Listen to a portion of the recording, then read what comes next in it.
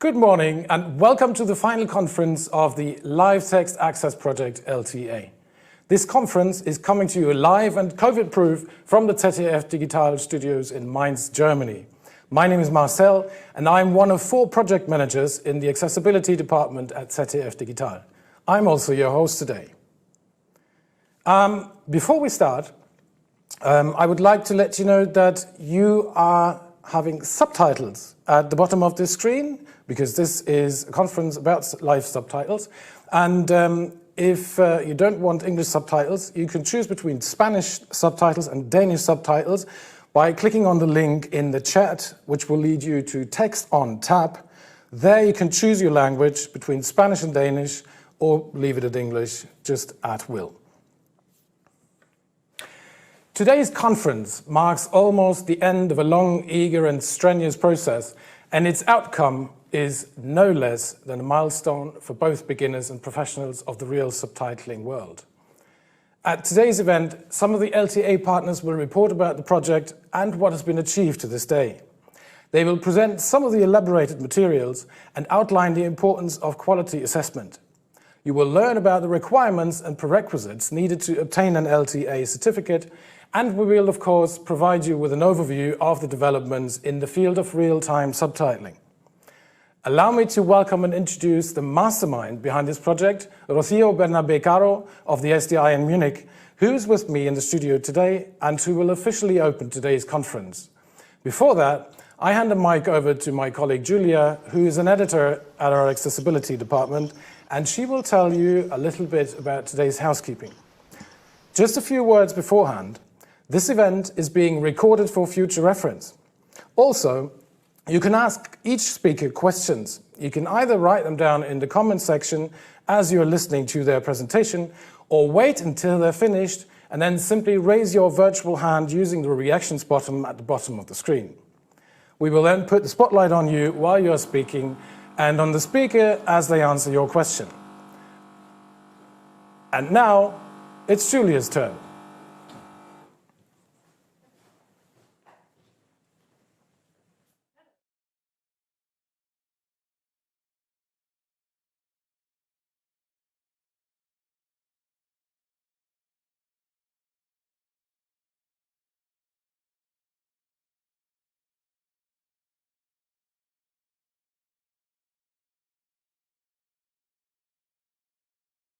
We observe all current rules.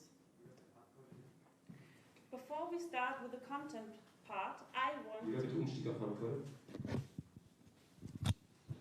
Sorry. Okay. Before we start with the content part, I want...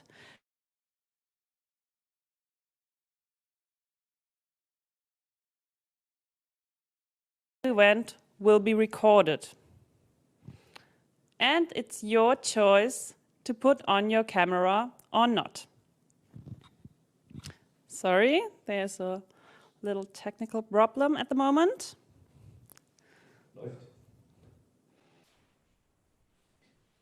The one more moment, please. Laura, can you give me the text? I'm sorry for that, but we will fix it.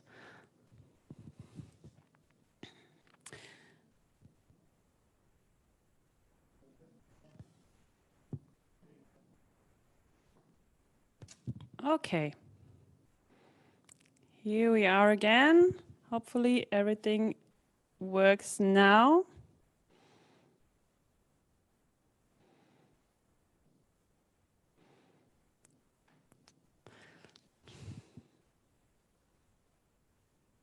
I'm very sorry. Yes, now here we are again. So,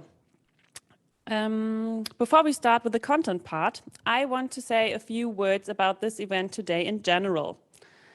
Like Marcel already said, the entire meeting is recorded and it's your choice to turn on your camera. Maybe you want to do this when you have questions, but it's not necessary. If you like, your camera can be switched off the whole time. And to avoid disturbing sounds, please mute your microphone all the time, except when you want to ask a question after raising your hand. Unfortunately, the most of us are used to this kind of meeting by now. But if you have questions or technical problems, please let us know. The best way is to write an email to lta-event@zdf-digital.com. We will also write down this email address here in the comments. I'm looking forward to many interesting lectures today, and I will now pass on the mic to Rocio. But before she will start with the opening, a few words about her. Rocio Bernabé holds a MA in Translation, a MA in Accessibility Digital Documents and Technologies, and a PhD on easy-to-understand access services. She is Deputy Head of the Translation and Interpreting College of the SDI München in Germany. And of course, she is the project leader of the Erasmus project Live Text Access on training for real-time subtitlers. In the field of easy to read, she works in other two Erasmus projects, EaseIt and Train to Validate. And I'm very glad to have her here today. Please, Rocio.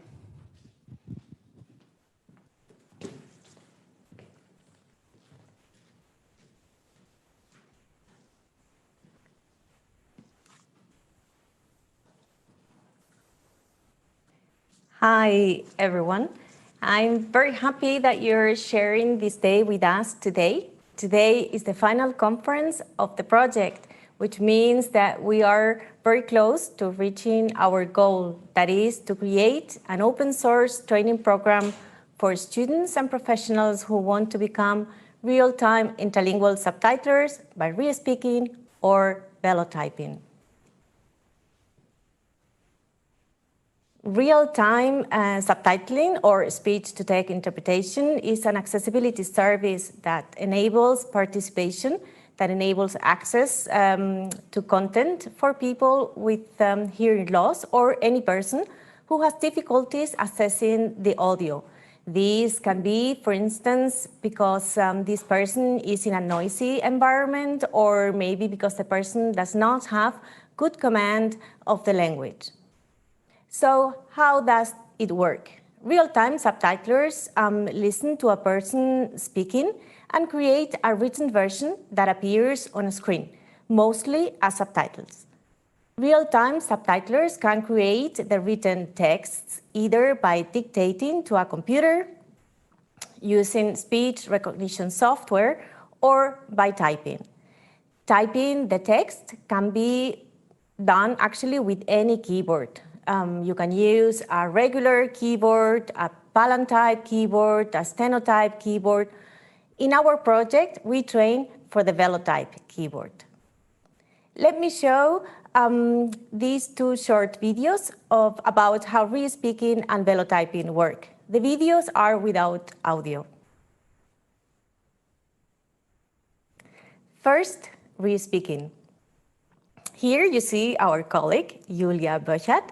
She is at the CDF studio, re-speaking a live interview. She's sitting in a separate room and she's wearing her headset to receive the audio directly from the studio. As you will see, she dictates the text into the computer using speech-to-text recognition.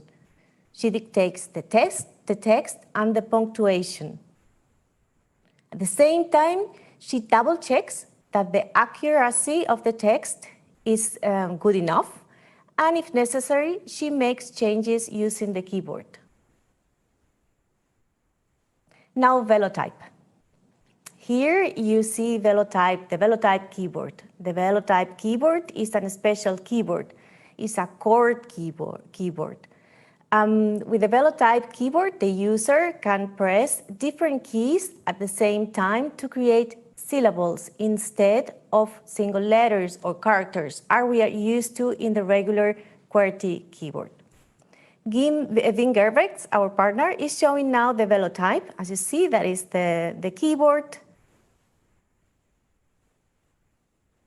And he shows us the setup. The consonants are on the outside of the keyboard and the vowels in the middle.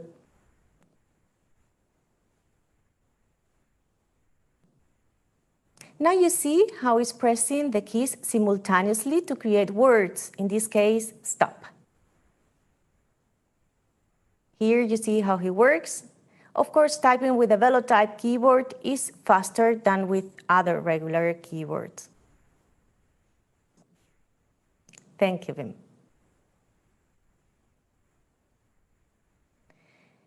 You may be asking yourself why we do need such a training program, and also what qualifies us, our LTA consortium, to create such a training program. So let me try to answer these questions. Our partner, Wim Gerbex, had the project idea. Years ago, he identified the need for more qualified professionals across Europe. As a professional himself, he was not only very busy, but also found it difficult to find colleagues to take over those jobs that he couldn't do himself. Some years before, in 2015, our partner, the European Federation of Hard of Hearing, in short EFO, had reported both a lack of accessibility in several countries and inconsistencies in the quality provided. Also, they detected that the service was only offered in certain working contexts. Around the same time, scholars such as our partner Carlo Eugeni and our invited guest Pablo Romero Fresco had already detected that the training programs often only taught one single technique, for instance, re-speaking, and often prepared trainees only for some working contexts such as live TV or conferences, while other contexts were being leaving out, for instance, education or cultural events or parliamentary assemblies, and also online settings.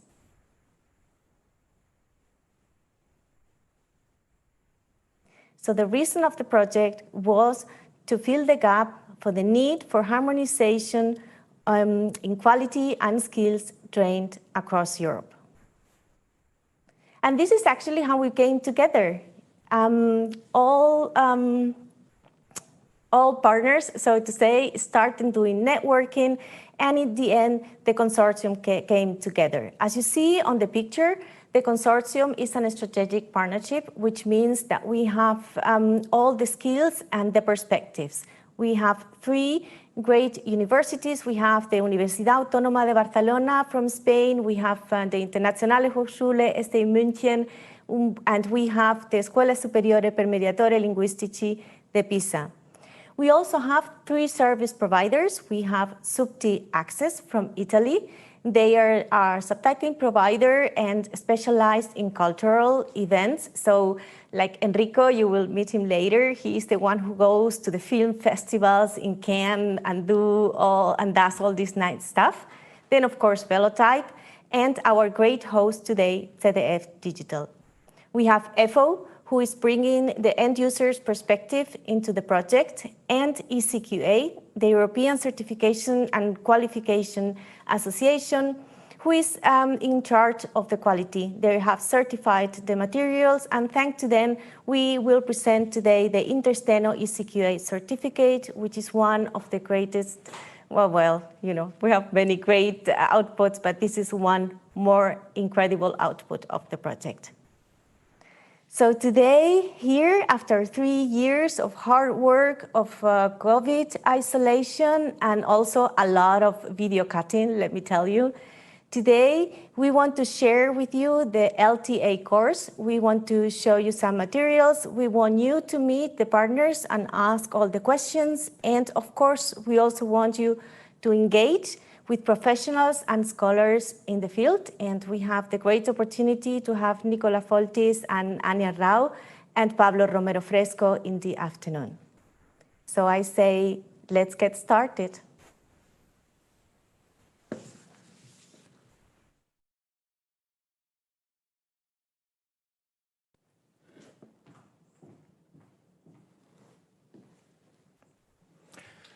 Thank you, Rocio.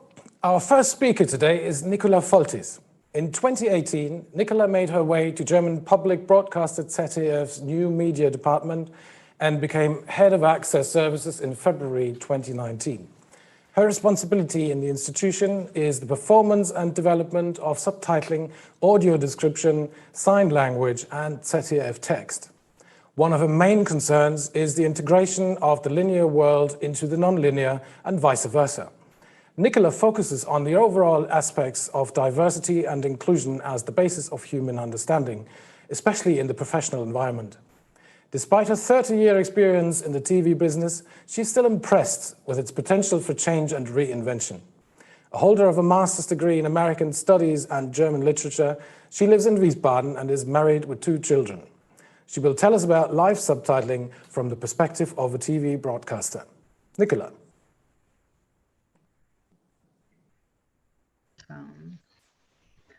Okay, thank you, Marcel, for your kind words, and thank you, Rocio, for your introduction and the start of this meeting. I'm very proud and honored that I may be a speaker today, and I'm not going to talk that much on the from the perspective of the broadcaster, but more from the perspective of the human being. And well, let's see where this is taking us.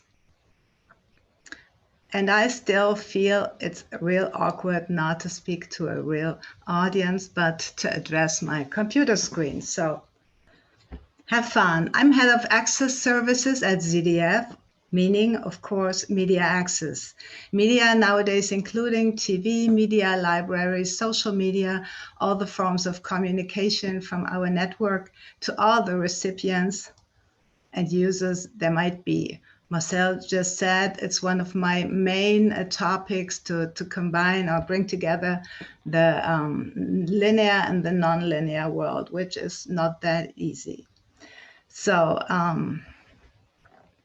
I think bringing forth live text access is immensely important in today's world of permanent communication and information flow. The pandemic is the latest example of the importance of knowledge transfer and immediate or real-time communication. And at the same time, it brings up the question of how to deal with this enormous amount of published contents, which might become overwhelming, especially when you have problems to comprehend it. We have an estimated 80 million handicapped people all over Europe. The hard of hearing and deaf communities definitely need real-time subtitling. And what about the millions of non-native speakers? For them, subtitles are useful too. And there are millions more who think that real-time subtitles are a nice-to-have feature. Rocio just pointed to that too. So I would like to start to broaden the perspective. When we provide access for all and media for all, we will be able to include each possible person. I would like to stop to look at people as needy ones. That would make me powerful and them powerless. So I'd like to look at people as people with needs. Each person has needs in certain surroundings or under circumstances. So besides that, we are all just people. In Germany, the access services are very much reduced to people with disabilities. Maybe I should point to that too. So I would like to go to the idea which I just said, to just make access for everybody and for people, for all people who need it in various circumstances. So I would like to stop to think in compartments. It's not them and us, it's only us. So I have 2 requests for the branch of access services. 1, give easy access to all people, and 2, let's find technological solutions for coping with the variety of contents we are dealing with nowadays. 2 years ago, when I started this job, there already was an intense debate going on if artificial intelligence is able to properly translate speech to text, and if it will sooner or later replace human beings in this field of business, which might be a scary idea. We were then basically speaking about TV and catch-up TV in the media library. In the meantime, especially with the COVID pandemic going on, the massive amount of information on the internet, but also on our various platforms, online or social media, convinces me that we won't be able to cover all this information, all this media content without using artificial intelligence, which is software and machine learning, which we are using basically right now. So the need for accessibility has increased and sped up. If this technology was ready, we would be using it today, I swear. For the countless online-only pieces of information that are available but without subtitles, at least in my ZDF media library.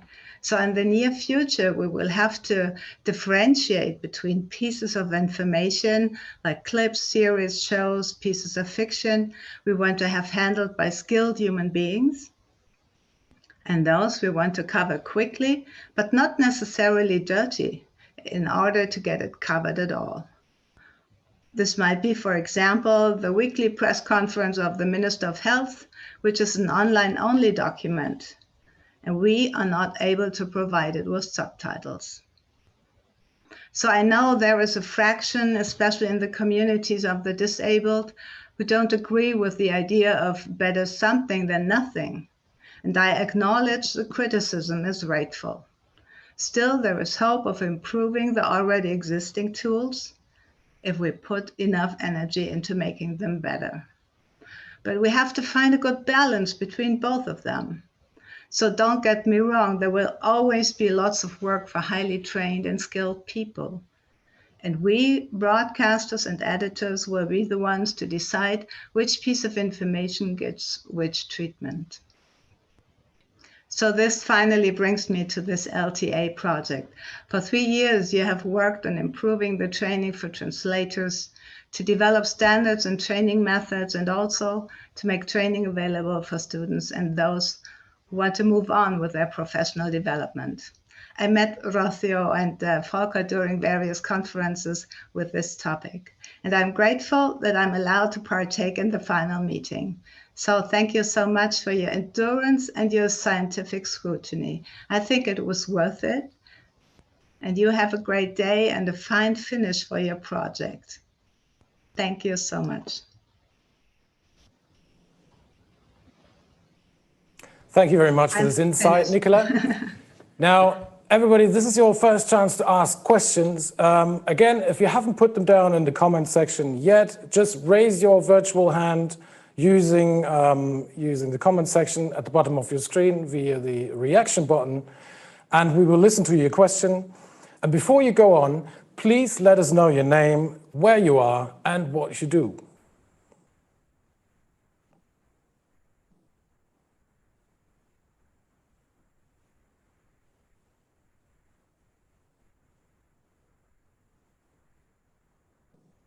No questions?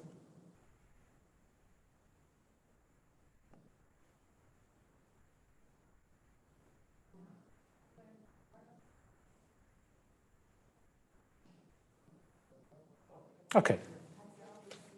There are no questions. We will just proceed with our next speaker, who is Anja Rau. Anja Rau has been a full-time freelance speech-to-text interpreter since 2019. Her working languages are German and English, both intra and interlingual. She's based in Frankfurt, works online and on location across Europe. She studied English and German languages and literature at the universities in Mainz, Southampton, UK, and Middlebury, Vermont. In 2000, she received a PhD with a thesis on the influence of new media on our concept of literature. She then was a user experience designer until 2019, while in 2014, she obtained a certificate from the German Association for the Hard of Hearing. She acts as organizing and coordinating interpreter with small and large teams. She's a lecturer, for example, in the STTI training, English for the Hard of Hearing, a member of the STTI associations in Germany and Austria, and second chair of the STTI Association of Southwest Germany. Speech-to-text interpreting meets user experience design. Anja.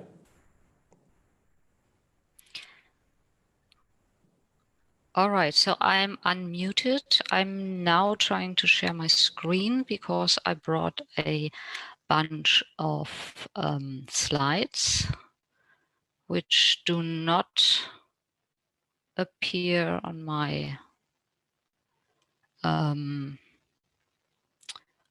the select. They are here. All right, so I'm going to share this.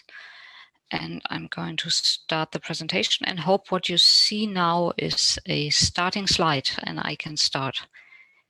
Can you quickly confirm this for me? Yes, confirmed, you can go ahead. Okay, so hello everybody. Thank you for the kind and lengthy introduction, and thank you for having me. Sadly not at Lerchenberg today. ZDF seems to be a constant in my life, from childhood afternoons in front of the TV to the occasional user experience design gig for various departments in the ZDF universe, to my internship with Christiane Müller as part of my SCTI course with Deutscher Schwerhörigenbund back in 2014, to a bunch of very cool projects with Daphne Bergson, to this rainy July morning with LTA. But ZDF is not the only place where my old job as a user experience designer and my new job as a speech-to-text interpreter intersect. In fact, I found when starting in the field of speech-to-text interpretation that I can apply some of the working strategies I adopted as a designer to help me provide a better service to the people I write for. So today I'm bringing a bit of insights from the field, from the wild to you. And I assume that most of you can probably relate to studying languages and literature, or the ins and outs of working as a speech-to-text interpreter. And I equally assume that most of you will have no clear image of what the user experience designer does. Therefore, I'd like to begin this presentation with an introduction to design and user-centered design, and then go on to make a few suggestions as to where and how you can apply UX strategies to SDTI. And I was told to expect an international audience today, so I don't know what the word design means to you, but when I talk to Germans about design, their mental model is usually something like this. You have a product, in this case, a Sleep for a tablet computer, and this is just a random screenshot from a product page on Amazon. So you have the product, and that product comes in many different designs, that is colors and patterns, what you see on the lower right side of the screen. This is not design though, this is decor. And when I talk to people whose first or dominant language is English, their mental model of design is usually more like this, a blueprint or a building plan. And this is what I mean when I talk about design. Indeed, to design is to consciously and deliberately create something that is fit to serve a predefined purpose. And a design is a description of this something and its properties that can be used to then reproduce this something at scale. And I would argue that the very act of designing is as old as humanity, and maybe even the very thing that makes us human. So let's take a brief detour into prehistory. You've probably all seen something like this before. This is a stone tool, more precisely a chopper. Choppers have been used by early humans and pre-humans since over 2.5 million years ago. They were produced by banging two rocks or pebbles together, thus chipping away part of the stone to leave a sharp edge that you can then use for all sorts of smart Stone Age activities like skinning a woolly mammoth, or I don't know, I wasn't there. And archaeologists and anthropologists accept the idea that certain cultural techniques can spring up at different or similar times in different locations and live and evolve and also die out with the communities that use them. A sharp edge emerging when one rock happens to hit another is something you can observe in nature and then apply ad hoc whenever you happen to need a sharp edge. So no big deal and certainly no design. However, around 300,000 years ago, when the latest update of human was installed, things changed. The stone chopper differentiated into a whole Neolithic toolbox. And such tools were created on a quasi-industrial scale, meaning there were mines where raw flint was collected. There were settlements in the vicinity of these mines where specialized artisans napped. That is napped with K-N-A-P-P-E-D, not napped as in sleeping. That's the technical term for basically hitting two rocks against each other. So they napped the stones to achieve various forms like what you see here, knives for different purposes, spearheads, arrowheads, needles, and so on. And there was trade with the finished artifacts. Flint tools have been found up to 500 kilometers from the sites where they were mined. And for such an industry to work, to function, you need design. You simply cannot build the infrastructure for large-scale production and the trust that's the basis of trade and something you create ad hoc by banging two rocks together. You need to train artisans so they can produce something with consistent properties and qualities over a sustained period of time. You need to be able to describe these qualities and properties to a prospective buyer in order to set up trade deals and to negotiate order lots and prices. And you need to make sure that the finished product conforms with the specifications of the concept. In short, you need a design. So from the discovery of obvious production sites and tons of identically made stone tools, we can deduce the existence of design tens and hundreds of thousands of years in the past. Of course, we don't know what the manifestations of prehistoric designs look like, possibly not like the blueprint I showed you before. Maybe there were sketches in dust on the ground or drawings on rock walls, or maybe there was song and dance. I don't know. But to me, it's apparent that design is the source of human culture and technology. Right, now what is user experience design? If you turn to the communities of practice or to academic discourse, you will meet a whole range of terminologies and definitions of related or synonymous or rivaling concepts. And sometimes even new terms are coined just so someone can revive an old practice or advertise an established practice as their own innovative idea. And for our purposes today, it's sufficient to say that user experience design has the user at the heart of all design decisions. And the user for the STTI interpreter would, of course, be a person who's hard of hearing or deaf and using our live text. So the user at the heart of all my decisions, that sounds pretty straightforward, because what else should drive the design but the needs and requirements of the person who's going to use the thing that I design. But most often it's external factors that are important determinants in design decisions, like constraints of time or material or parties present when a study is conceptualized, or the profit margin. And it's often the profit margin when things are designed. For if you can lower the price of production, for example, while keeping the sales price up, you increase your profit margin.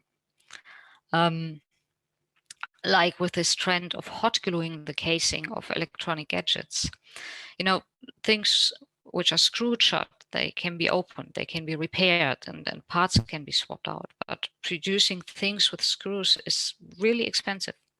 You need extra materials, you need extra steps. You also need people to take those steps, like screwing things together.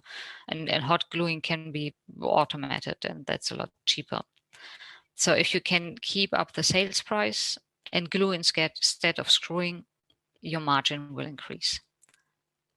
But it will not make your users happy. Case in point, these are my headphones, and maybe you see the scuff marks where the plastic meets the ear pads. My earpads were out 3 years after 3 years of frequent use, and I did not want to throw out my headphones just yet, especially as this happened while we were still in lockdown, and I couldn't go down to the store and try out a new pair. So I went online and saw that they offered replacement sets. Nice. But those little thingies they sent me were not only clipped into the upper plastic part of the headphone, they were also hot glued.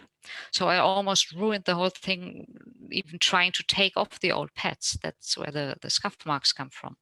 And of course, the little clipping tongues that clipped the pads to the headset, they were not located on the pad where it didn't matter when they broke off.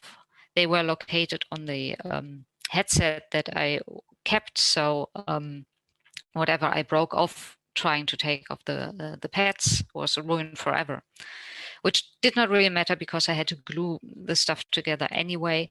And good thing I live in a geek household and have a hot glue gun handy, because most other users would probably have to throw out not only the headphones after trying to replace the pads, but also the pads they just bought as well.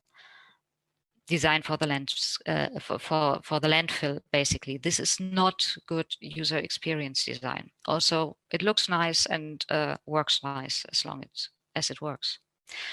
So what is good user experience design? For example, this is. What you see is the money transfer screen of two popular and very digital banks in Germany.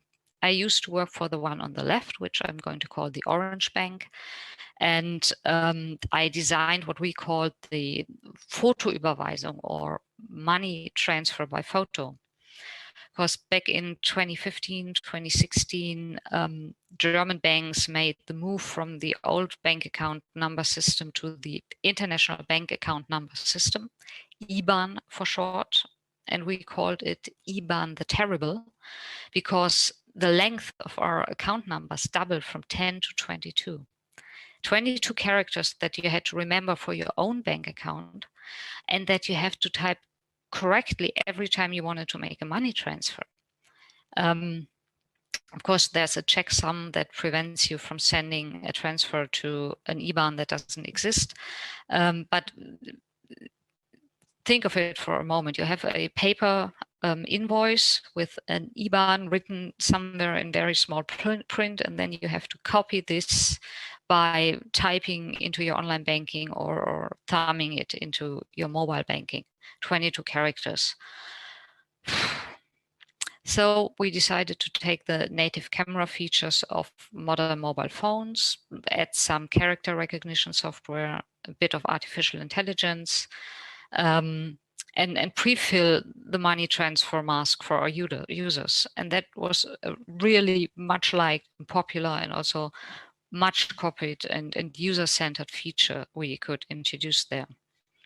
So on the right-hand side, on the left-hand side, you see the app I worked on, but in its latest iteration, where you can access this feature via the small orange camera, camera in the upper right corner of the screen.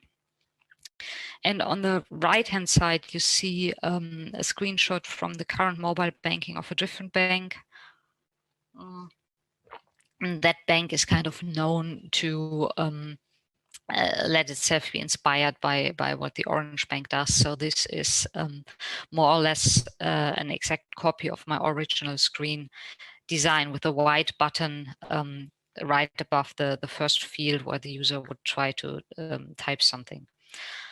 So if you go on a micro level of usability review, the design on the right-hand side will probably score a bit higher in usability, because the button is more visible. It's right there. You pass it when you reach with your finger for the field you want to fill in. It has a nice caption. But this is a micro level of usability. What makes this an example of good user experience is that we looked beyond just the screens and the narrow task of transferring money, and we looked towards the bigger context and the entire process of having and using a current account. We looked at what made self-service banking clumsy and annoying, especially with this move from 10 to 22 figures for your bank account number. And we try to come up with features that make banking less of a bother. Let me take you back 100 years this time for another example, the Frankfurt Kitchen. Now, I'm not trying to say that UX design originated in Frankfurt. As I said, cultural techniques may spring up independently in different locations at different times, but the Frankfurt Kitchen is a good example of the thinking behind user-centric design approaches. And yes, it's an actual kitchen, it's not a cuisine. It was created in the 1920s when Frankfurt was one of the hub of Neues Bauen, where they built affordable yet hygienic or open light housing for the working classes and lower paid classes. And these houses, which was a novelty and innovation back then, came with their own bathroom and their own kitchens, that no longer just stuff in the living room, but a fully equipped kitchen with the equipment provided by the landlords before the invention of the fitted kitchen that you can now buy in the blue and yellow Swedish furniture stores. Actually, this was the invention of the fitted kitchen, and it was invented by a woman called Margarete Schütte-Lihotzky. And the picture you see here is a still from a film made by the Museum of Angewandte Kunst in Frankfurt. You can find the film on YouTube. Go try to find it. It's really interesting. And if you are in Frankfurt, go to the Museum of Angewandte Kunst. They have a Frankfurt Kitchen there. So what you see here is to the right, just out of sight, is a food cupboard. Then there's a fold-out working space where you can prepare the food. You'd stand in the kitchen facing more or less to the camera, so you can turn to your right to wash the produce, turn back to prepare it, then go to the stuff, then from the stuff back to the left to a place where you can place the finished food before you take it out. What I really love about this setup is the sink to your left, because you can basically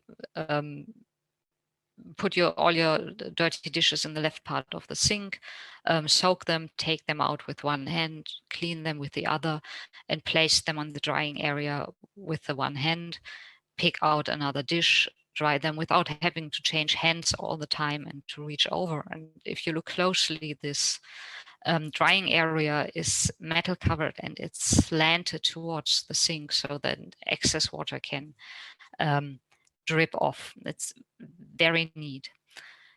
And neat ideas like this don't come out of the blue.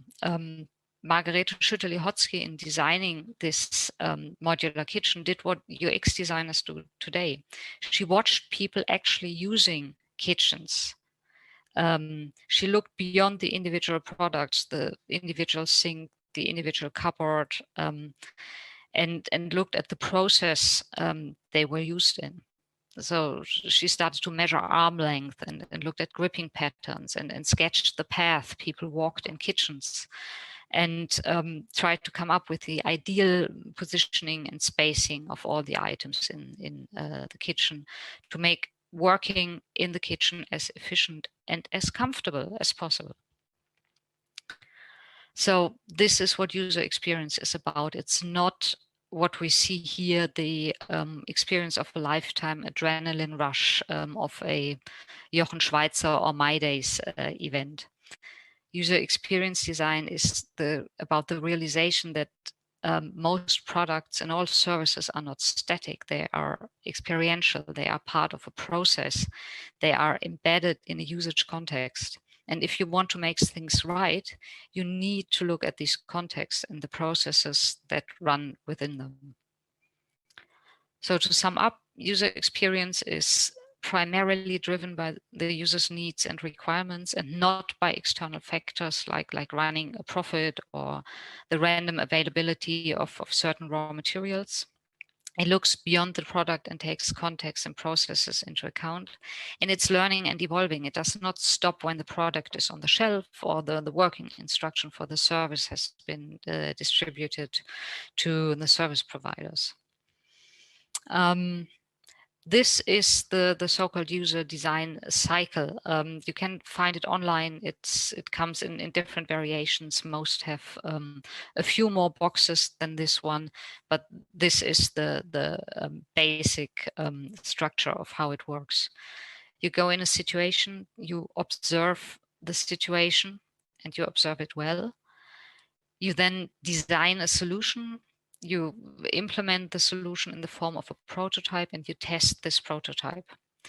Very rarely you will arrive at the nirvana point where you have a happy user who walks away with your product and is happy ever after.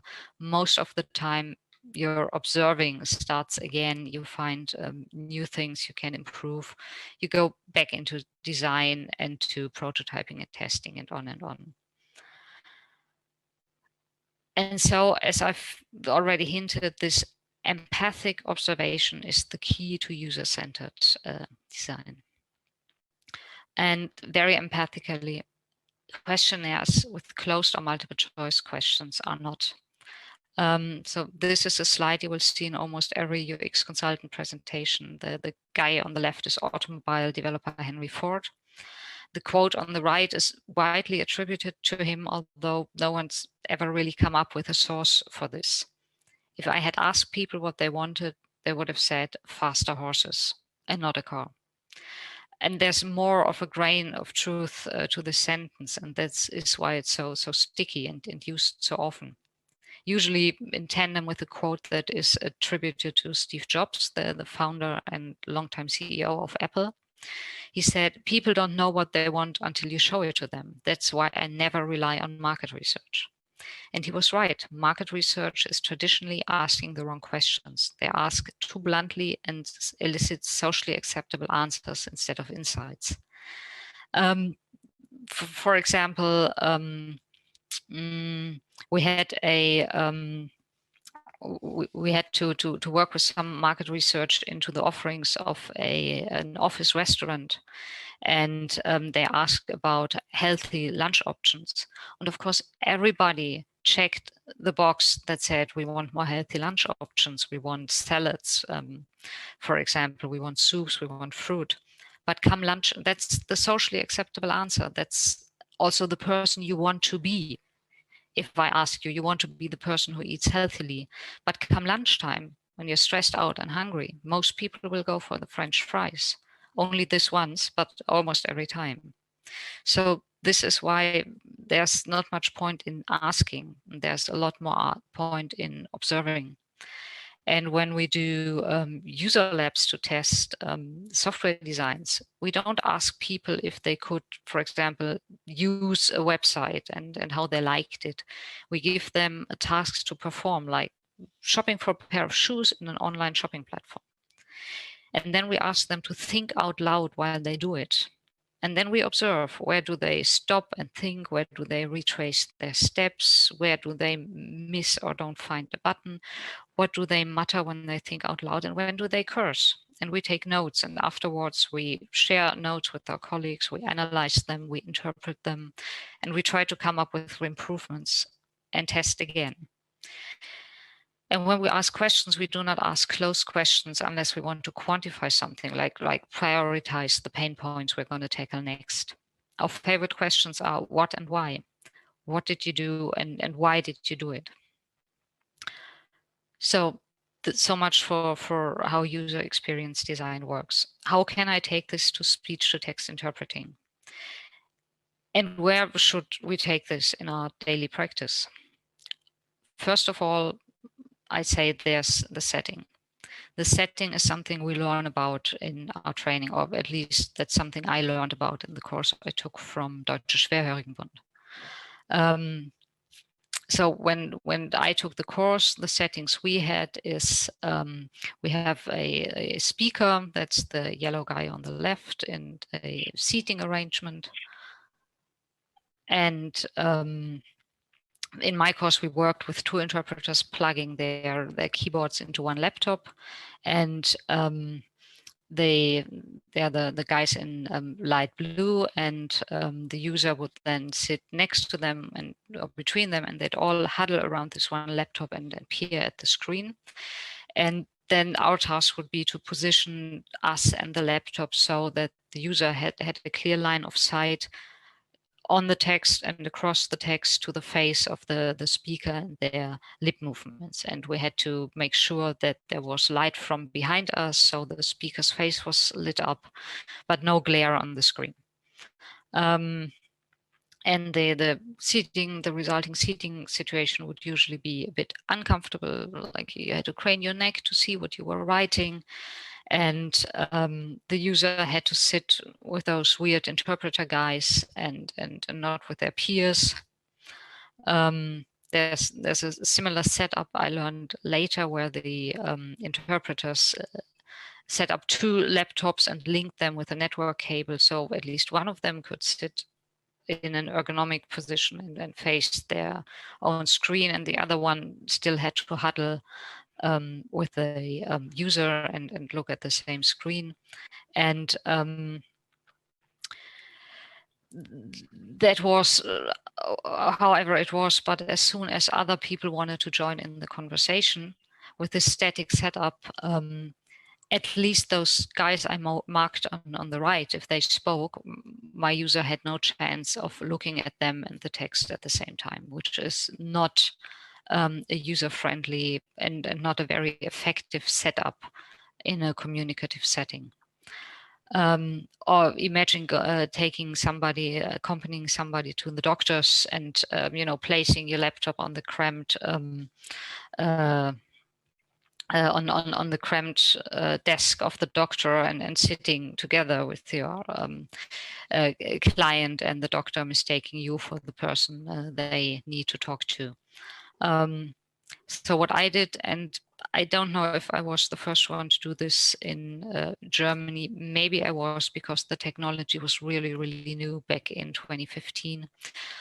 And I was still using a Mac, which at that point happened to become able to project the content of the main screen to an iPad. So I started to bring my iPad into the settings and hand it to my user, and wirelessly project what I was writing to the tablet of the user. And suddenly me or the interpreter team were able to sit a bit outside the communicative situation. The user could sit next to their peers. They could take the tablet and turn to face whoever was speaking in the room. And this turned out to be really, really popular, especially if you went with somebody, I don't know, to a counselor or to a doctor, where they could then sit facing the other person and not snuggling up with their interpreter, and the interpreter could sit a bit outside the situation. Or even when I'm at the doctor's with somebody and they have to undress, I can just turn around. I can still listen, I can still type, and they have as much privacy as they can have in this situation and still have the written rendition of what the doctor is saying. But if I had asked my users, how could I improve the settings for you? I don't think they would have come up with this solution. Not because I'm smarter, but because creating a communicative setting is not their job. When I meet my users, it's always in a communicative setting where they have an agenda. They need to negotiate or learn or to try to get a treatment or justice even in a courtroom situation. That's their job in the given situation. None of their communication partners need to think about how they set up the room to make communication possible in the first place. And neither should my user. They deserve a level playing field. And it is my job to provide this level playing field by all means I can. Not just by turning spoken into written words. I get paid to facilitate communication. So we as speech-to-text interpreters should train ourselves in this kind of empathic observation. We should take notes in our settings. We should compare notes with our colleagues. We should brainstorm solutions for common or individual problems and implement the solutions and test them. We should observe and improve. And now I look at my watch and I see that I'm already at my half hour. But I think we're also a bit ahead of schedule, and I would like to talk about 2 other situations where we can use design in the STTI setting, if I may. Yes, you may, of course. Okay, thanks a lot. So the next area we can influence is the representation of the text. And this too is something we learn from the start in our training. Just use legible font, use a bright screen, use good contrast. If you project the text with a beamer, use a light font on a dark background in dark rooms, or a dark font color on a light background against a white wall. And of course, this typical speech-to-text interpreter question, is this font large enough? Probably the one thing we can do in sign language as well. And this is probably also the only yes/no question where we get a reliable answer, because people look at the presentation of the writing and say, yes, I can decipher this, or no.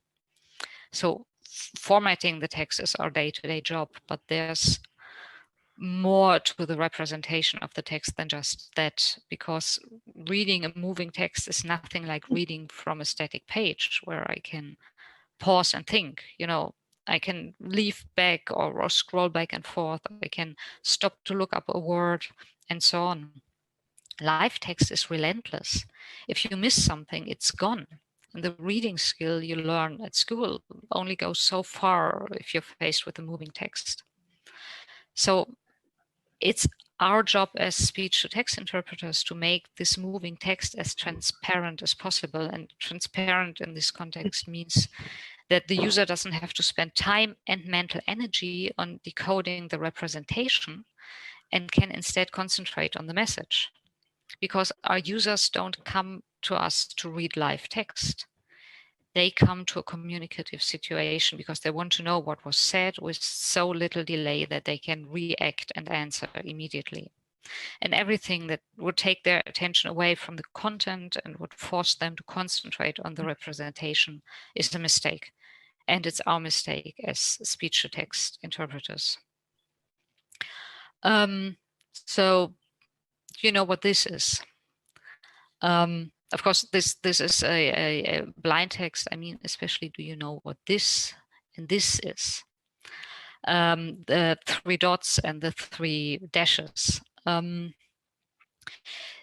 These are usually used in a text in order to communicate to the reader that either something has been left out. And in the community where I work, the 3 dots in the parentheses indicate that something has been left out. Maybe because I didn't understand it, because I didn't know the spelling of the name, because whatever. And the 3 dashes indicate that the speaker just trailed off, didn't finish a sentence, made a short pause, and then started with a new thought that I'm starting in a new paragraph. But especially now that we're all working online and with different colleagues that we've never met before and who were trained in different places, those 3 dots can mean basically anything. They can mean the speaker trailed off. They can come with or without parentheses.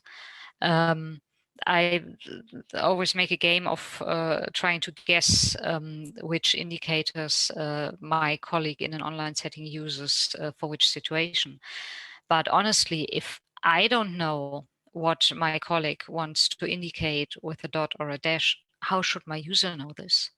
And these little paratexts are something we do matter of fact, but try to get into the position of the user who just sees something that is not text and has to wonder, if it's there for a reason, and if so, for which reason. So in the introduction, you heard that I'm a member of the German Professional Association of Speech-to-Text Interpreters. And in this association, we have a working group on quality. And in the working group, we have organized 2 Germany-wide workshop sessions where we collected every paratextual and metatextual bit of information that speech-to-text interpreters in Germany put into their text. We clustered them, we grouped them, we discussed best practice. For example, that the indication that something has been left out should be represented by 3 dots in parentheses. And we're currently in the process of producing a conventions guideline for all speech-to-text interpreters to make sure that all the little extra bits of encoded information in the text are encoded in the same way across all of Germany, or preferably the entire German-speaking speech-to-text universe, so that for a user, no matter who their interpreter is, in an online setting, but also in a live setting, they always know what they get. And the guidelines will also include a cheat sheet, like a one-pager that you can hand to the client so they can orient themselves about the conventions we use, and do not have to think about the representation of the text, and can concentrate on the contents. Of course, what we then need is feedback from the users, and but we expect that with something tangible to give them and something to test, we can get a lot better results than just by asking, how would you want me to format the text for you? And finally, we can influence the content or the linguistic properties of the written text. And this is really our number one task, to transfer content from one mode of encoding to another.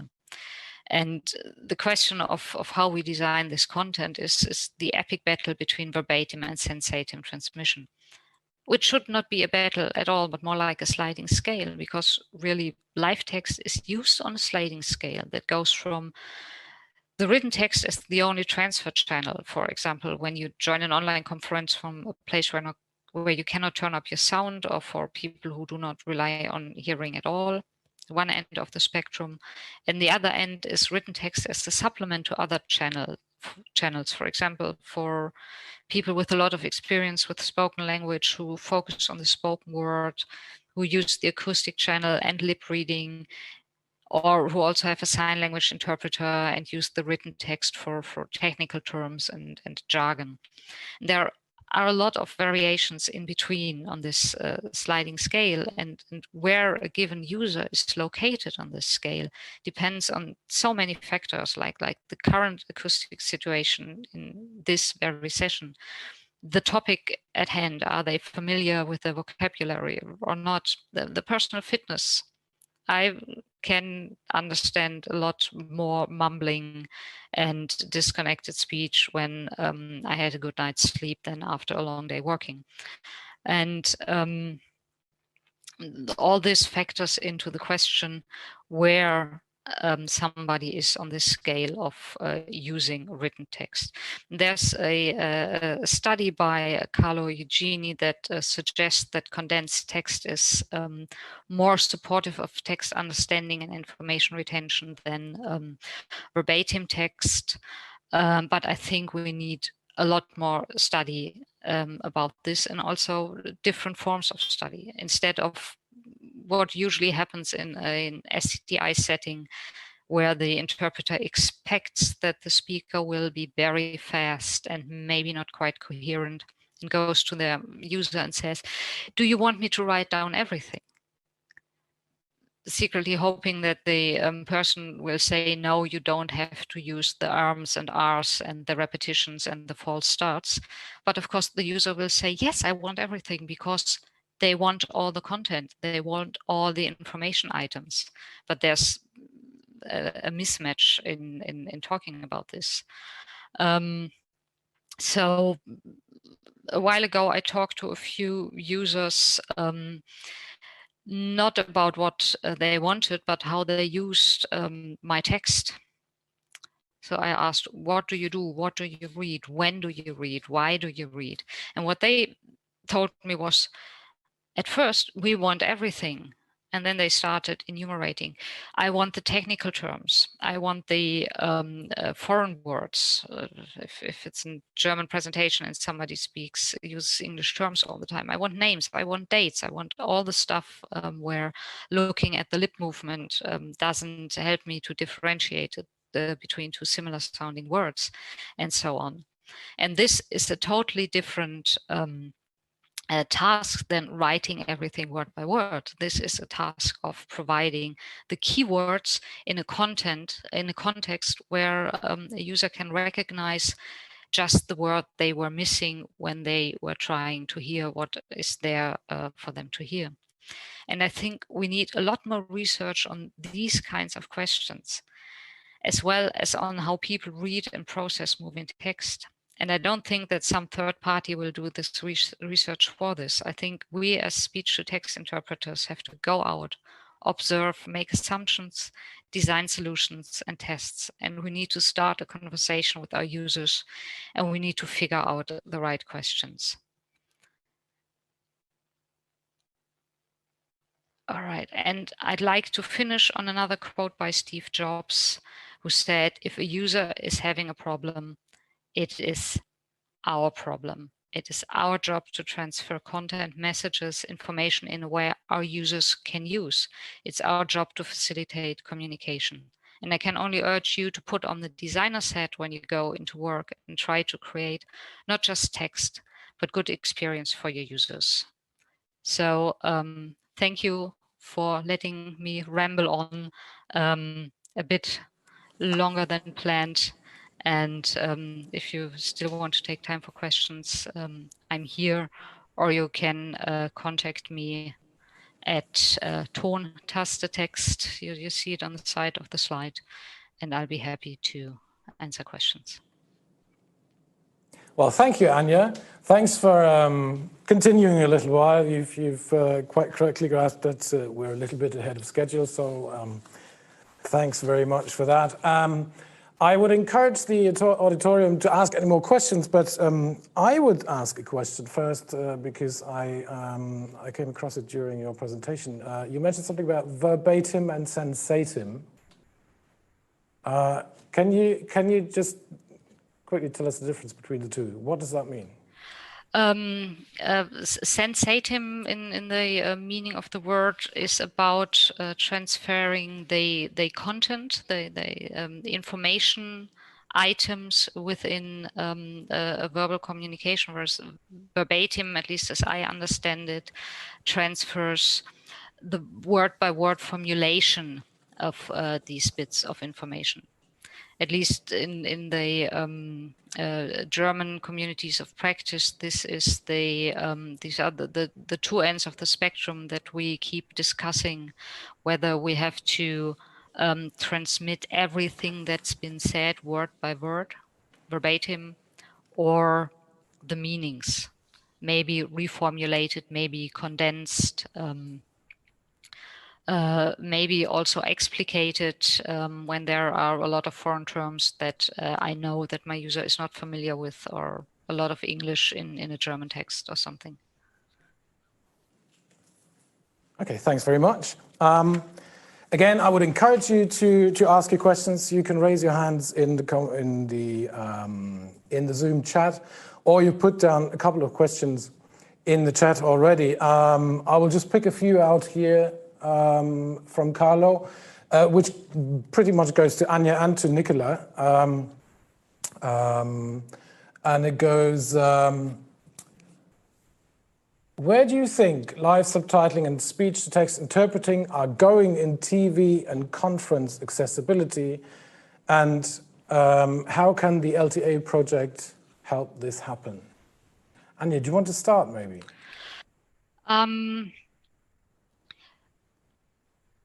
Well, I actually see in the LTA project a strong focus on subtitling in the conference and TV setup already. I looked at the final report, and I think setting-wise, it made the cut at school and university settings. And does not consider the what I'd call the social settings, like going to a doctor's, going into a staff meeting or something, at all. So I assumed that the LTA project was aiming specifically at the TV and conference context at any rate, but I must admit I did not follow all of LTA closely enough, or maybe I don't quite understand the question. Thanks very much. Let's just go to the next question, I would say. There's one here. Do you have any ideas as to how to do some research, preferably between different countries and technologies in terms of real-time subtitling? Well, the question between different countries, I'd shift to different languages. Because, for example, in web design, we were often faced with the task of designing a screen interface that then can be translated into different languages for different users. And we find that if we design from English, we usually leave too little space for text. And then if we translate to, let's say, Spanish, our layouts break because Spanish runs a lot longer than English. And so, for example, if we look into the question between verbatim and sensatim and how much of the original wording we can take over to still have a legible moving text, English may have entirely different conditions than a language like German, which has very, very long words and uses a lot more space than German. So it might be interesting to actually have different research clusters for different languages. And then maybe conferences and settings like these where practitioners and researchers can exchange ideas and observations. That was one half. I think I was missing the other half of the question. That's okay. I would actually like to know Nicola's view on the question before that. Where do you think live subtitling and speech-to-text interpreting, well, most of our live subtitling actually, are going in TV accessibility? I think they're... Do you hear me? Yes. No, Yes, I hear you. Do you hear me? Mm-hmm. Okay. Yes, yes. I think they're getting more and more important.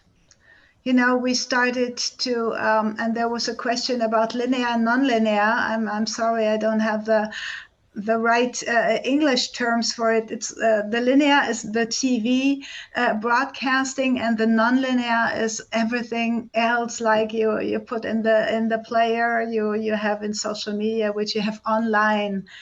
And which you conserve online. And that's the interesting point. Last year, when the COVID pandemic started, we started to put live subtitles in the media library to have to give people the opportunity to watch it whenever they want to watch it, like a relevant program on COVID discussions, talk shows, whatever.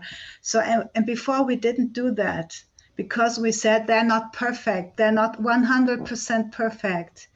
And then we said, well, they are maybe 98% perfect. And in the talk shows, there's always something missing. But it's more important to give this information and to improve on the quality of this information and have it in the media library forever, or for a year at least, or for as long as people need it.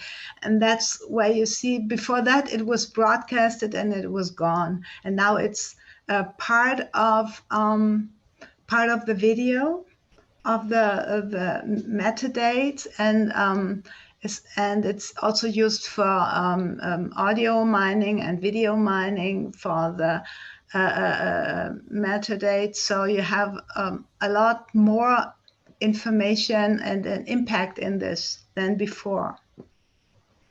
I was going to say, But, do you get feedback from audiences on live subtitles? Are people actually aware that subtitles can be produced live the very moment that the show is being aired, as opposed to pre-produced subtitles? Do you get any feedback? Do people know, or can they Yes. know that live subtitles are in place? Of course, we get a lot of feedback, and unfortunately, it's not always very nice. Some people don't like it, or feel like we're not doing a good job. You know, they see a talk show or an interview of 10 minutes length, and of course, there are mistakes in it. So they sometimes there are mistakes in it that make it harder to understand or follow the interview, which we try to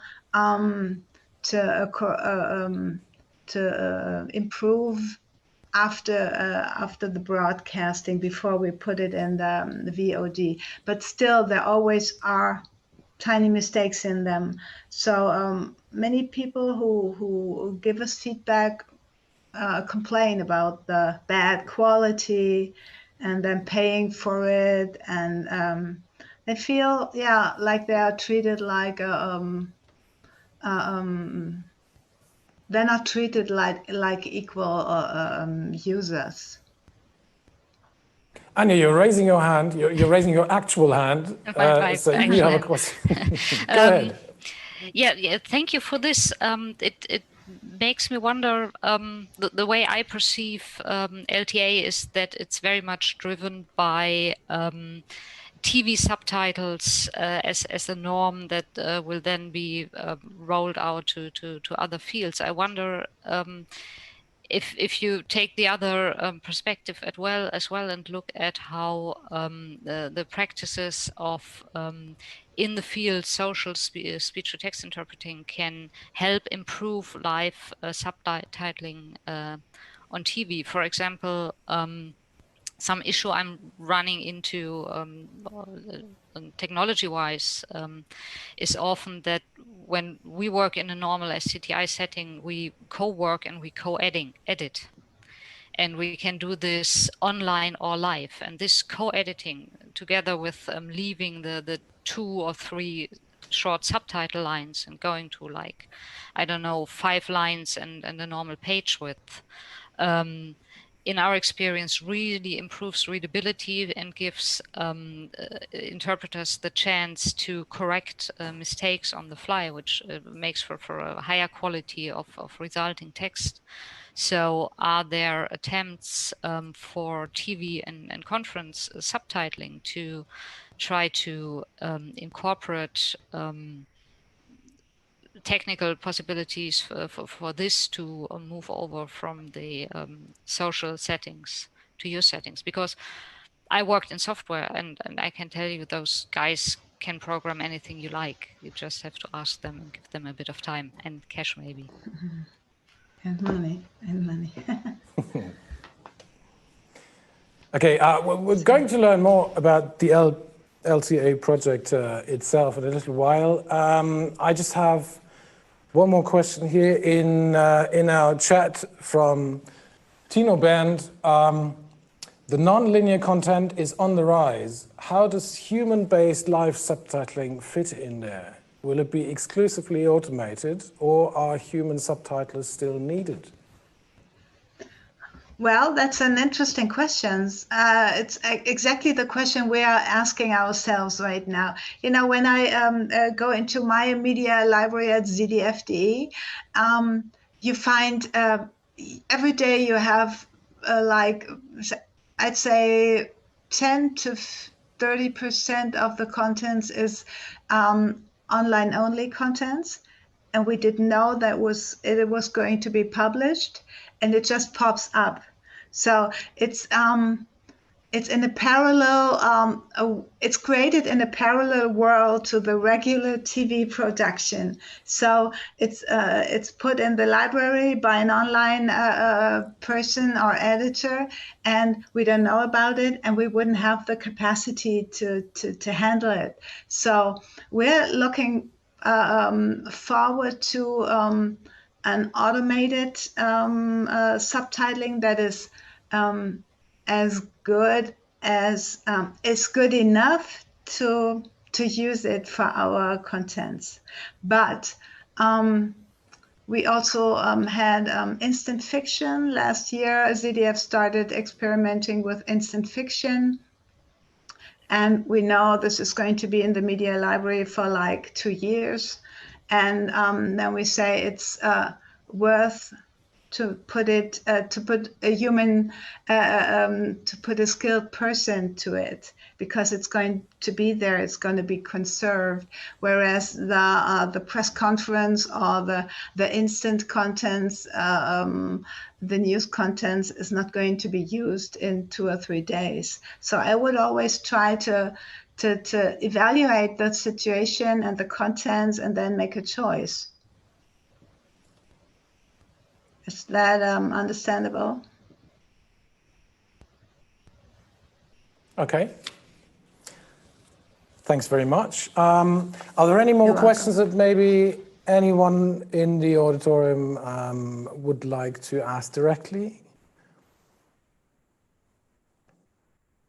You can ask questions, raise your hand, we'll put the spotlight on you.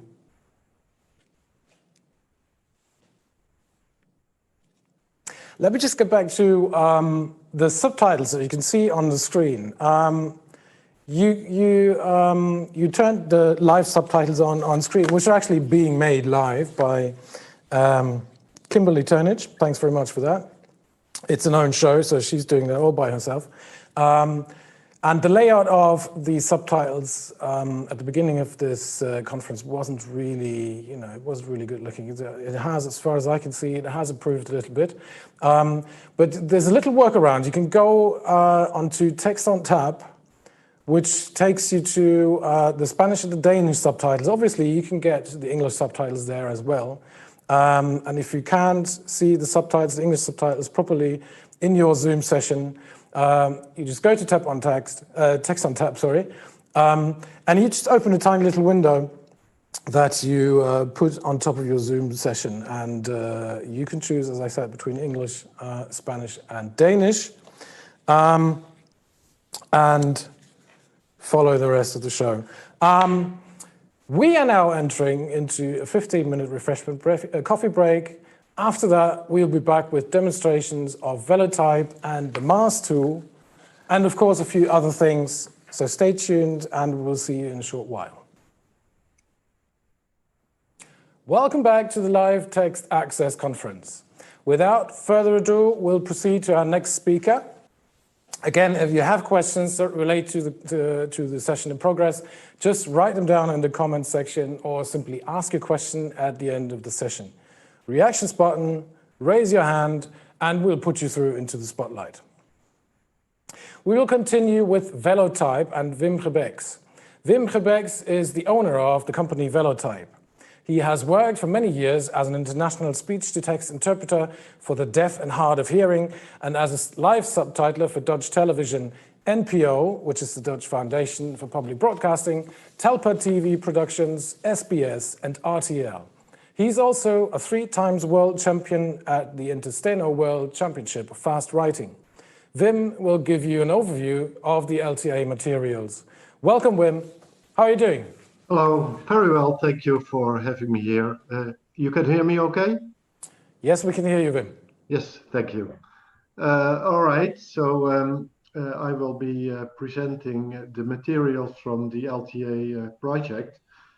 First of all, I want to start off with the discussion and also some of the questions we had earlier about the live subtitling here in Zoom, which already was said is being done through the Text on Tap platform by Kimberly Turnage. And Kimberly is using a stenotype keyboard to do this. As was also said earlier, that the captions in the beginning at the start were not so nice, and that later on it was better. This has to do with the fact that the captions within Zoom, the functionality itself, is not optimal for making the captions. And my colleague Sander Pasveer, who is also one of the attendants here, he is the one who developed the text on top and text on tab device and platform. And the tool that he made for optimizing the captions within Zoom is actually very, very new. He was working on it this week. And for this conference, it's actually the first time this tool is being made with the aim to have the captions shown better within Zoom. So if you have any questions later on, you can either address me or even directly to Sander for the use of this platform. Secondly, I want to say that I am very happy that this conference of LTA is taking place and that the project itself could happen. It was an idea from myself already for many years to have a project about sharing information of live subtitles for television, but also the speech-to-text interpreters, as we call them, on location. What I saw throughout the years is that there were a lot of ideas and ways of doing this within different countries at different level. And that's also why I thought it would be good to just share information from one country to another, but also from one discipline to another. So I will start sharing my PowerPoint presentation. Let me see how to do that.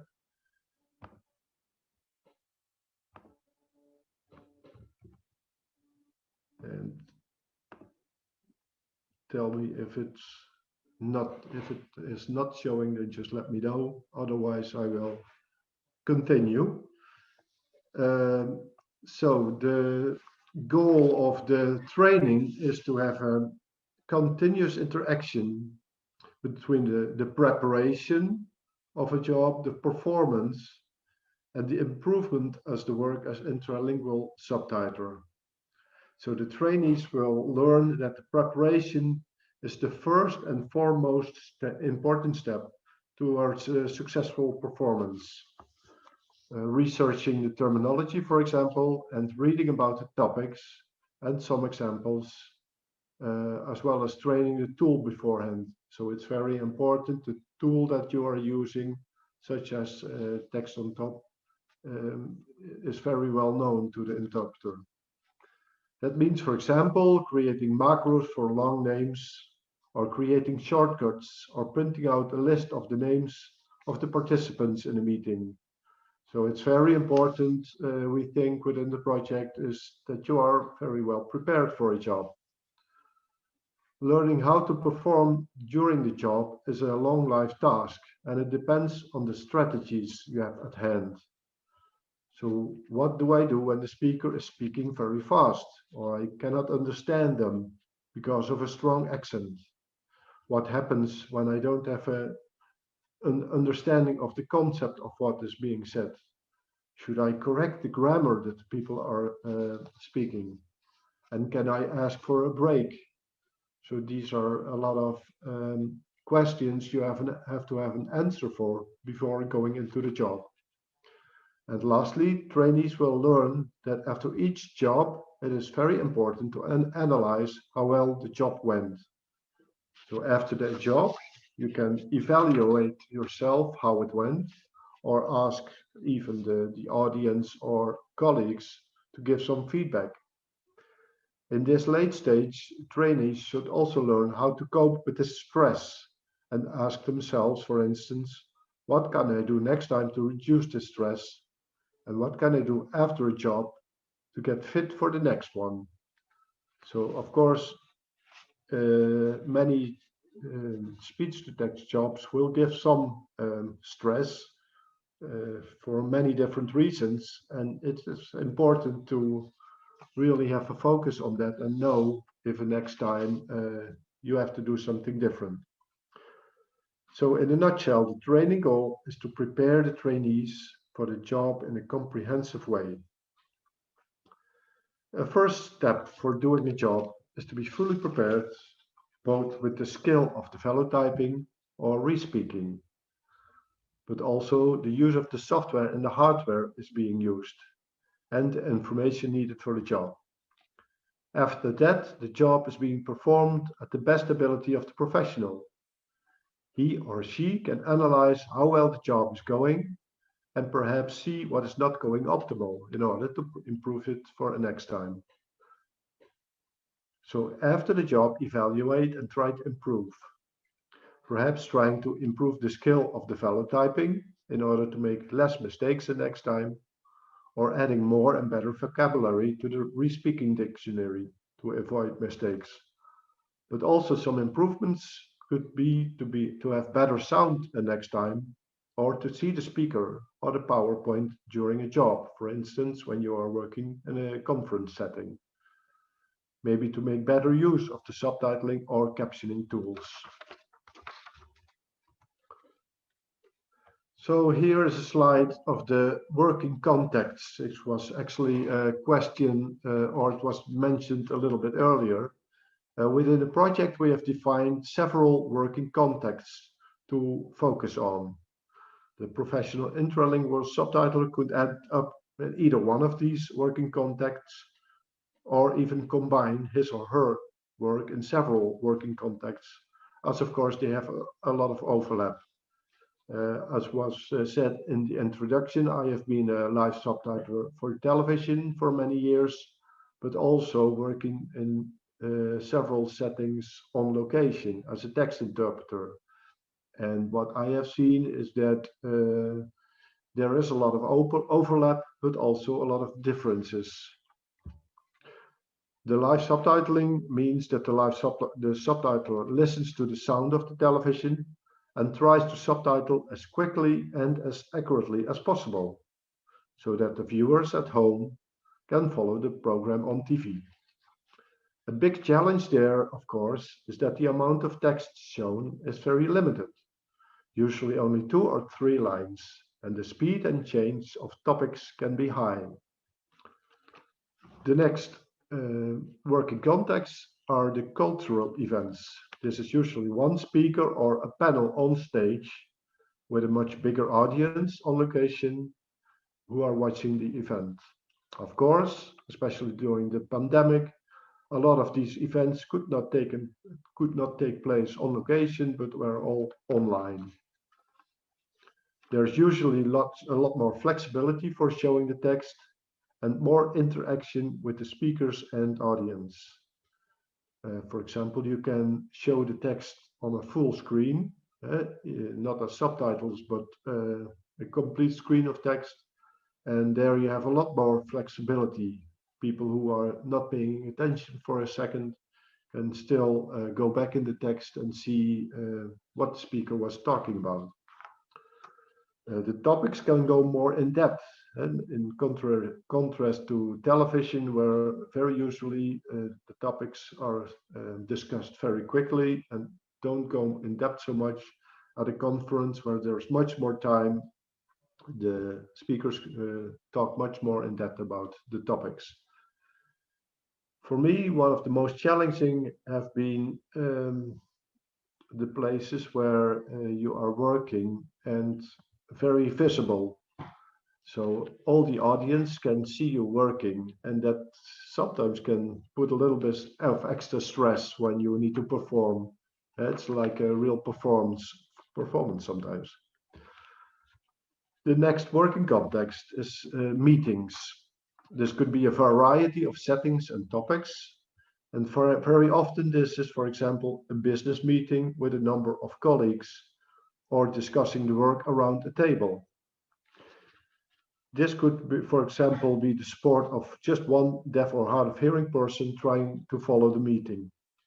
And in that case, it's a challenge to also indicate who is speaking at that time. and the discussions could be more structured. People are discussing, the word is going back and forth, and it can be a challenge when you have to decide how to quickly rewrite a message without losing the sight or set what the speaker is saying. Sometimes what I, for example, did is when you have a table of people speaking, you make a drawing of the table and you indicate who is sitting where. And once you go back to working much more often in these settings, you get used to who is who, and their voices and so on. But especially in the first time you work at such a location, it can be a big challenge. The next working context is education. In the education setting, the common setup is that the professor or the teacher is giving a lecture or a lesson for the students, and the deaf or hard of hearing student has to receive all the information. So very often you will sit next to the deaf person trying to follow the lecture and do the best you can to type everything the professor is saying.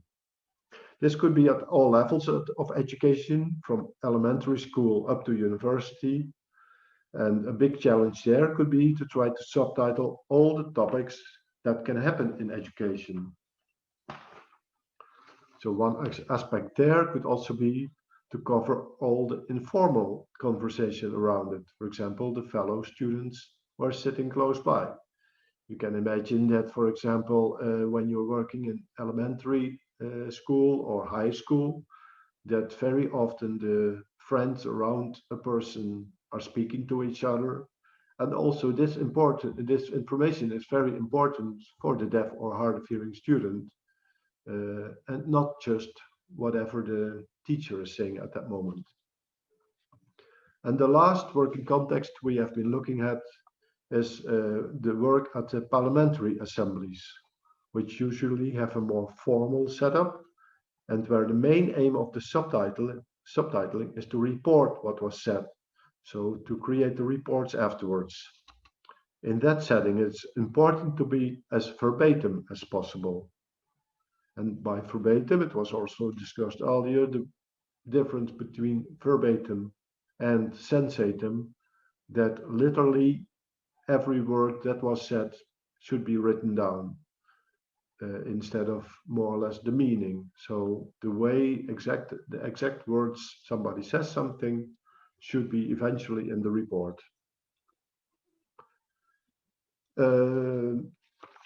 Then, of course, when the people are being trained for the live subtitling, you can see from which working context you want to choose, which is most interesting for you. And like I said, all kind of combinations are possible as well. Next, we go to the training level that we looked at within the LTA projects. Within the training level, it's of course important to gradually build up speed and accuracy in order to be able to handle the more difficult jobs. So the first step, the beginner's level, is you choose either for the velotype system or for the re-speaking technique, that you concentrate at learning the system well. So in the case of velotype, you focus on typing correctly on the velotype keyboard, and you don't care so much about the speed. It's very important to build up the speed very slowly but correctly. And once you start typing with mistakes, it's also very difficult to unlearn. So you don't have to focus yet so much on remembering the quick and long sentences or the difficult words, or also when using re-speaking, the correct pronunciation of words and reacting to the words that were not recognized correctly. So don't, especially for the velotype keyboard, don't hesitate to go back in speed when it is too difficult at start, and gradually you will build up the speed. The second step is the intermediate level, where you can gradually increase the typing speed or the re-speaking speed with more quicker speakers. Still, at that time, it's important to try to type or re-speak the exact text of what was said, and as accurately as possible. You can concentrate on remembering a bit longer sentences. And the last stage, which we call the advanced level, you need to cope with the more difficult speakers. So, for example, speakers which are speaking at a very high speed or which are discussing a very difficult subject, or when they're just difficult to understand because of the bad pronunciation, the accents, or maybe a lot of background noise. So those are extra challenges you have to deal with at that moment. And that's also where you will need to use exit strategies, as we call them, to still provide the best result possible. So either by rephrasing a sentence or using other exit strategies. Then I will talk a little bit about the prerequisites. What is required for becoming a professional intralingual subtitler? So as you can imagine, the knowledge of language is the most important for this profession. You have to have a good knowledge of both the written and spoken language, and this means the grammar and spelling in the language you are working in, but also, of course, the correct punctuation. Even if you already possess a good knowledge of the language, it's advisable to try to keep improving the skill throughout your professional career.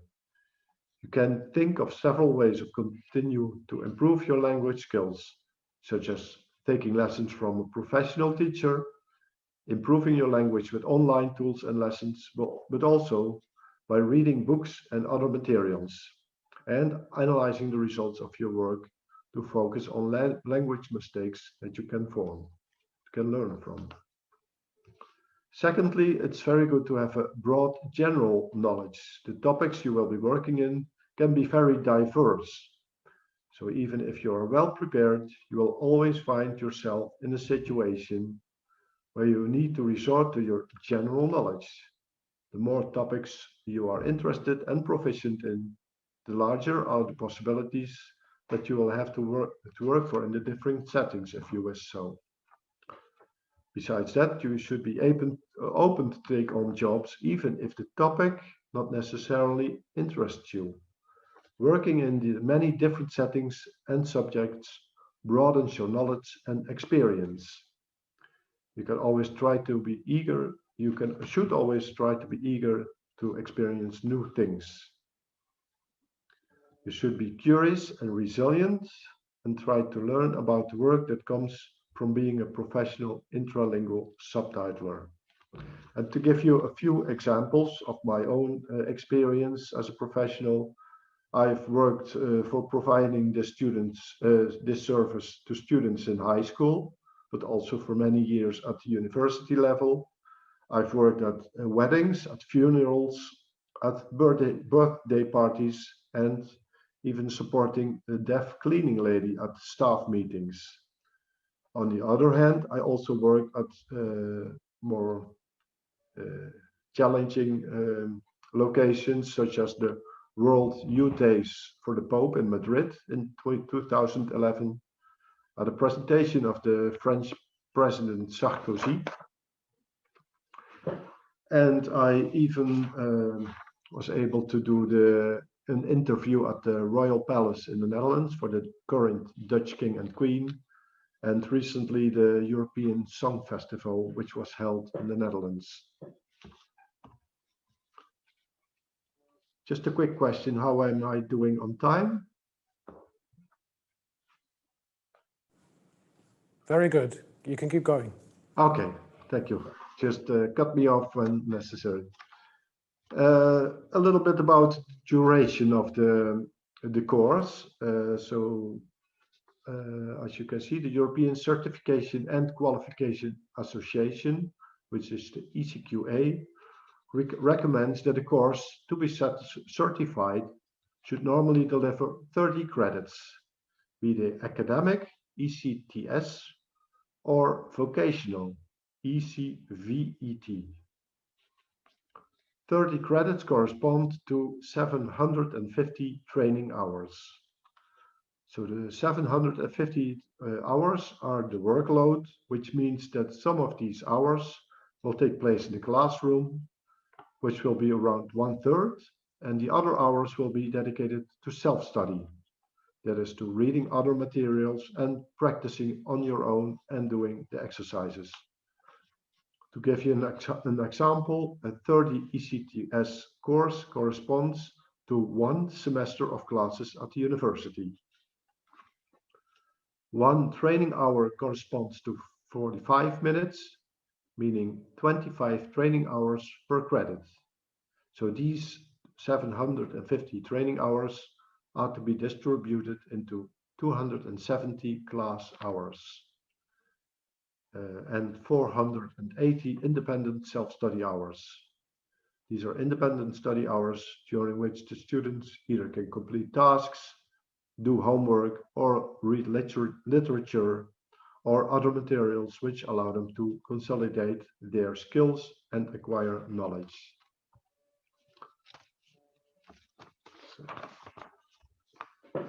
So the question is, why so many hours? Well, as you have probably realized by now, becoming a real-time subtitler or speech-to-text interpreter goes beyond learning how to dictate to a computer or type very quickly. A professional also needs other skills to build up a business of their own or to find a job. So for this reason, the LTA course has both units that are dedicated to the techniques, which are re-speaking and velotyping, and also the general units, which enable you or the trainees to progressively acquire other but necessary skills. For instance, knowledge about accessibility, about the needs of the end users, and about the intricacies of each working context. For example, the differences between working in a classroom and for a live TV show. And lastly, you will also acquire IT skills to best set up and use your equipment, and skills to interact with your customers and clients to manage your projects. So now we will go online and I will show the course. I think I have to share it this way. Yes. Now you should see a Velotype keyboard, the website. If this is not the case, let me know. Otherwise, I will just continue. This is the website of the LTA project. It's called ltaproject.eu. And if we go down, you can see the homepage of the website. And in the top, you will see the menu. When you click on the LTA course, you will see an overview of the units that we have created. So unit 1 is understanding accessibility. Unit 2 is the linguistic competence. Unit 3, the IT competence. Unit 4, entrepreneurship and service competence. Unit 5, re-speaking. And Unit 6, velotyping. So the first 4 units each contain 3 elements with 9 learning outcomes in total. And the unit 5 and 6 are a little bit bigger. They contain 5 elements with in total 15 learning outcomes. So within each unit, you will see a subdivision of the elements. For example, the unit 6 velotyping, here you can see the element 1, psychocognitive approach, how to listen and type simultaneously. Element 2 is the meta-linguistic skills, turning non-verbal elements into verbal. Element 3 are the typing skills. Element 4, the editing skills. And element 5 are the factors for high performance.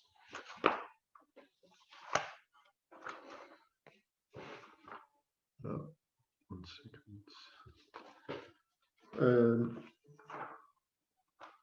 Yes, so if we, for example, go into one of the elements, the first element of Unit 6,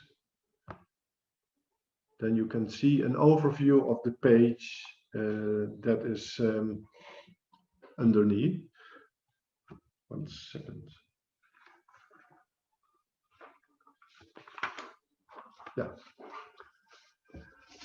So the element 1 of Unit 6 contains 3 learning outputs. As you can see here, the listening and typing at the same time, the remembering of full sentences while lagging behind, and the activation of exit strategies. Then each LO contains a presentation video of the PowerPoint, which you can see embedded within this page, which is also stored on the YouTube channel from LTA. Of course, you can play the video within this page, but you can also make it full screen and turn on the subtitles, which are all in English. To the right of the video, as you see it here, you see a button which is called PowerPoint. That contains the PowerPoint file. So when I click on it, you see it opens online the PowerPoint file, and you can easily go through the PowerPoint yourself. So it's exactly the same PowerPoint as shown in the video, but then of course without the person speaking it. Besides below the PowerPoint button, you see the subtitle file in case you need to have this file to download it and to have the materials locally available. The third button contains the transcript of the PowerPoint file. So that's the exact text that the presenter is speaking. The students can have the possibility to read this transcript offline as well.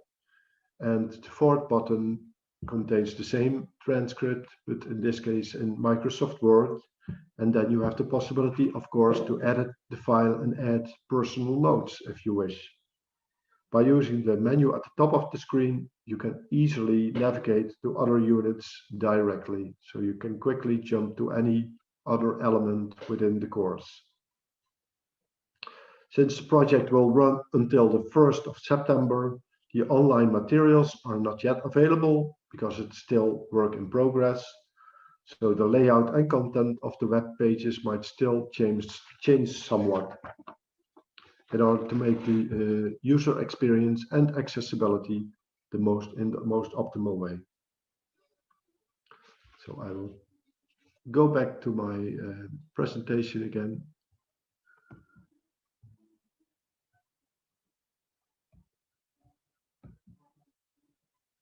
Yes, and here you can see again the link to the online materials. After that, what is realistic concerning the expected skills after completing the course? When learning the use of the Velotype keyboard, it usually takes about 1 to 2 months to go through all the key combinations. Of course, it will depend a lot on how much you practice and how often. After this time, you will know how to create all the words on the keyboard, but the speed will not be high yet, probably around 100 to 200 characters per minute. And in words per minute, you divide it by 5 for the Dutch or the English language. Then you will need to automate the process of reading and hearing words and sentences and directly typing on the Velotype keyboard.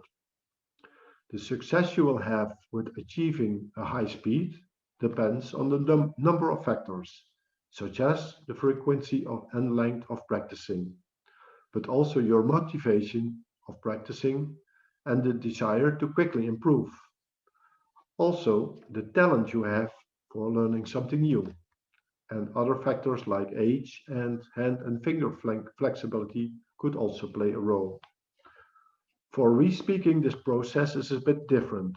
It will depend how easily you can speak to a computer and how well the computer recognizes your voice, but also the ability to directly speak in clear sentences is important, and the skill to quickly recognize errors and the necessity to repair them or not.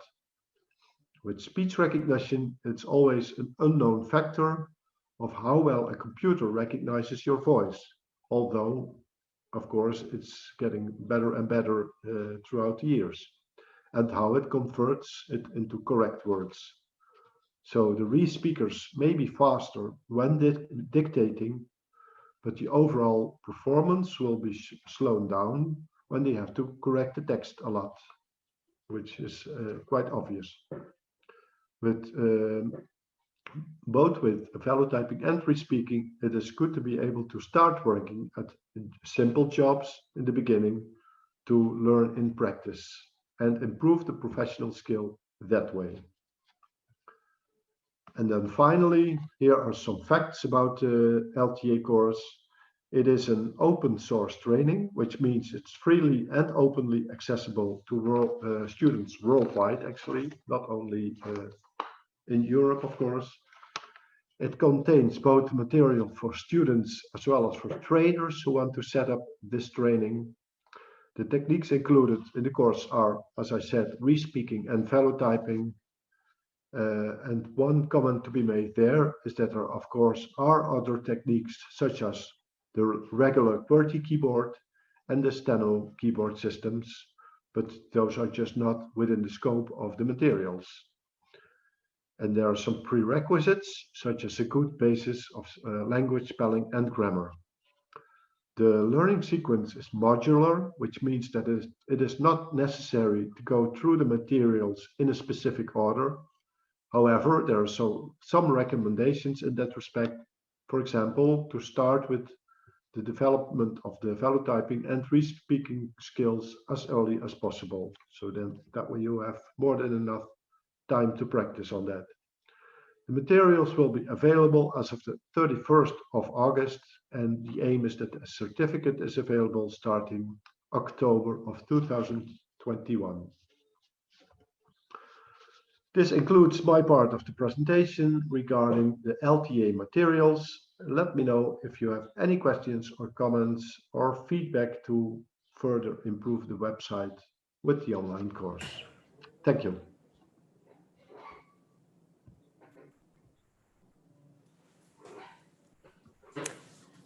Well, thanks very much, Wim, for your presentation. Beautifully illustrated, and we now have a much better insight in how the LTA program is going to work once it is enforced, so to speak. I actually have a couple of questions to follow up your presentation. I, as a project manager, I have to do a lot, or in our entity, we produce our live subtitles by way of re-speaking. I'm always very impressed how much work and how much concentration is behind all this, and I'm sure that velotyping is pretty much the same. I was wondering, I know these two worlds. I know re-speaking and velotyping, which is pretty much what you've just outlined. Is there anything in between? Or let me put it this way, how do fast typing interpreters type when they do not use the velotype keyboard? I mean, is this the only way of fast typing, or are there other methods in fast typing? No, there are certainly other methods of fast typing. Actually, the Intersteno Congress is a beautiful example where you can see worldwide all the systems being used for producing text at a high speed.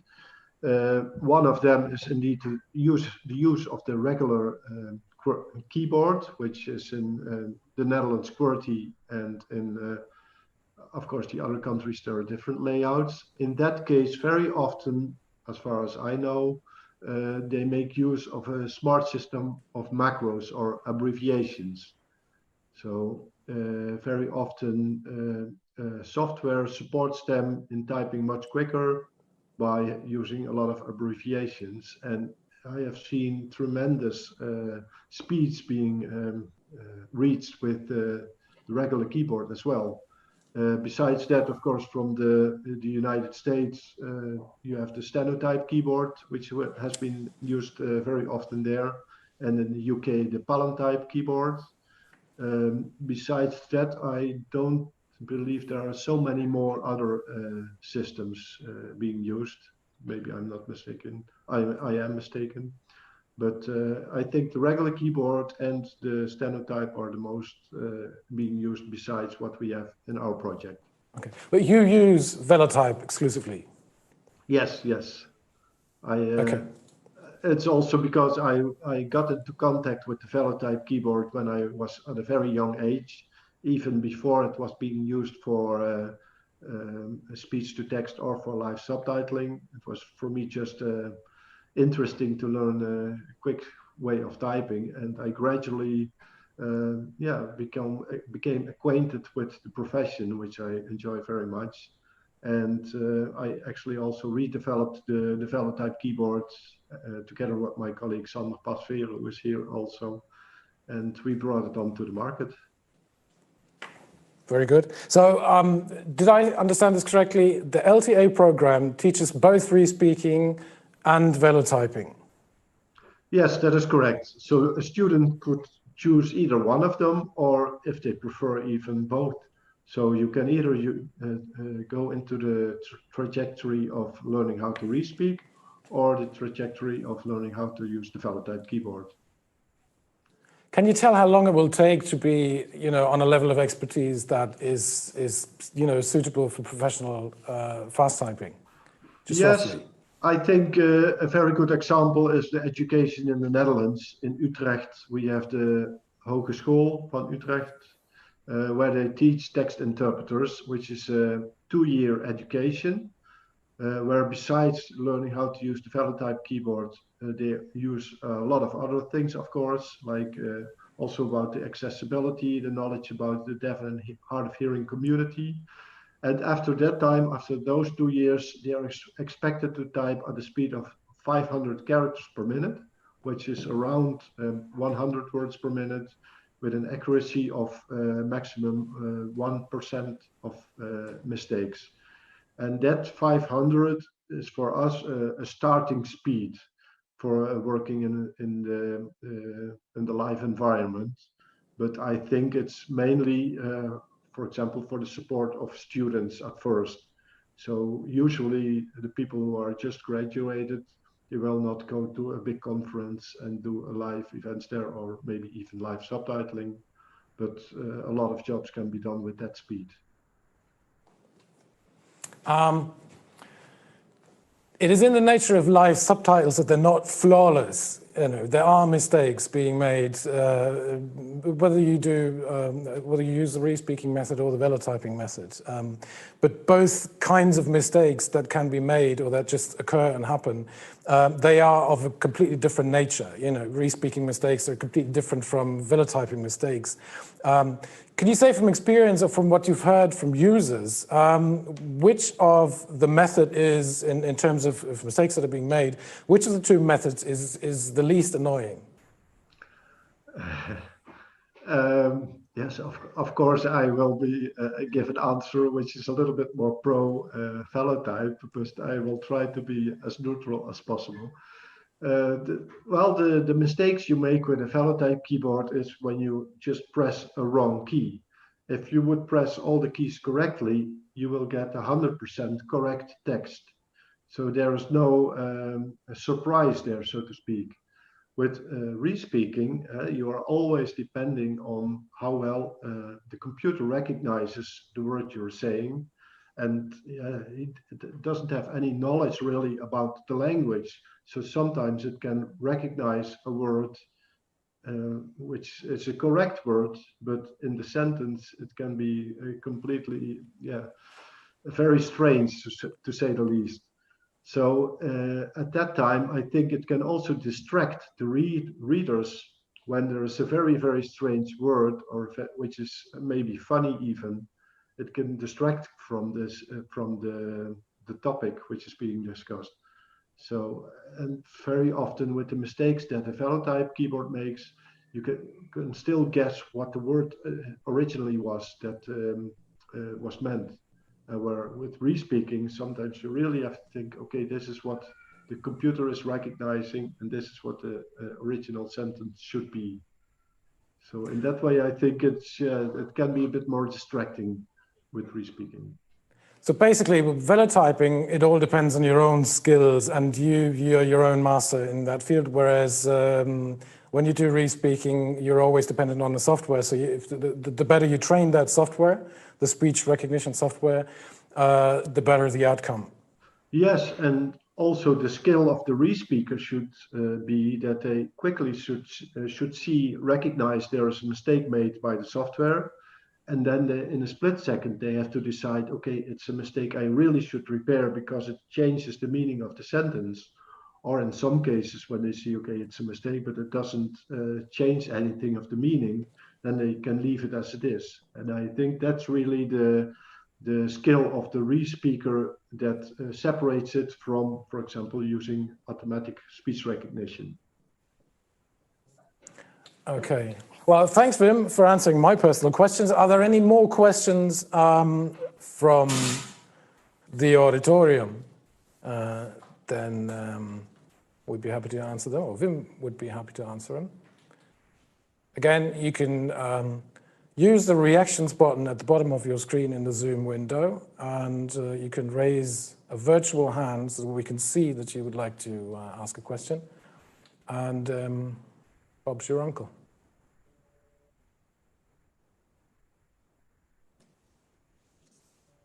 No questions? So presentation has been very clear, Wim. That's my conclusion.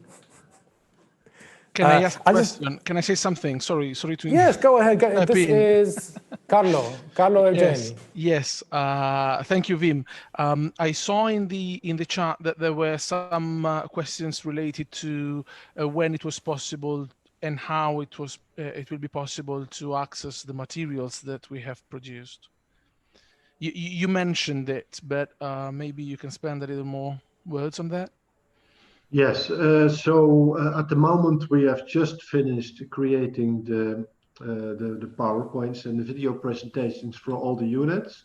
We still have to develop a few of the supporting documents, for example, a trainer's guide, which can instruct the trainers how to use the materials. And also we have to come up with a lot of questions, both for the assessment of the course, but also at the end for the exams. So we're just in the middle of creating those materials. In the end, we also have to make sure that the website is completely accessible for everybody. So we really have to have a good look at that within the next months. And then by the 1st of September, this project will end, and then all the materials should be available, and that will be on the website which I showed earlier.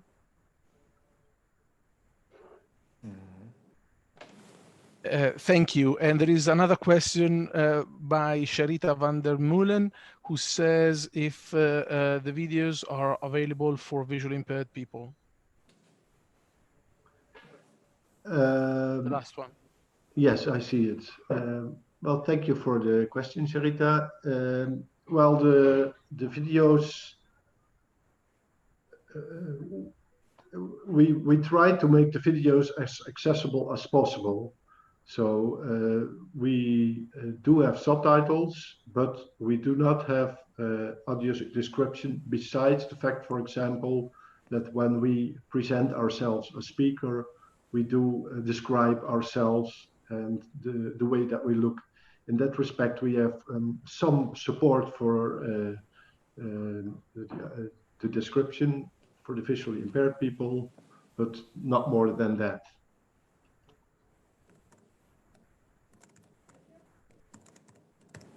Okay, thanks. Thanks, Wim. Thanks, Carlo, for these questions. I actually have a few more questions from the audience that I would like to ask you on behalf of them. Luis Villegas is asking, the links in the LTA site ask for a password. How can we get that? Well, that's at the end, there will be no password. The only reason there is a password right now, because it's still work in progress. Once all the materials are finished by the end of August, then it will be free of password, so you will not need it. It has been put there on purpose, just to not have it publicly available yet. Okay. Here's an interesting question from Maria Marquez. She would like to know if the course is for any language. In a way, it is. Of course, the presentations are all in English, and all the explanations, all the videos, and the subtitles.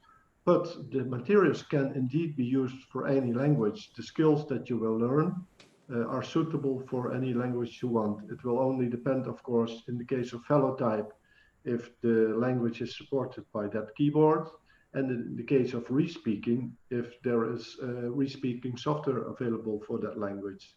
Probably for respeaking, most of the languages are available. But yeah, so in that case, in that way, the course is for any language, yes. Okay, another question from Luis as well. It must be writing from Bolivia. Is it possible to get the Velotype keyboards for Spanish-speaking Velotype training, like precisely from Bolivia in this case, South America? Can you get like different layouts of keyboards for different languages, or are they all the same? Well, the keyboard itself is the same, but the software within, you can change it. So there are language rules embedded in the Velotype keyboard, which you can very easily change to, for example, Spanish language.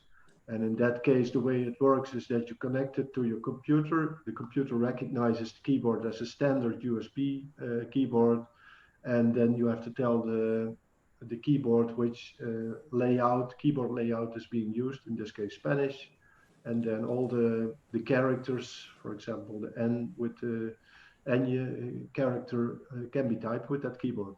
So yes. Here's a question from Sweden, actually, from Peter Lund.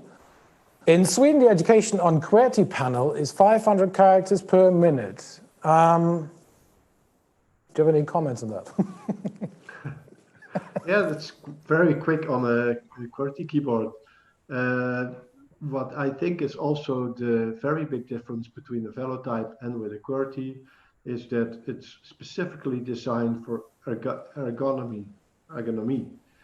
So the effort you have to put into typing on the keyboard at a very high speed is much less than on a QWERTY keyboard. That way, for example, I can do a job on my Velotype keyboard at the speed of speech during a whole day, when there are, of course, are breaks in between. With the QWERTY keyboard, I would think that's a quite big challenge, because you will get tired in your fingers and your hands if you try to type at that speed for such a long time. Okay. Okay, one last question from Germ Sigma. Don't know what country he or she is coming from, but does the 750-hour workload mean that after completing this course by investing 750 hours, a student will, on average, be able to Velotype or respeak at a high enough CPM rate to do it professionally? Yeah.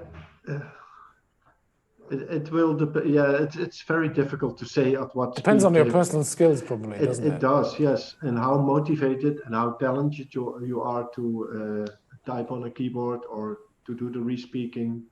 So it's quite difficult to say what the eventual speed might be.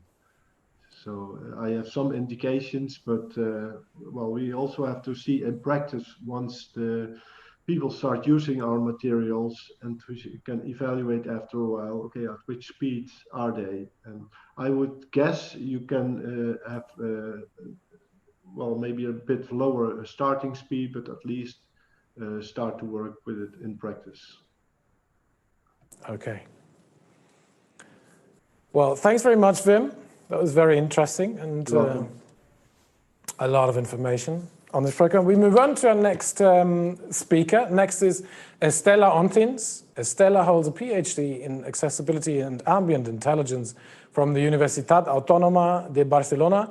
She has extensive experience in providing accessibility services for live events. Her research areas are audiovisual translation, media and digital accessibility, and creative industry.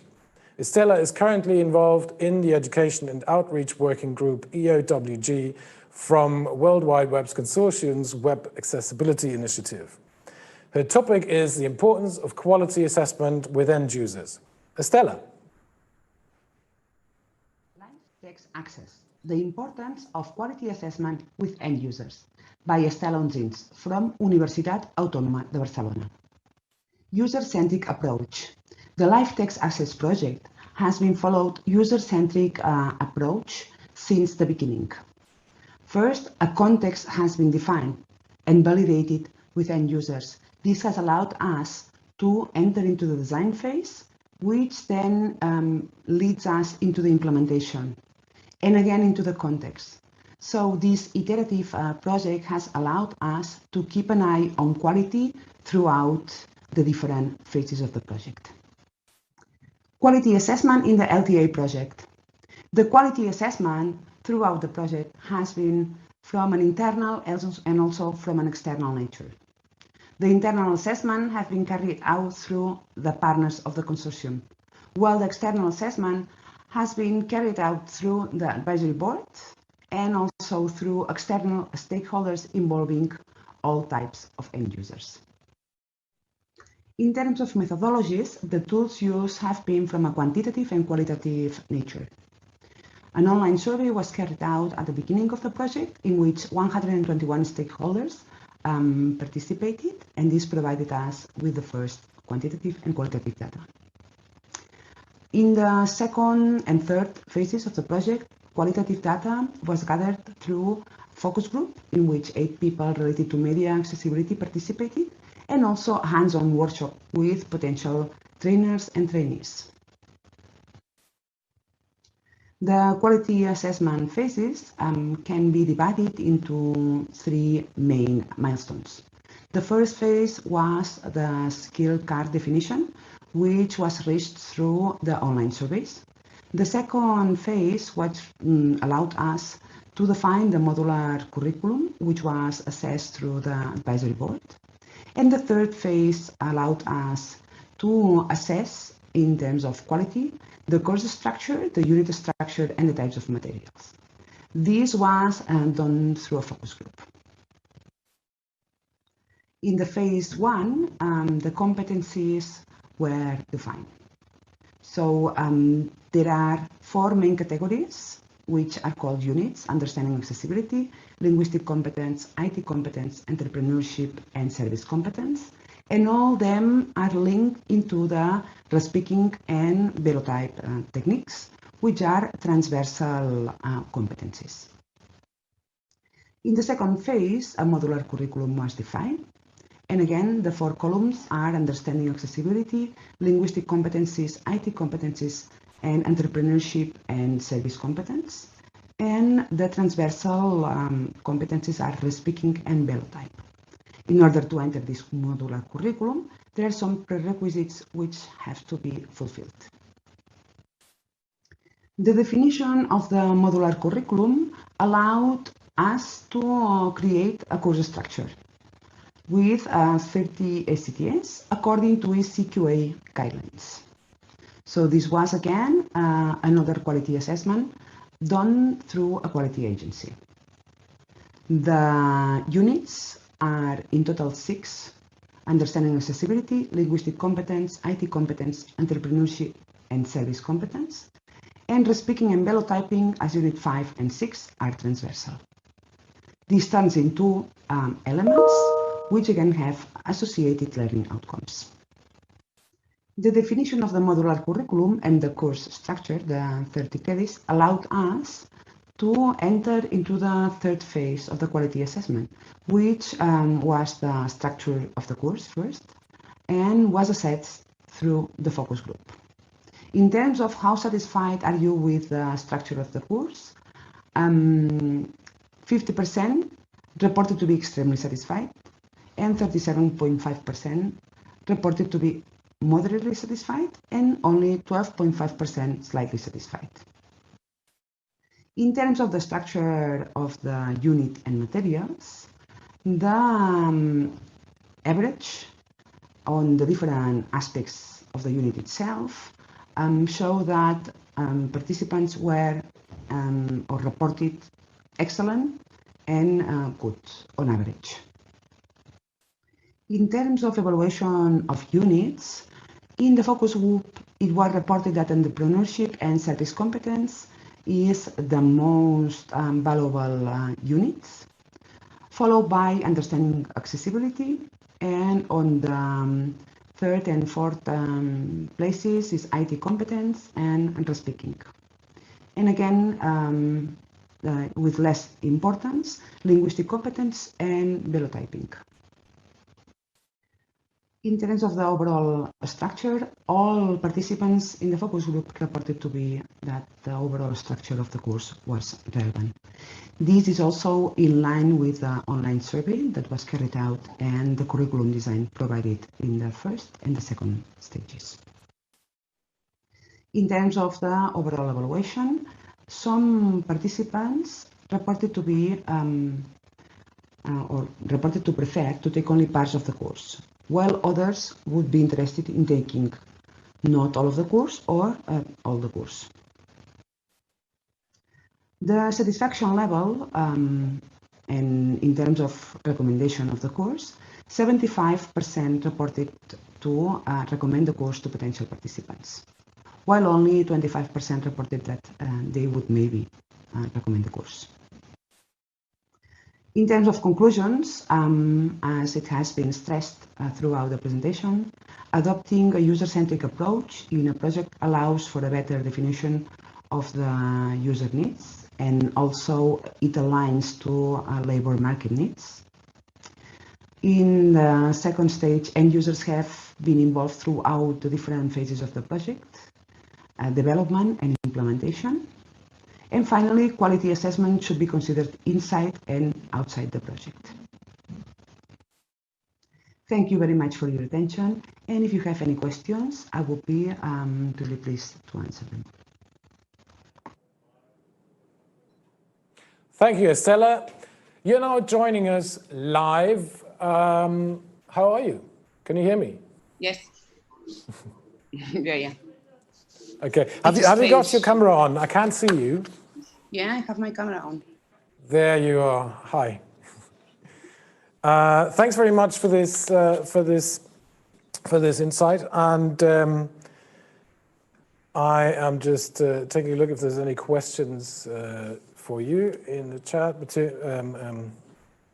Respective, does anyone want to ask a question live now? Please raise your hand in the reaction section and let us know.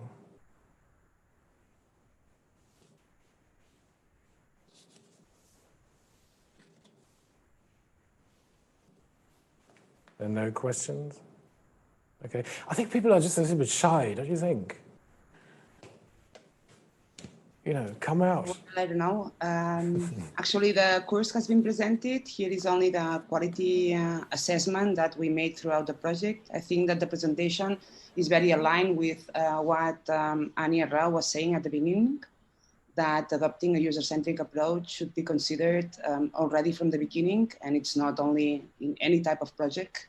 It's not only a design question. It's not something that you just design and implement, but that you have to involve end users throughout the different phases. So this is only the approach that we adapted and that we committed during the grant agreement. So. Okay, excellent. I'd say we just move on to the next speaker then, or our next speakers. They will give you a closer look, an even closer look into the LTA certificate for European intralingual real-time subtitlers, re-speakers and velotypists. Gabriele Zauberer is Vice President of the European Certification and Qualification Association, ECQA. She is an expert in certification of persons and organizations. Gabriela initiated ECQA trainings and certificates for terminology managers, applied sustainability professionals, and diversity experts. As a lead auditor for Austrian Standards International, Gabriela is auditing ISO standards in the language industry. Gabriele. Hello, my name is Gabriele Sauberer. I'm Vice President of ECQA, the European Certification and Qualification Association. I'm going to talk about the LTA certificate. My presentation will summarize the what, the why, and the how of this certificate. So what is it? First of all, it's a certificate for professionals, for those who already work as re-speakers and velotypists, but had to gain the necessary skills the hard way. It is by learning by doing. The LTA certificate has been developed by the drivers of the industry within the LTA project within the past 3 years. At the end of my presentation, you will receive a list of the LTA project partners. And it will be issued by an independent European certification body, ECQA, and the leading international federation, Intersteno. Why do we need a certificate? Well, since the adoption of the Convention on the Rights of People with Disabilities by the European Accessibility Act and the Audiovisual Media Service Directive, there is an increasing need for real-time subtitles.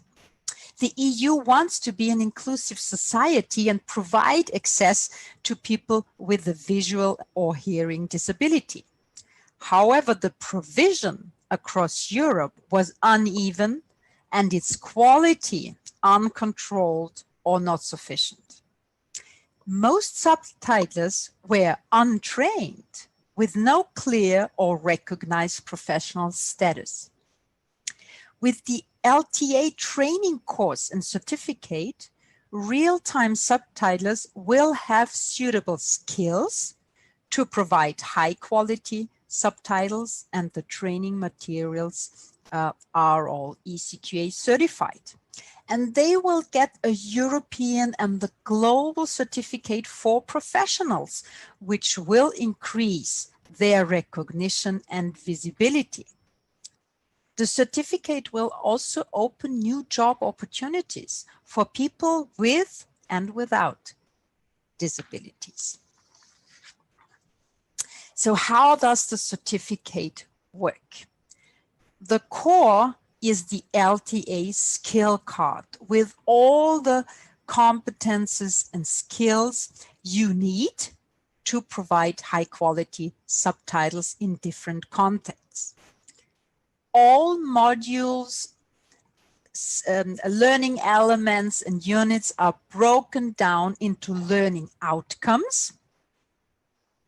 For example, the trainee is able to design accessible working settings by applying the principles of universal design and design for all.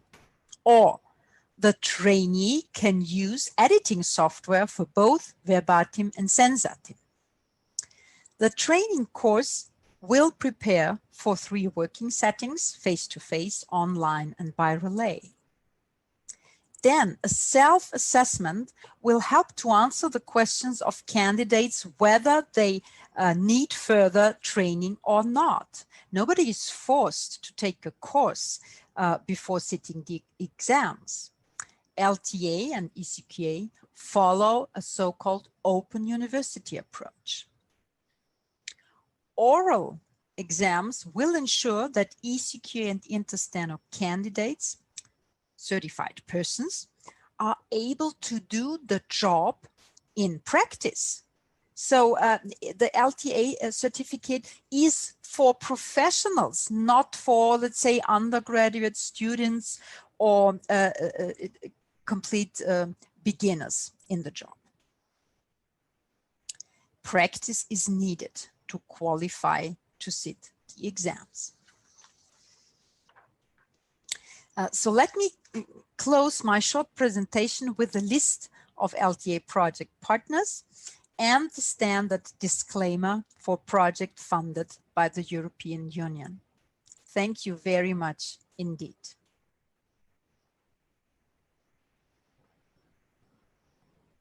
Hello? Hello, hello. Sorry, I didn't want to interrupt you. Just keep going. No, that was it. Okay. Should be finished. Okay, thanks, Gabriele. We just had a sound thing at this end for a couple of seconds. No problem. Hi, Gabriele. How are you? I'm great, thank you. Thanks for having me. We're going straight to Christian Wawrzynek. We'll have you all together for questions from the auditorium when everybody's done. We'll have a look at the view of Christian Wawrzynek now. He's a board member of the Intersteno Federation and a country delegate from Poland to the Intersteno Council. He's also the world champion in text correction and an active member of Info Polska since 2007. Enjoy. Hello, everybody. My name is Christian Wawrzynek and I am an Intersteno board member. My adventure with text processing started already in 2004, when I have become a member of a newborn association, Info Polska. It is a Polish association for keyboarding and text processing. Since 2013, I am a Polish delegate to the Intersteno Council. 4 years later, I've been elected to the Intersteno board. During latest Intersteno Congress, I've become a world champion in the text correction competition. At that time, 2 years ago in Cagliari, I've been designated to be a coordinator of a working group for Intersteno ECQA certification project. The skill card from LTA project for intralingual real-time subtitler is the very first skill card that has been sent to our working group. Now, when the LTA project is coming to an end and the certificate is coming to life, it is my pleasure to introduce our two next speakers. Silvia Velardi from Italy, freelance conference interpreter and translator, re-speaker, subtitler with many achievements, including even a PhD in the field. And Wim Gerbex from the Netherlands. He is live subtitler for television and working in the field for more than 20 years. Redeveloper of the Velotype keyboard, 3 times text production winner at Intersteno World Championships.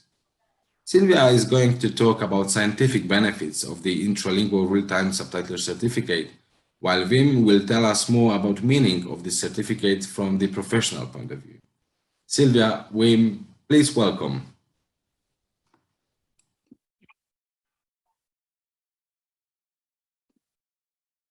Hello, everybody. I am Silvia Velardi. I'm a freelance conference interpreter and translator, and I'm also a re-speaker, subtitler.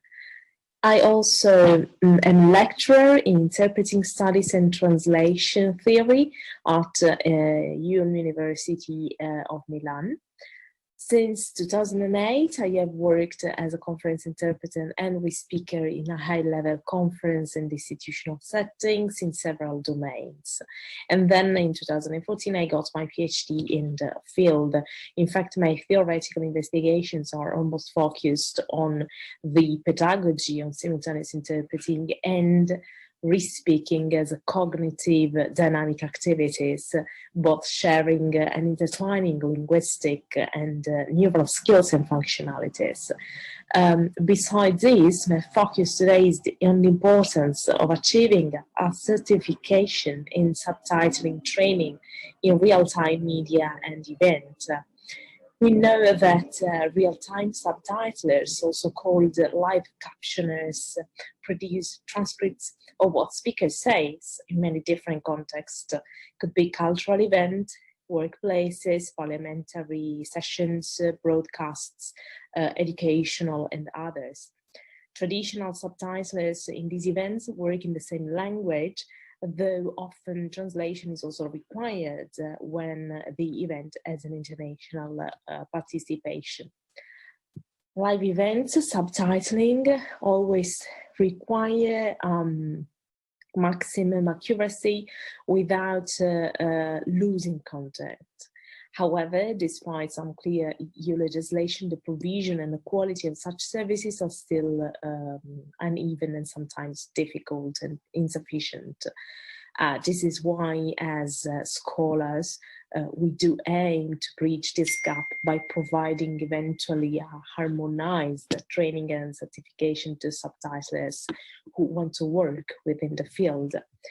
Indeed, an official certification is paramount in order to provide a stable reference for the training of current and future professionals and trainers through certified learning materials. More, through a certification, you will be trained in different and several competence areas, which will give you the right elements, the right tools, and the knowledge to operate within the field with a strong awareness of the contents behind the profession in itself. Among these, for example, are accessibility, linguistic competence, entrepreneurship, service competence, IT competence, obviously together with the technical competencies on re-speaking on the one side, which is generating subtitles by listening to what is being said and saying it again to a speech-to-text software, and velotyping, where subtitles are produced using a special keyboard and also by pressing different keys at the same time. All these, most importantly, translates into the importance of almost all skills proposed, which highlight the necessity for a curriculum profiling, which is recognized, and a training to professionals who are capable of serving multiple needs in the highest number of working settings.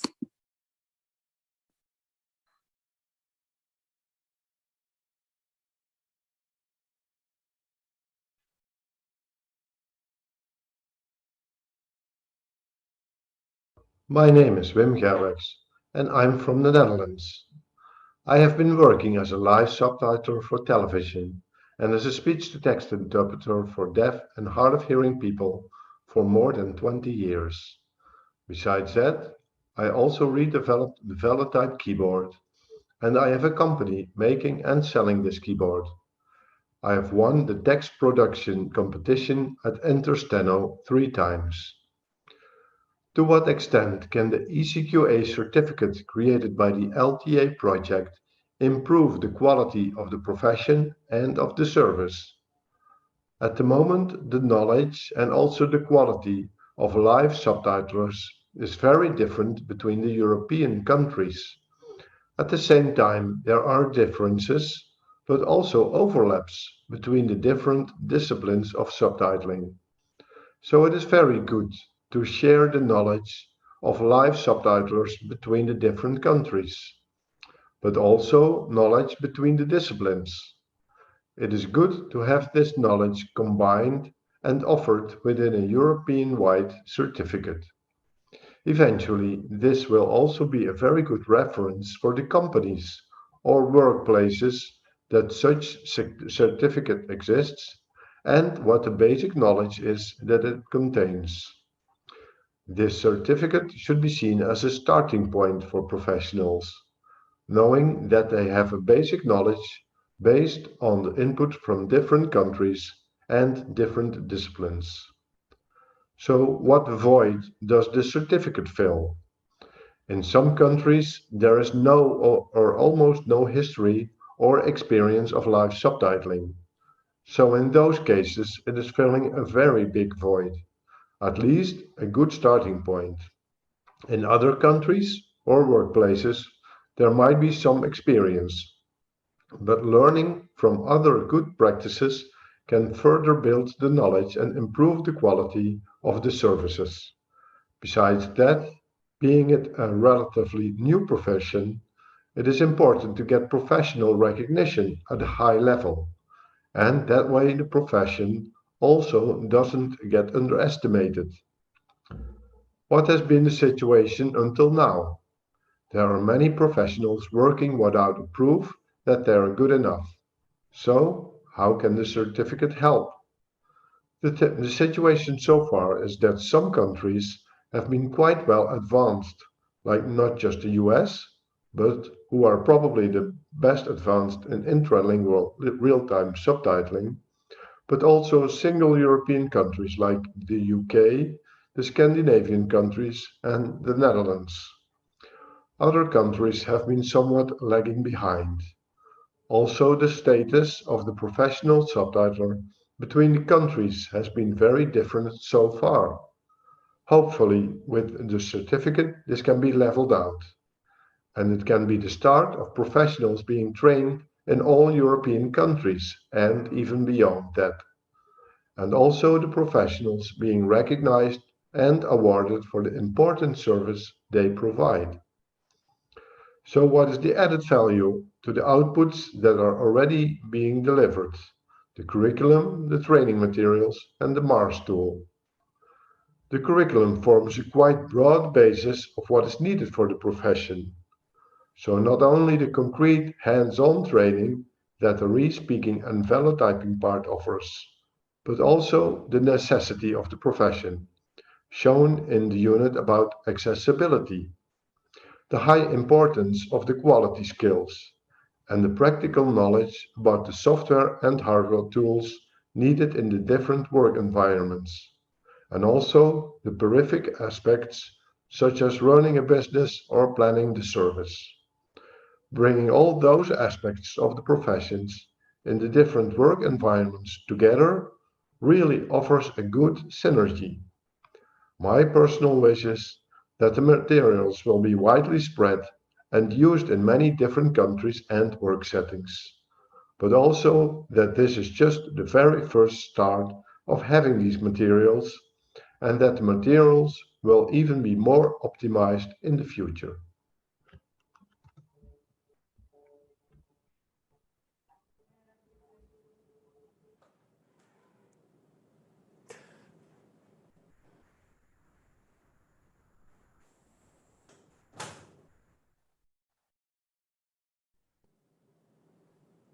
Well, thanks very much to the four of you here.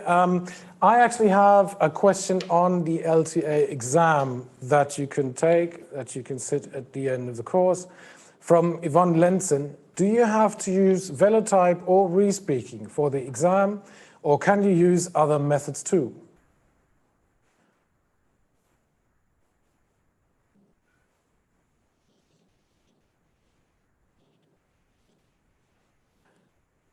Carlo, Wim, that goes for you. Anyone from the LTA team maybe ready to answer this question? Do you have to use velotype or re-speaking for the exam, or can you use other methods too? Hello, can you hear me? I will answer the question if Wim doesn't mind. We are working with the certificate is basically ready for English, but it is going to be translated into other languages. So this is to answer one of the questions I saw in the chat, and then to answer this question, this specific question by Yvonne. The certificate has been designed for re-speaking and velotyping. But if you have another keyboard, like for example the Steno keyboard, I think we can easily adapt the certificate to your basic needs. Because there are, as Gabriele said, the certificate is organized in 3 different parts, and one of the 3 parts is related to the theory behind what we have developed in the LTA project, and this is only on velotype and re-speaking. But I think that we can easily adapt the questions within the job role committee. Isn't it, Gabriele? Of course. And I would also like to comment on the language question. The system, the ICQA exam system, supports any language. It just depends. Now, of course, in an EU project, you start with the English, but you can then, of course, translate it, localize it. You can also, of course, come up with subsets of questions. Yeah. This is all formalized within ECQA. So there would be then an ECQA certified training organization designing their own trainings, designing then together with Intersteno and ECQA also exam questions accordingly, reflecting the training material. And this is very, very flexible. However, this can only be after the end of the project. And the beauty of the project results is, of course, that there is a full-fledged, high-quality training course available for free, as Wim presented today.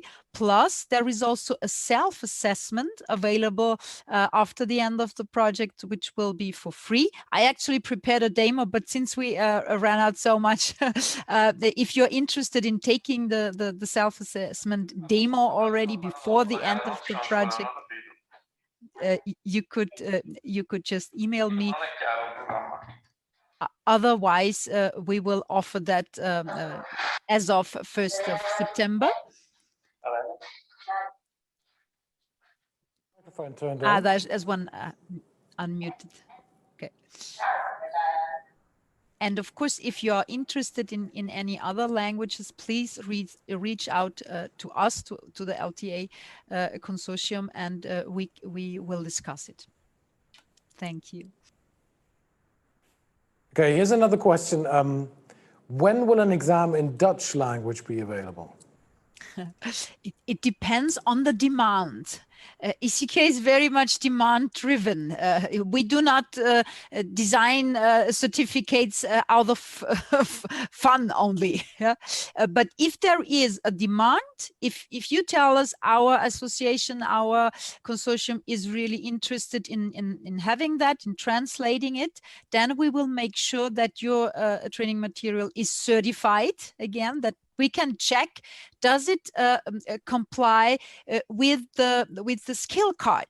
Because there is no sense in producing training material for an exam where there is not this quality control of having a skill card, a certified skill card, having training materials, having then exam questions drawn from the training material to reflect a certain level of competencies and skills in these new professions.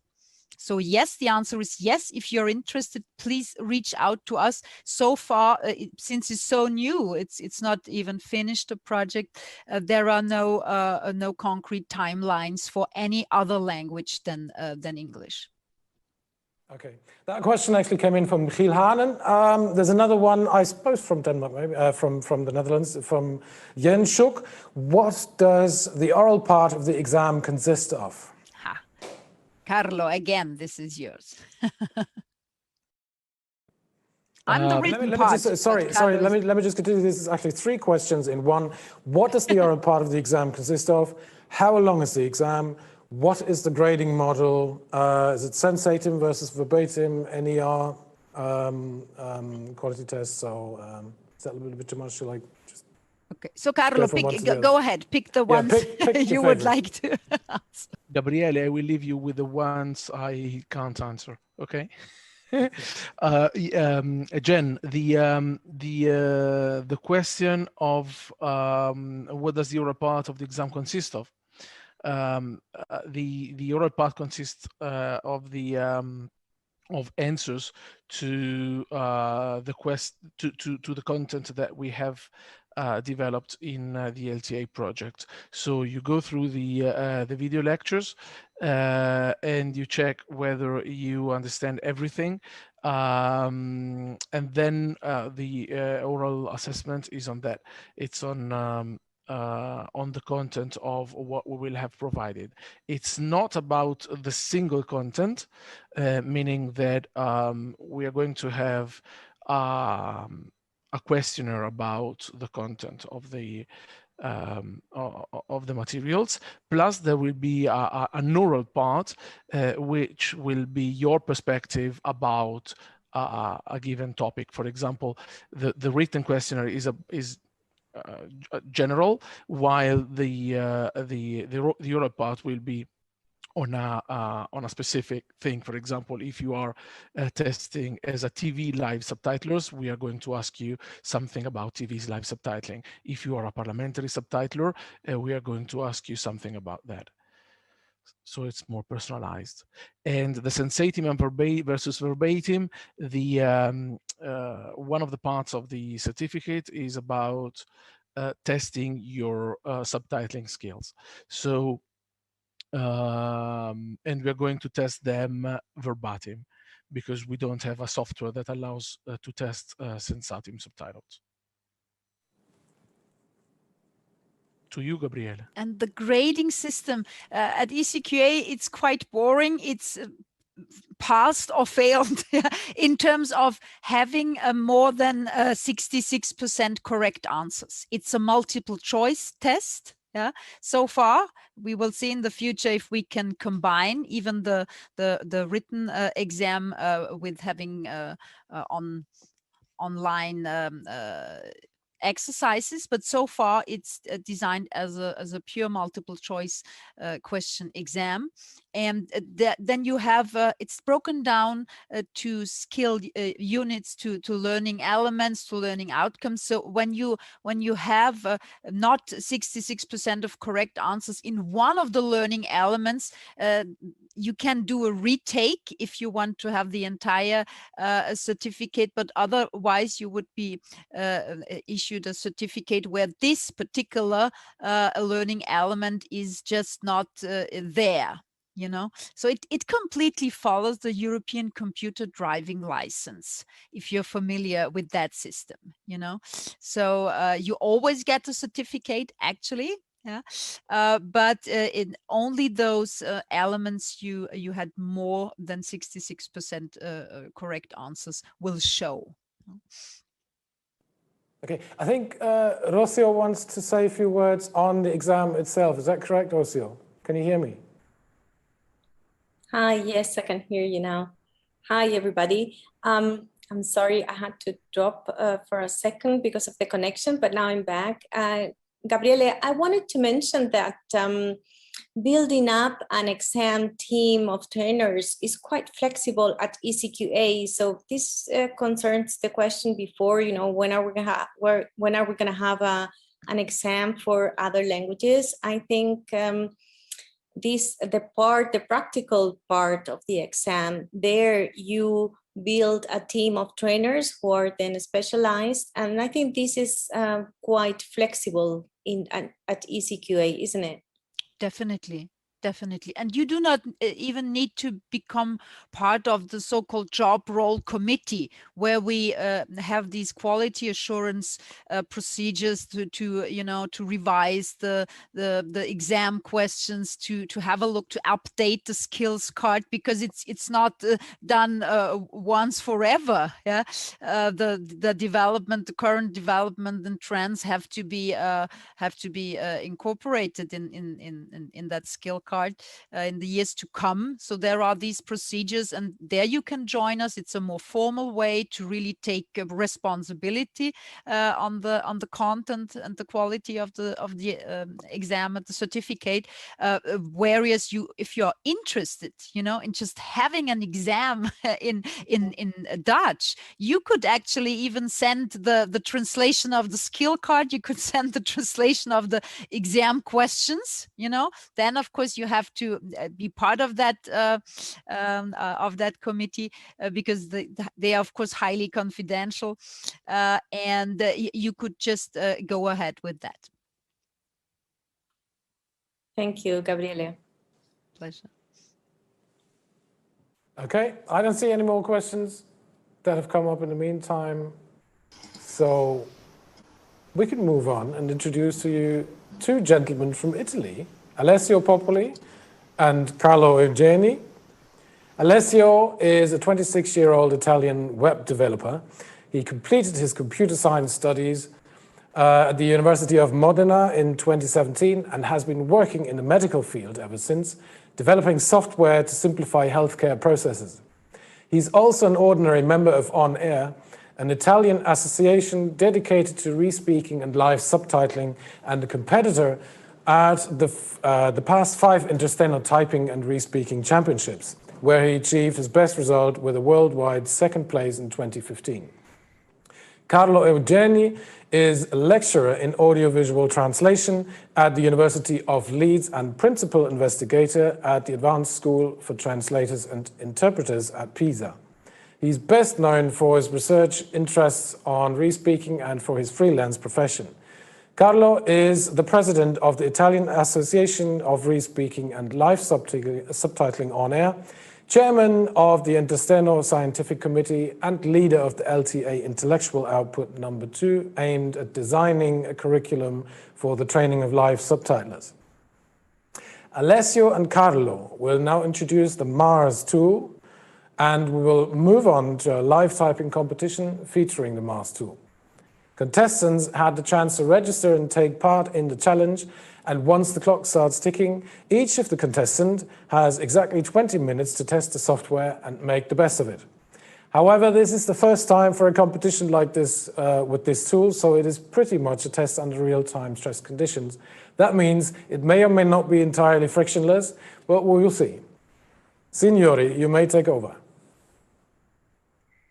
Carlo, to you. Thank you for this kind introduction. Yes, I will start, and I will share my screen if this is possible. Can you see my screen? Yeah, your audio is lagging a bit. Okay. Hello? Yeah, we can hear me? you. Yeah. Okay. Hello, everybody. I'm happy I see many names I know and many names I don't know in this Zoom session.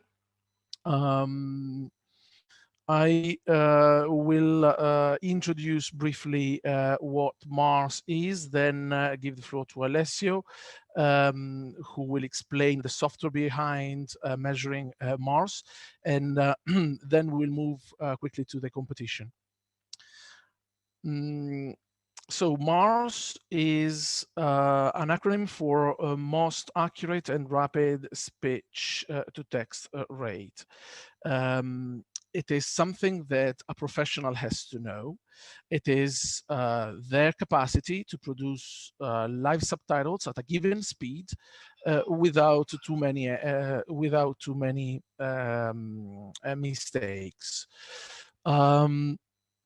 So a professional has to know what the Mars is, because, for example, if you know that you are capable of producing subtitles at 150 words per minute, if you realize that the speaker is speaking at a much higher rate, you need to start thinking of adopting some exit strategies as I call them, meaning reduction strategies like omissions or compressions if you want to keep the same pace as the speaker.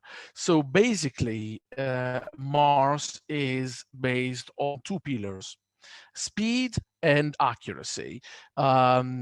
We have set the minimum standard at 100 words per minute if you want to get the Intersteno ECQA certificate.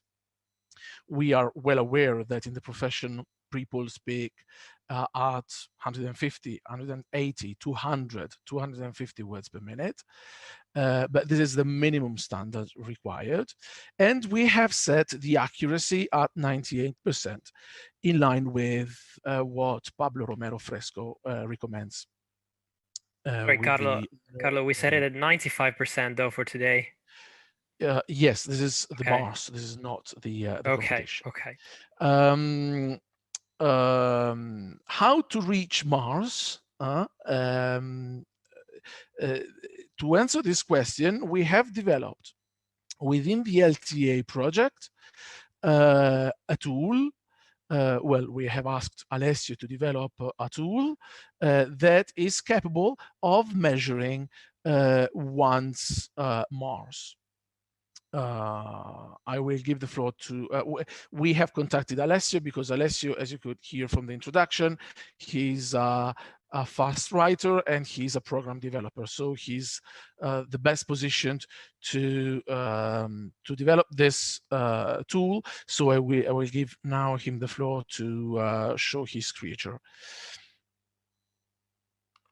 Okay, thank you. Please, okay. I'm gonna share my screen and I'm gonna show you the website, the Mars website, which we're gonna use in a moment for the competition. So just let me try this out. This should be the way. Can you see me?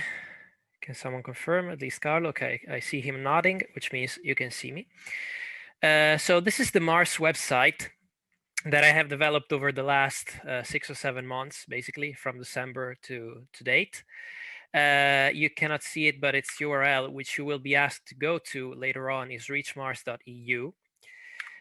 Mars is a verbatim speech-to-text evaluator. Why verbatim? Because a computer is not a human. Okay, so a computer cannot make a distinction between a mistake that's actually a mistake and a mistake that is only a mistake because you used a synonym.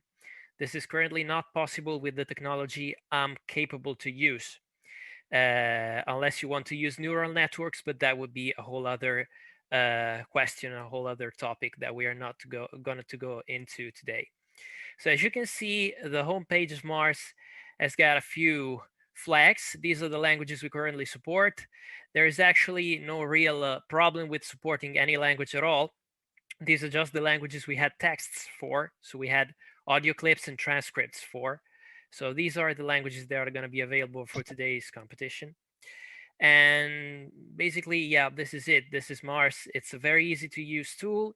It has a few options that we're not really going to go through because usually you could set if you want your speed measurement in words per minute, and you could set your target accuracy, but your target accuracy today is fixed, so this number won't count.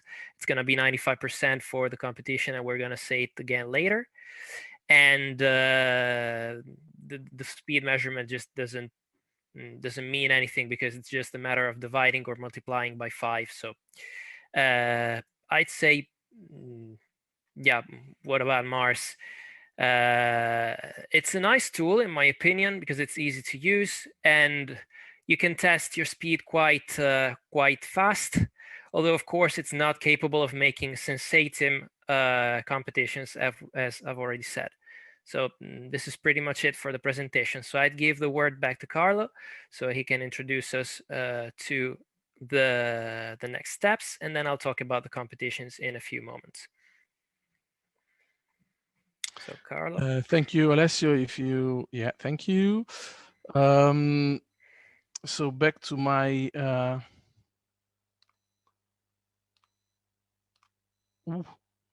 presentation.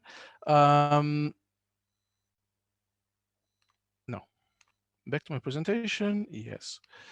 We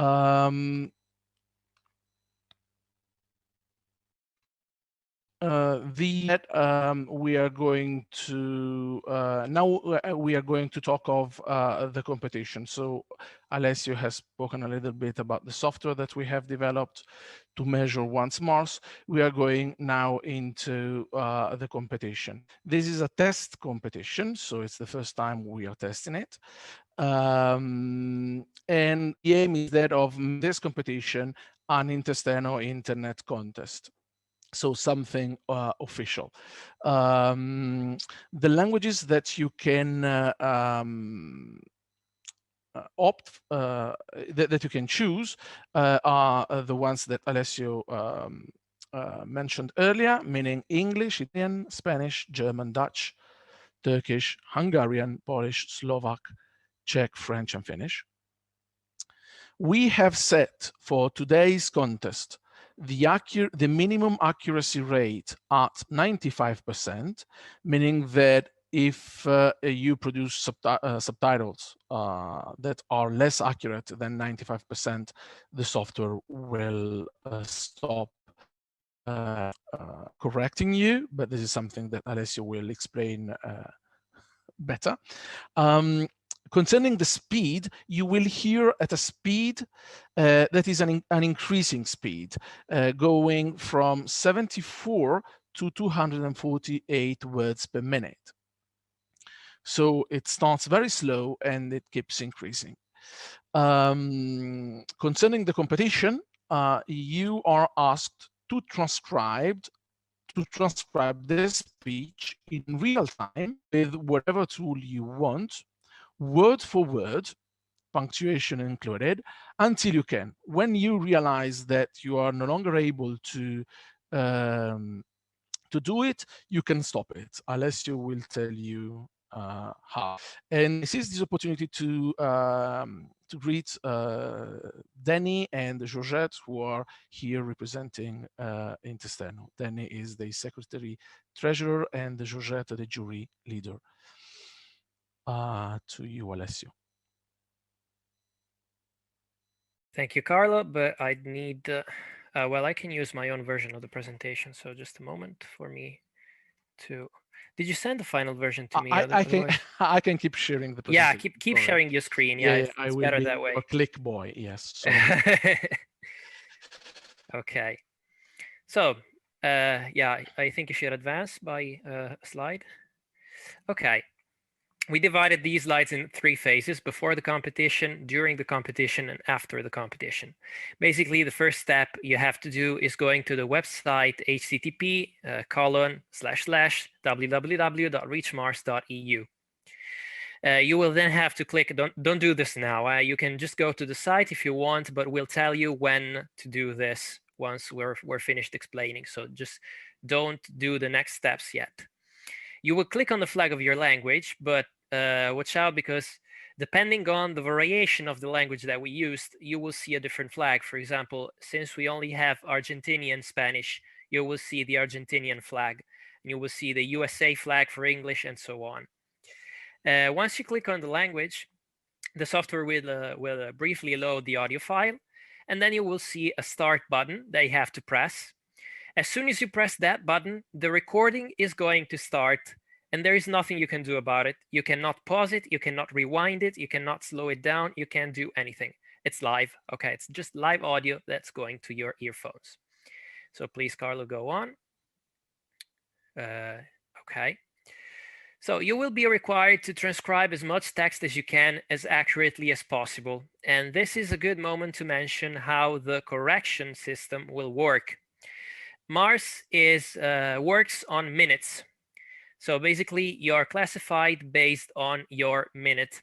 Each minute has a target speed, and that speed is going to be your Mars. So for example, the first minute, as we've seen, is going to be around 80 words per minute, and the last minute is going to be about 250 words per minute. That is your Mars. If you conclude at that minute, of course. So the correction goes on minute by minute. If for each minute that you complete while meeting the minimum accuracy requirements, you advance to the next minute. As soon as 1 minute is below the accuracy target that we put, you're going to be disqualified from that minute, and you will be qualified in the minute before that one. So for example, if you type 3 minutes, but the last minute has got too many mistakes, you will be qualified in the second minute. So the thing is, when you cannot transcribe any more text, so when you think you've reached your peak speed and can't go any faster, there will be a stop button, a red stop button, just below the typing box that you will have to press. It will ask you for a confirmation, so please give that confirmation, and you will get your results straight away. I'm asking you to do this as soon as you realize you can't type anymore, because since we're going to have to correct these automatically, and the server we have is not the best computer in the world, as little as spread out we can have the correction, the best it is. Okay, so if we can have a few corrections here and a few corrections, then it's going to be best. Why did you stop sharing, Carlo? Can't see your screen anymore.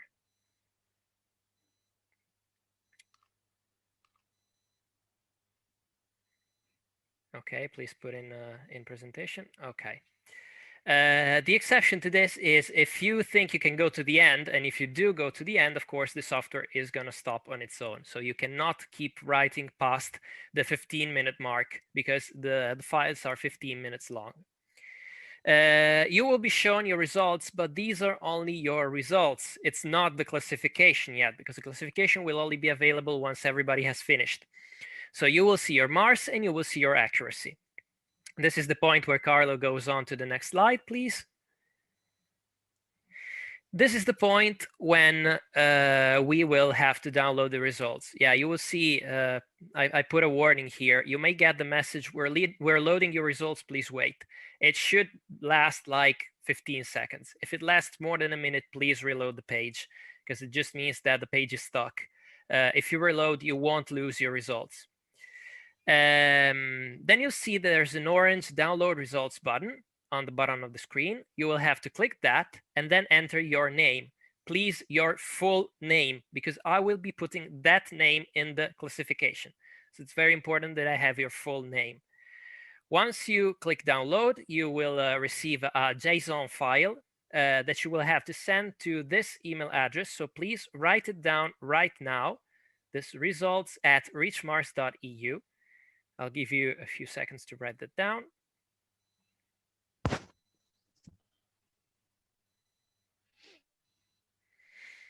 Okay. Just a warning, the JSON file has an anti-tampering system, so please don't try to open it and change the results, because we will realize that you did, and we will disqualify you. So please do not do that. It's not worth it in such an informal competition. We put a timeout of 30 minutes from the beginning of the competition to send the results. This is just so you don't take the competition multiple times, basically. So you have time to go to the end of the file, but then we expect you to send the results straight away. As soon as I have all the results, so within those 30 minutes, I will prepare the classification and I will give it to you. I don't know if maybe it's a good idea if I show all of this on the website as well. What do you think, Carlo? Do we show it?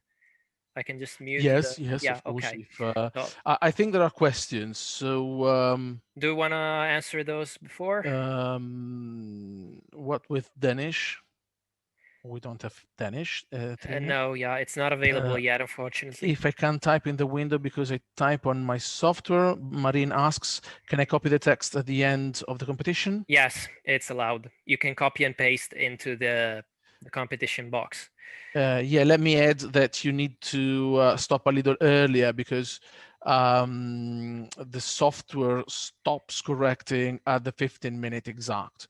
So if you think you're able to transcribe all the 15 minutes, stop at, let's say, 14:45, so that you have the time to copy paste the text into we'll take that into account if it happens by the 15 minutes. Yeah, if that happens, please tell us and we'll take that into account for the classification. So we're fair with everybody else. And okay, so now I'm going to share my own screen and I'm going to show you everything that I said with the website. Jerm is also asking, can we upload videos and transcripts on reachmars.eu for training purposes? At the moment, it's not possible. I'm the only one who can upload texts and transcripts, also because transcripts have to follow a specific format that is not an open format. It's a proprietary format of Intersteno. So I need to develop my own format, and then I might allow people to upload on the website for private use. But at the moment, that's not possible. Daniele is asking if the web page is accessible with a screen reader application. Yes, I tested it personally. So yes, it's available. And Aikut, it says, asks if is this competition only for people who already own your special keyboard, or can I participate with a QWERTY keyboard as well? You can use any technology, any keyboard, any software. It's fine to me as long as you can type text. I don't mean type, I mean produce. As long as you can produce text, you can produce it by respeaking, normal keyboard, stenotype, velotype, whatever you want. It's not a problem. So yes. Okay, great. I think that everybody has understood. I will copy paste the instructions in the chat so that they keep being available for everybody. But meanwhile, Alessio, if you want, you can see what to do in the competition. Yeah, I'll show it. Okay.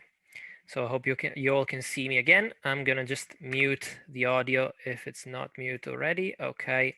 So you don't hear the official text because we have a few texts for each language. So they are random, they're chosen randomly. So I don't want you to hear the text that you might get later.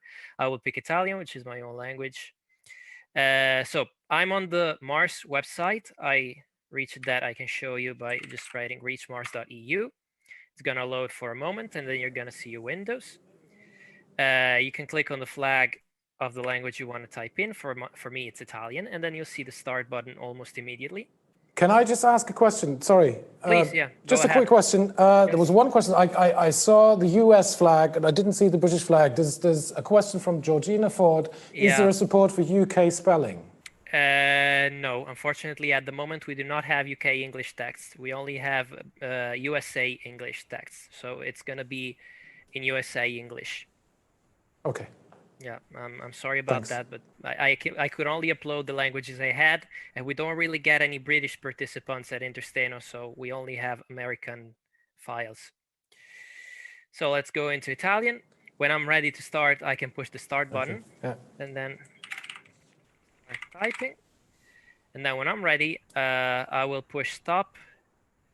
This is a problem, though. You're going to see part of the text. Let's just do something else. Is there anybody from Slovakia here? Does anybody use Slovakian? No.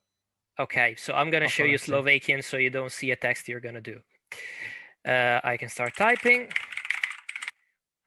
Then I say, okay, I can't type anymore. I push the stop button. It asks me for a confirmation. I give the confirmation.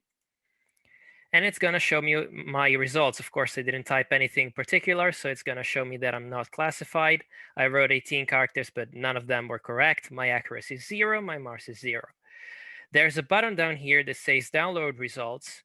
We're going to click that, and I'm going to type my full name in the results download window. Then I'm going to push the download button, and it's going to give me a JSON file. You can see in Chrome, it's going to be here. In Firefox, it's going to be on the top right. You know how to download files on your computer, I suppose. You're going to have to send this file to results@reachmars.eu. So the mail address that we have shown earlier on. I'm going to show it again, just to make sure that you all know I can type today. This is the mail address we're going to use. So if you haven't already, please write it down now. You're going to have to send the results to this mail address as soon as possible. Okay. So I'm open to questions if there are any. I see the chat blinking. So maybe. Yeah, okay. I could paste a text link, but it's for German, so please do not follow that. If you do want to follow a link, please follow this one. Sorry, wait. I sent it to someone in particular. I just wanted to send it to everybody.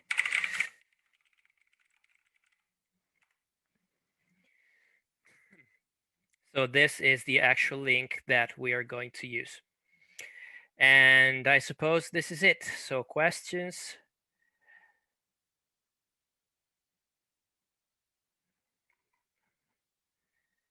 Okay, yeah, we're right. This is the address you have to send the results to. Alessio, let me re-copy paste the instructions so that I have just pasted them, but the message is gone because people keep writing, me included. So, gentlemen, I take that the competition is going to be underway in a short while. Is that correct? Yes. Okay. Yes. So people who don't want to do the competition can go for lunch. Thanks very much. I was going to say, so because we're not going to see a lot during the competition. Now, the people taking the competition are just about to start the competition, and for everybody else, we're going into our lunch break now, which will last 30 minutes, and we'll be back in exactly 30 minutes. Thanks very much, Carlo and Alessio. Thank you. And we'll see you after lunch break. And speak to you again. Are we going to see results? Are we going to... Yeah, after this, this also answers the question from Aykut, which I thought I answered, but I probably wasn't clear about. The point of sending me the results is that we're going to make a classification at the end. So you're going to see a place, while at the end of the competition, you will only see your results. So your Mars, your speed and your accuracy. You will not going to see your position. I will have to tell you the position at the end of this, which is going to be hopefully by the end of the conference. Okay, excellent. So we're going to see you again, Alessio, and you as well, Carlo. Thanks very much. Everybody else, we'll see you in half an hour. Enjoy your lunch break.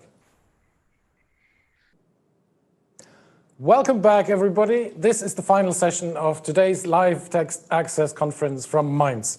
Let me just say that the results of the competition that is or was underway, presented by Alessio and Carlo, will be presented at the end of the conference. I would now like to introduce Pablo Romero Fresco. Pablo is a Ramón y Cajal researcher at the Universidad de Vigo in Spain, and honorary professor of translation and filmmaking at the University of Roehampton, London, United Kingdom. He's the leader of the International Research Centre GALMA, Galician Observatory for Media Access. His main research interests include media accessibility, accessible filmmaking, and pre-recorded and live subtitling. Pablo has been advisory board member of the LTA project. Pablo will grant us a closer look into the developments in the field and future research pathways. Pablo.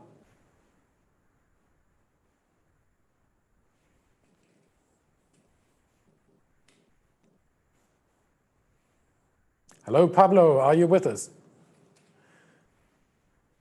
Pablo, if you can hear me, your video is turned off currently, if you can turn that on. And you're still muted.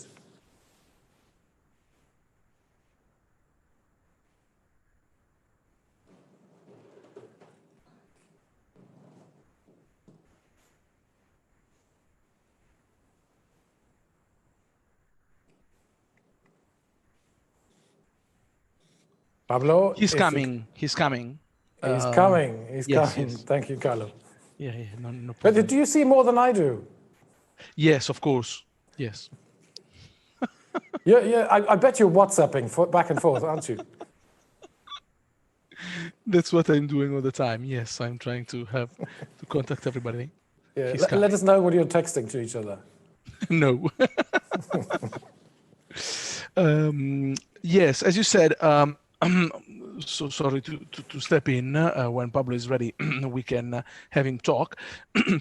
The results of this competition is going to be are going to be published before the end of the conference. Mm-hmm. We are also going to have another session at between 11 and midnight for our Australian friends today. Very good. Central European time. And I was asked by Aida to say that if there are people who want to add a language and who want to help us doing this, can contact me or the LTA group, and we will be happy to have them on board. Okay, do we have a contact address, or should they just write into the chat? Well, mine is carloeugeni@gmail.com, but there are other email addresses around, or they can contact us via the LTA project.eu website. Okay. But I see Pablo, so I will stop. I see him too. Leaving the floor. Hello, Pablo. We Hello, just introduced you. We're eagerly waiting for your session, so you can go right away. Okay, I'm going to share my screen. You can go ahead, I was going to say. Hopefully you can see it now. Yes. Is the sound okay, yeah? Sounds fine. Brilliant. Okay, here we go then. Well, thank you very much for the invitation, and congratulations on organizing this event, also with so many people so well attended. So the talk today, I'd just like to cover a little bit about the current state of affairs in terms of live subtitling or speech-to-text interpreting. We can maybe talk about this as well. Developments in the field and future pathways towards research and training, perhaps. So these are the contents of the talk, and I'm hoping that it can trigger a little bit of discussion at the end as well. Well, I'd like to first of all present a little bit of a map of where we are in terms of the different applications and uses of live subtitling. I'll cover intralingual and interlingual live subtitling. Two little stories about some kind of issues that have come up lately, and some final thoughts, reflections for further discussion. So let's start with a map. And this map is one that I have worked on with Franz Butaka, who may be amongst the members of the audience today for the ILSA project. It's a little bit complex, but I think it's worth going over it just to take it up a little bit later. Now, whatever we call what we're doing, could be live subtitling, live titling, or speech-to-text interpreting, is placed around here. That is somewhere in between translation and interpreting. There is a simultaneous nature to it, as we can see here, that is shared with simultaneous interpreting. We are in the immediate, live, or real-time realm, if you like. There is an issue. There are connections with translation as well. Obviously, audiovisual translation, perhaps leading towards the idea of live subtitling. There is the intra and interlingual. I mean, you can see it up there. We have different colors for it. So I'm just going to focus right now on intralingual, which I've just circled in green. And there we have different methods, as we all know: QWERTY, stenotype, velotype, re-speaking, and of course, automatic speech recognition. So just focusing on the intralingual at the moment, leading down to whether we're looking at TV, educational, legal, medical, conference, corporate contexts, right? So I'd like to focus on the intralingual and give some research data, some results that we've obtained lately, and then I'll come back to the map again. So about intralingual then, obviously there's the, from the point of view of the human methods, the methods involving the human, we can see in a consolidation of re-speaking in different countries. In the US, for example, we see that what they call voice writing, which we call re-speaking, it's gaining ground in the US and in Canada, for example, where there used to be a majority of stenotypists. But then, of course, we have automatic speech recognition that is being used right now on TV, for example, amongst other contexts, but on TV for live subtitles in the same language. There's a gradual rollout of this technology in three ways from what I have seen, of course. Just the rollout as it is. Sometimes there are some tests before where they test the quality of the accuracy produced and then they roll out. And in other countries, first they roll out and then they test. We're seeing this quite often, actually. So let me just give you some examples of where we're seeing this. There's a project that has just been awarded. It's called the QualiSub project, and it's one that we are going to be working on for the next 3 years. It's funded by the Spanish government, and we are aiming to assess the quality of human and automatic live subtitling. In this case, it's going to be intralingual mostly, with regional languages in Spain, Galician, Basque, and Catalan, Spanish as well, and in the US, the UK, Canada, we may look at English as well. We will look at English as well. So University of Vigo is leading the project. We have another university, Jaume I, looking at Catalan, Valencian. We have the Basque Country looking at Basque, and we have Nazaret Fresno helping us as well from Texas. And then we have public broadcaster in Spain, RTV, Vitag is going to be supporting us as well from the US, big captioning company going through some changes now, and AppTech as well, and maybe providing with some technology. Now, I'm going to present some of the results that we've been obtaining even before the project started, really. Just to give you an idea of where the technology, automatic speech recognition, seems to be at the moment. In the UK, with Nazareth Fresno, I've been looking at a situation where there was a test before the rollout. So we analyzed what a large broadcaster gave us, 60 minutes of live programming. You can see what kind of programming we looked at. And here we looked at ASR, yeah, automatic, for English to English live subtitling on TV. We tested 2 different ASR engines, and we used the NAM model to look at the accuracy, yeah. Okay, so the results, we can see that the different genres are there. I'm giving you the 90, as you know, 98% is the pass note in the NAM model, but I'm rescaling it to a 1 to 10. So the results were not very good. 0, 0, 1, 3 out of 10 was the best one for kind of this investigative journalism. And we'll see why the results were better in this genre than in others. So that's what we obtained there. Accuracy for these 2 ASR engines was not ideal. It was only acceptable in samples where there was one speaker, as you can imagine, well-organized and articulated speech, clear intonation and clear delivery. It was low in samples with multiple speakers, spontaneous segments, background noise and accents. Punctuation and misrecognitions were the most frequent errors. And there's an interesting thing here because most errors were minor. That is, as per the NAM model, they were not impacting on comprehension. You could still guess what was meant, but there were so many minor errors that it gets to a point where it becomes messy. One by one, you could still tell what the original is, but there's an effect of aggregation there where so many errors that do not impact on comprehension get together. You know what happens there. So this needs to be tested as well with users, of course. So that's for the UK. In the US, again with Nazareth Fresno, we looked at another situation of rollout first and then test. As you know, in the US, there's been quite a bit of an uproar by the users as well regarding the quality of ASR for English to English TV subtitles or captions. We looked at more clips here, 18 clips, news, chat shows, and entertainment. Vitag provided the samples, and here we compared steno-made, re-spoken, and automatic captions. We used the NAM model, and here are the results. Steno got really good results, 99.07, so that's an 8 out of 10. It was very, very good. Re-speaking was good as well, 98.65.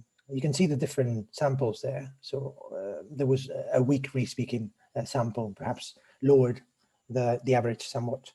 And then we have the automatic. In the automatic, sorry, it's been covered by my, in the automatic, you can see that, again, the results are not ideal, not very good.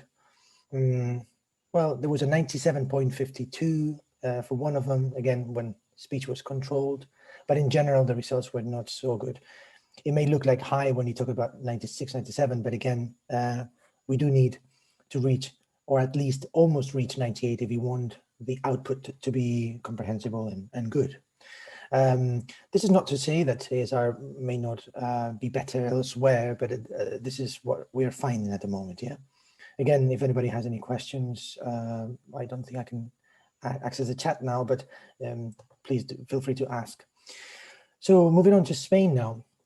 In Spain, what we've done is we've done a pre-project, so to speak, with the public broadcaster. Again, they are rolling out and then testing. They've been using Spanish for a while, but now they're doing 2 15-minute kind of news programs or segments of news programs broadcast with automatic live subtitles in Galician, Catalan, and Basque as well, 3 regional languages in Spain, plus the automatic Spanish. Now, the concern here is that they've asked us to look at that and to assess quality, which is very good. So they're looking for different kind of research institutes to look at different languages at the quality assessment of them. but of all the automatic, that is, yeah, because in Spain, I'd say 90% of live subtitling on TV is respoken, but this is, you know, the entrance of automatic is happening. The problem is that they are not allowing us to use a NER model. We're using the WER model, which, as you know, is a little bit cruder. It's focused on words. So the reports that we can give them is, yeah, well, there's a problem with numbers, you know, are being misrecognized, or with prepositions, but that's just focused on words, not on comprehension. So to me, what it says is that the input, the feedback that we give them is useful for them perhaps to improve the software, but not to tell them how far the software is from aiding comprehension, yeah, from being accessible to the user. So it's more focused on words, and therefore on the improvement of the engine than on user comprehension. And I find that a problem. And I wonder if this is something that's going to happen if we go down the WER route to assess the quality of automatic speech recognition. So for us, I mean, this work has been done by Maria Rico, PhD student, who this is part of her thesis. You've got her contact there. So we sent this report to the main broadcaster about Spanish and Galician, in this case, mostly Galician. But she had looked at Spanish before, and these are interesting results. Before I move on to the Galician bit, in Spanish, Maria Rico, as part of her thesis, looked at 42 samples, much more than I've ever seen in terms of assessment of automatic live subtitling. There's a huge sample, 10-minute segments. And interestingly, she actually got an average rate of 98%, that is a 5 out of 10, for fully automatic subtitles, Spanish to Spanish. And we were looking at that yesterday, and I mean, she has all the results, but 65% of the samples that she looked at actually reached over 98%. So that's interesting how it seems to be working really well, or quite well, for Spanish. Obviously worse than human, but better than maybe in other languages. Okay, next. We are looking at Galician. Now, so far, Galician is only good with very controlled conditions. Here you have some results that Maria can kind of elaborate on.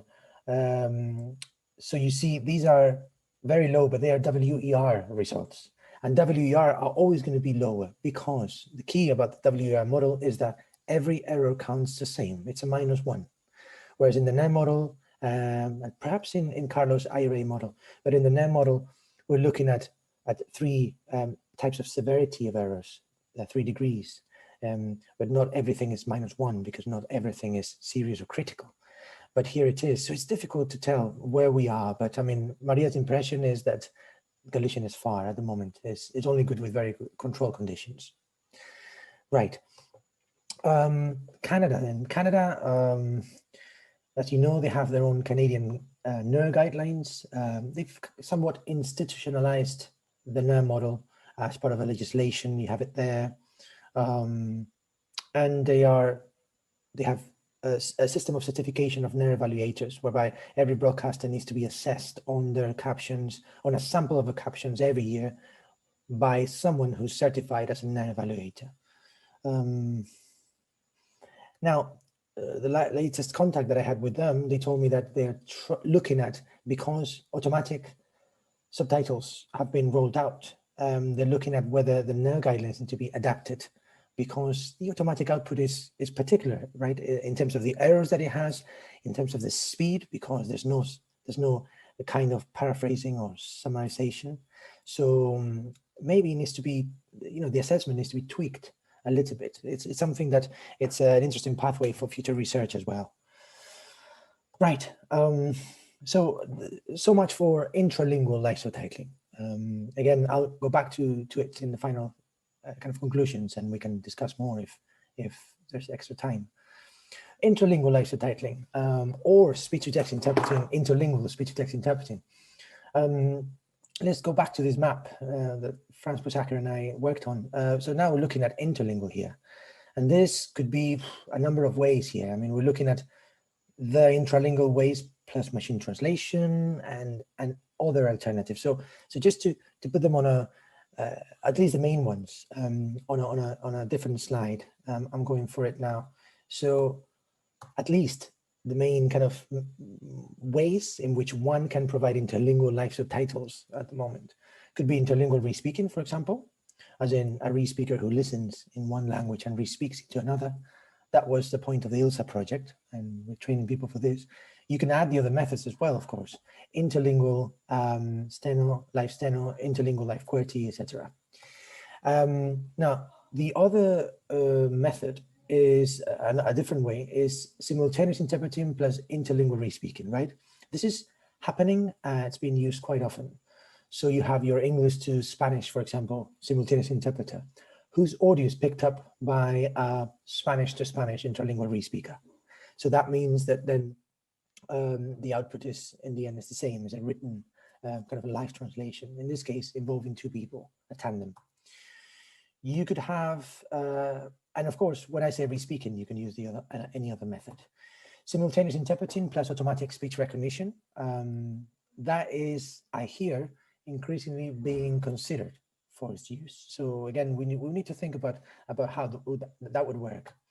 Another one would be intralingual re-speaking. So I do my English into English re-speaking or steno, and I machine translate it into the target language.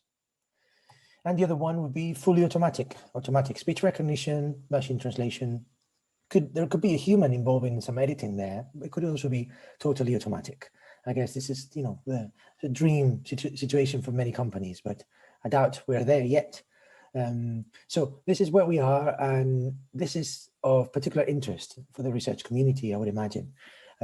Carlo, as usual, has been one of the first ones to look into these methods and calculate accuracy, if I'm not mistaken, with the IRA model, looking also at speed and delay. And he tested simultaneous interpreting plus steno, that is simultaneous interpreting plus intralingual steno, or just the one person doing interlingual velotyping, or intralingual velotype plus machine translation, intralingual re-speaking plus machine translation, and the last one, oh, sorry, there we go. The fully automated method with automatic speech recognition plus machine translation with human live editing. Well, this is where we are. I mean, you can see that the, sorry, just the batteries. Just a second. I'm just turning on my battery.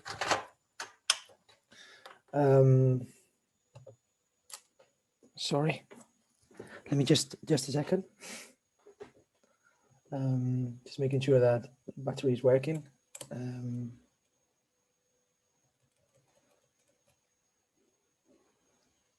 Give me just a second, sorry. I'm just going to plug in the laptop. I'll disappear for a second and I'll be right back. There we go. Okay, that's better. Sorry about that. So let me just get back to my presentation.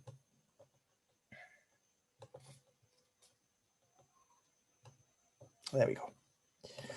So as you can see, the results, well, obviously the FAIR method, you have good results for simultaneous interpreting and intralingual steno, not so good for intralingual velotype and machine translation. I think it's worth looking at Carlos' publication in detail to explain why there's the difference in the results. But speed and delay are also important. We shouldn't forget here the fact that we're involving either one person or two people, and this makes a difference in delay as well, whether it needs to be edited or not. I think the point here would be, you know, companies need to know that this is out there, that this is happening, but also what everything involves in terms of, you know, what do I need for a particular job and what each method can offer, right? Again, I refer you to Carlos' publication about it. Like I said, this type of research, I think, is particularly valuable at the moment. In the forthcoming IATIS conference, there's a panel that I'll be convening with Franz Butaka on interpreting for access. And there are 3 talks that will deal with this. One is going to be testing the quality of different live subtitling methods, the ones that we just seen, English into Spanish. Then there's going to be English into Italian and Spanish into English. So that's going to be Luis Alonso from UVigo, Alice Pagano, and Haley Dawson from the University of Roehampton and Surrey. So I think at the moment, this kind of research is particularly interesting because it gives us an idea of where we are and where we can be. Okay, a little bit more then on this. Let me just move on to the next part. The reason why I'm talking about this is because I can see, I mean, I don't do much professional interpreting myself, but I do some, and I can see how things are changing in an interesting way. I'm just going to talk about my particular experience, which is very limited, but I tend to do, or I used to do a lot of interpreting, on-site interpreting for film festivals, like the one you see there. So I'll be taking notes and then relaying what the actor was saying, Spanish into English, English into Spanish. And I used to do that on-site and mostly either consecutive or liaison, depending on how long the segments were, not really simultaneous there. And you can see there, you have to take your notes and you speak, and that was that, right? Now, with the pandemic, when those festivals contact me, for example, for that kind of job, things have changed a lot. So the London Film Festival in 2020, so they would call me for different talks where you have a filmmaker here in Argentina, and then different interviewers in the UK. Filmmaker doesn't speak English. Interviewers don't speak Spanish. Sometimes there'll be 50 people in the same Zoom chat. One of them speaks English, many other languages. And for this particular job, for example, I was told, right, if Francisco, Argentinian, speaks, please give us your translation out loud, right? They wouldn't call the different modalities, they would just say that. So I took it, okay, then he speaks, and then I do a consecutive or liaison out loud, right? But then, they said, and ask him how he wants to get his translation. And I said to him, do you want through audio? And he said, no, it'll be too messy. Can you just write it in the chat? And of course, writing in the chat means doing speech-to-text interpreting, right? Re-speaking in this case. So I'll be re-speaking what the interviewers were asking in English. And as you can see, I would just re-speak it into the chat. You have it on the right-hand side of the screen now. Sometimes it was simultaneous, sometimes it was a bit more consecutive. But what I mean by this is that really speech-to-text interpreting, in this case through re-speaking, is just one more string to the interpreter's bow, right? And that you may be asked to do that suddenly if someone says, I'd rather receive it on the chat. So I wouldn't see it as a threat to other types of interpreting, but as a complementary, as one more type, right?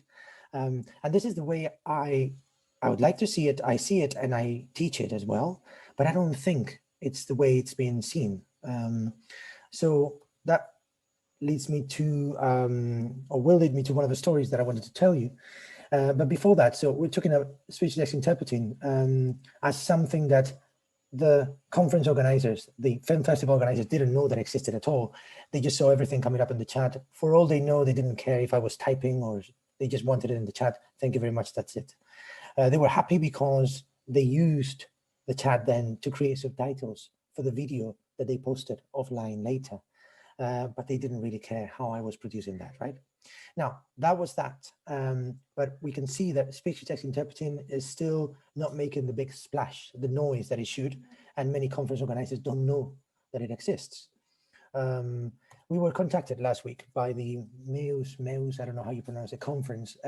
Basically, the Model European Union Strasbourg organizes this mock EU conferences. And they said this year we want to have speech-to-text interpreting. So, you know, we're going for it. It's a good point of entrance towards the European Union as well. And they asked, okay, we want to do this. We don't mind if we do it intra or interlingually. We just want to do it and know what it involves. And here I asked people I tend to work with, Daniela Eichmeyer, Nancy Guevara, Jacobo Currais, Haley Dawson, who are doing interlingual speech-to-text interpreting. And we were looking at some issues that need to be taken into account. So working hours, then, or working time, if you like. We're looking at no more than 15 to 20 minutes for an interlingual re-speaker by themselves, and then being taken over by another one. Yeah, so working in pairs. That's the team working in pairs. Also, there was a mention of, well, if the topic is too specialized, we'd rather have a simultaneous interpreter, and we do intralingual re-speaking from that. Equipment, a lot of people are asking for Zoom to be the platform, but it's not always the best platform for this. And also technical requirements, and then the fees. Well, it's tricky as well, but in the ILSA project, we looked at if we have simultaneous interpreting fees as the benchmark, the 100%, then 80% of that maybe would be what you would pay an intralingual re-speaker, 120% maybe for an interlingual re-speaker, so 20% more. Then again, this varies across countries, so I hesitate to give figures or anything. But we do believe that interlingual live, interlingual re-speaking, for example, should be paid more than simultaneous interpreting. Interestingly, simultaneous interpreting fees tend to be half a day, 1 day kind of fees often. We're seeing that interlingual re-speakers are increasingly wanting to charge per hour because very often it'll be an hour or two that they need to do. Okay, so the first little story then. In this attempt, in our ongoing attempt to raise the visibility of speech-to-text interpreting, we were part of we were invited to a meeting by the ISO Simultaneous Interpreting Delivery Platforms kind of discussion. And what we wanted, that was Daniela Achmeyer and myself. Daniela is here. She has her company, Delphin Interpret. And what we wanted was just to include at least a mention to speech-to-text interpreting there in the ISO as something that exists and something that, if we're looking at platforms, which is what they're looking at, was particularly relevant. All we met, I would say, I don't think we were very successful. We met a great deal of reservations with regard to speech-to-text interpreting. So just to say, for example, that some of the arguments where speech-to-text interpreting is not interpreting or is done by machines, as in, you know, this is going towards the automatic type of route. There's also the idea, and this was repeated several times, I've never seen an example of high quality speech-to-text interpreting. Again, this is difficult to, I mean, what can you say, right? If you have seen it, well, I have, so what do you do about it, you know? But obviously, we're doing something wrong when this is so unknown, apart from the fact that there may be other factors taken into account, but this is a true reflection of what happened there. So what we did was we sent them an example of speech-to-text interpreting that maybe I can share with you here.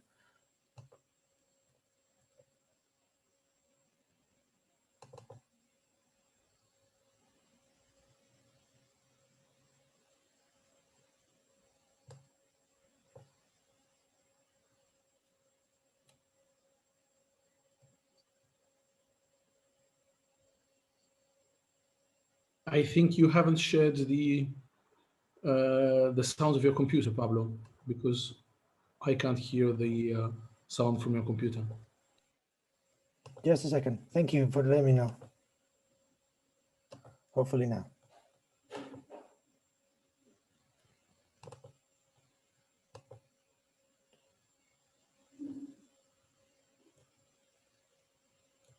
Just a second. Coming out there. Perhaps now? Let's see. It does. Gorda, punto. Abrir X. Wow, coma. Estoy gorda. Cerrar X. What am I doing with my life? Solo tiene 19 años, punto. Abrirín. ¿Qué hago con mi vida? Cerrarín. Me gusta, punto. Abrirín. So, I mean, you may be very familiar already with this, but I don't think they were. And the point is, if we go back to what they were saying, speech-to-text interpreting is not interpreting. I really thought, you know, in what way is this not a form of simultaneous interpreting, really, right? So there may be, like I said, other factors, other reasons for this reservation. We're looking at a committee where you have people working on simultaneous interpreting, but also on sign language interpreting. It's hard to see how this cannot be considered as interpreting. So I think, you know, we'll keep kind of pushing for this, but this is a step that we haven't, a bridge that we haven't crossed yet. I guess wanted to say that. First story. And the second one is about the European Parliament. As you may know, there's a public tender that was released in 2019 for a live speech-to-text and machine translation tool for 24 languages. Now, the idea here is that the tool should include ASR, text recognition, and machine translation at the very least, right? And the objective is to provide an automatic transcription and translation service for parliamentary debates covering the 24 official languages used by the institution. What the Pen wants to do is to select companies that have the technology and then choose one that will have the best technology for both, for automatic speech recognition and machine translation. And if you look at the tender, at the documents, it says, in order to produce different language versions of its written documents, the European Parliament maintains in-house translation service, one, and there are interpreting services that are provided for multilingual meetings. So the written translation and the interpreting services, right? And now they say, well, despite the efforts, deaf and hard-of-hearing people are not served. And now comes the human bit. Subtitled by human transcribers, we're talking about live subtitling here. With a high degree of multilingualism required, is a highly resource-intensive task. Therefore, we're looking for automatic live transcription of parliamentary debates to make them accessible.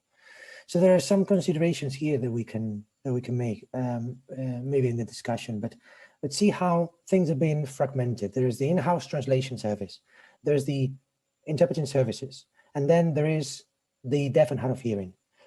There, live subtitling, a bit too expensive. Let's look for automatic live subtitling plus machine translation, right?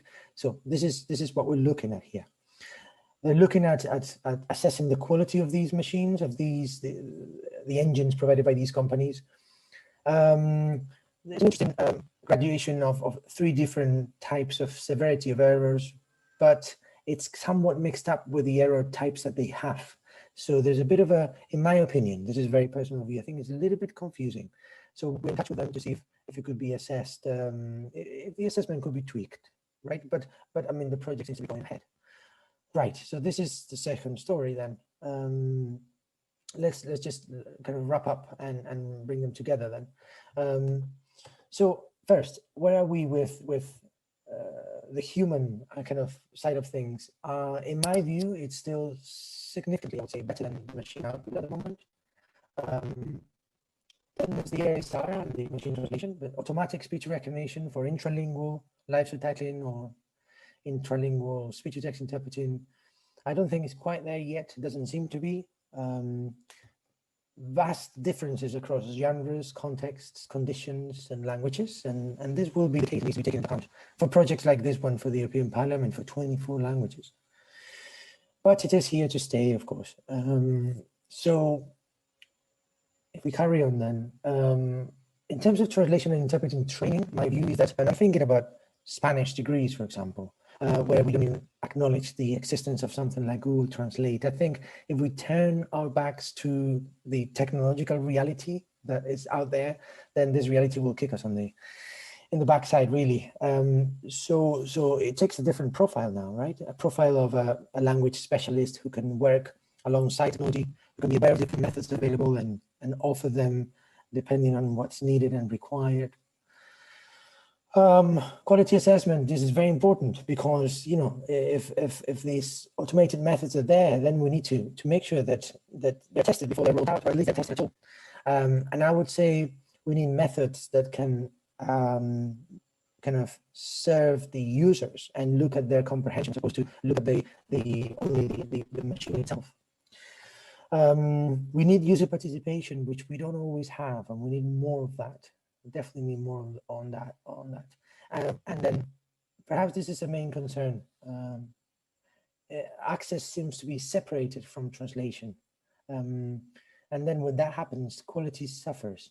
So access may become, if they're separated, if we're looking at, oh, here's written translation, here's interpreting services, and here is kind of live subtitling for deaf and hard of hearing people, then access may become just a box that you tick. You put, you know, a fully automated method, and then let's see what happens. But wouldn't it make sense to integrate it all, since everything, as mentioned in this film festival, is more integrated than anything else now? So three words that for me, and I'll finish with this, are very important. First, quality as usual, but we need to keep testing this. So if this works, yeah. So we have, I mean, I guess, Mars or IRA rather, but we need to keep testing. But we also need to look at the recognition of what we're doing. And here I wonder whether calling it live subtitling in some contexts doesn't help. This we heard in the ISO. They said, oh, well, this is just subtitling that you're talking about. And by that, they meant intralingual, they meant not really interpreting, they meant accessibility, very good, very admirable, but not quite what we're doing here. But we know that the process involved there is one of interpreting. So should we use speech-to-text interpreting more often? I can see how the interlingual speech-to-text interpreters, actually interlingual speakers I'm working with, are signing off their emails as speech-to-text interpreters. And I think that helps them in their recognition, in their fees and everything else. And then there's this issue of integration. I mean, we cannot fragment all these realities, but there's a wide notion of access that prevails now, where access and translation are very much entangled. And this goes back to the map that we talked about. So if that is the reality, then should an institution that is looking at translating and providing access not think already in an integrated manner, because you're translating and you're providing access and you're interpreting and you're given a transcription service as well. So all these things are related. If we fragment, then access will suffer. The users who need access because they don't have access to the audio, and so people with hearing loss will receive poorer quality. And yeah, the box may be ticked, but it doesn't mean that, I mean, the quality is there, but, you know, as some people say, you know, we're all equal, some are more equal than others, you know. So I think we need the integrated vision if we want to provide a high quality service for as many people as possible, if not for everyone. I think that's what I wanted to say. I don't know if I've gone a little bit over the time, and I'm sorry about that. If you have any questions, happy to answer, and just, you can reach me by email. I'll put it on the chat now if it's not there. Thank you very much.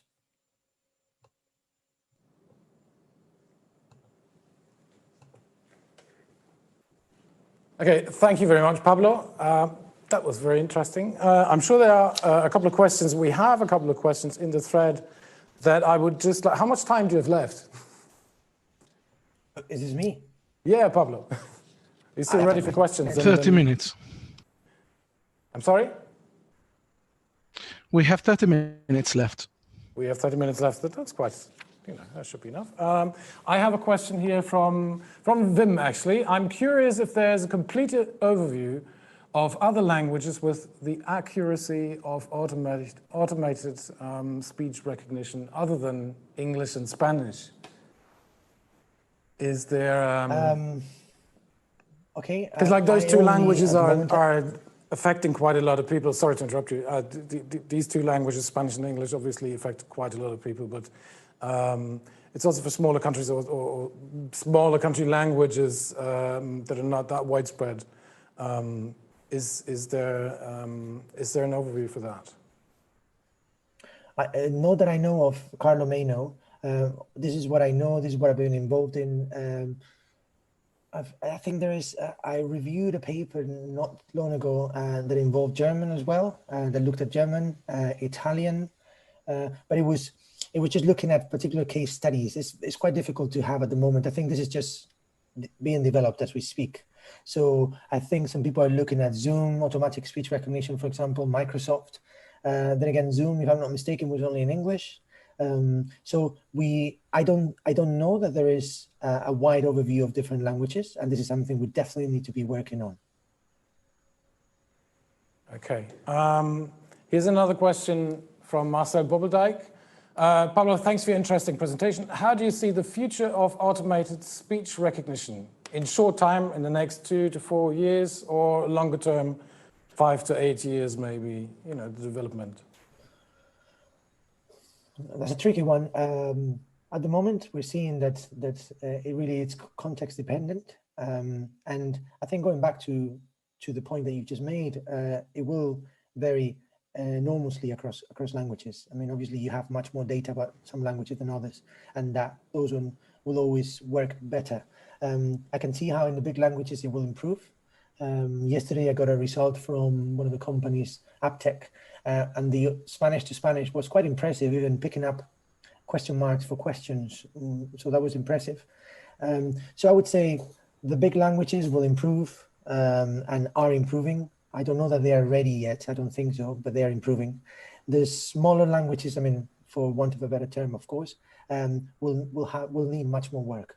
Then that means that there's going to be an attempt, I think, by some companies to have, for example, simultaneous interpreting plus automatic speech recognition. And that may or may not work depending on the clarity of a speech, the people speaking, the context, etc. So it's always going to be context dependent too. I don't know that we'll have it in 6 years, we'll have an English engine that can work on any context with a 98%. I think that's tricky because there are noises and overlap speech and stuff. And there's one more thing as well, Marcel, which is I see very little, if any, work being done on automatic rephrasing, paraphrasing, or summarization, which means that automatic speech recognition is verbatim. There are some reductions that we found, but just because the engine gets caught up. But in general, every word is attempted to be transcribed, which means that then if I speak very fast, as I usually do, I hope I haven't done today, then all the words will be subtitled and readability and legibility will suffer. So that's an issue that we need to look into, which is why reading speed should be measured, factored in the idea of quality as well, especially now. I hope that makes sense, Marcel. It does, it does. So basically, the next question from Marcel Bubbeldijk is then, how do you see automatic speech recognition for small languages, such as Danish or Dutch, or even languages that are actually spoken in one country only, and that country is particularly with very few speakers? Well, I don't have experience with that, but I do have experience with Galician, for example, right? I mean, Galician being a language spoken by 3 million people. And what you get there is the results are worse. They are significantly worse. So the only way for Galician at the moment to be used like that, it will be for extremely controlled, really controlled conditions. And that's still impressively good, but definitely cannot be used in anything other than those conditions at the moment. So I think it needs much more work. And I would imagine that a similar situation may be found in other languages that have not been worked on and for so long, as English, Spanish, and Italian, etc. Okay. Do we have any more questions from the auditorium, maybe? There are quite a lot in the chat, but it's difficult to see because I have to scroll back. I don't know. Yeah, it's comments and questions sort of mixed up, and then.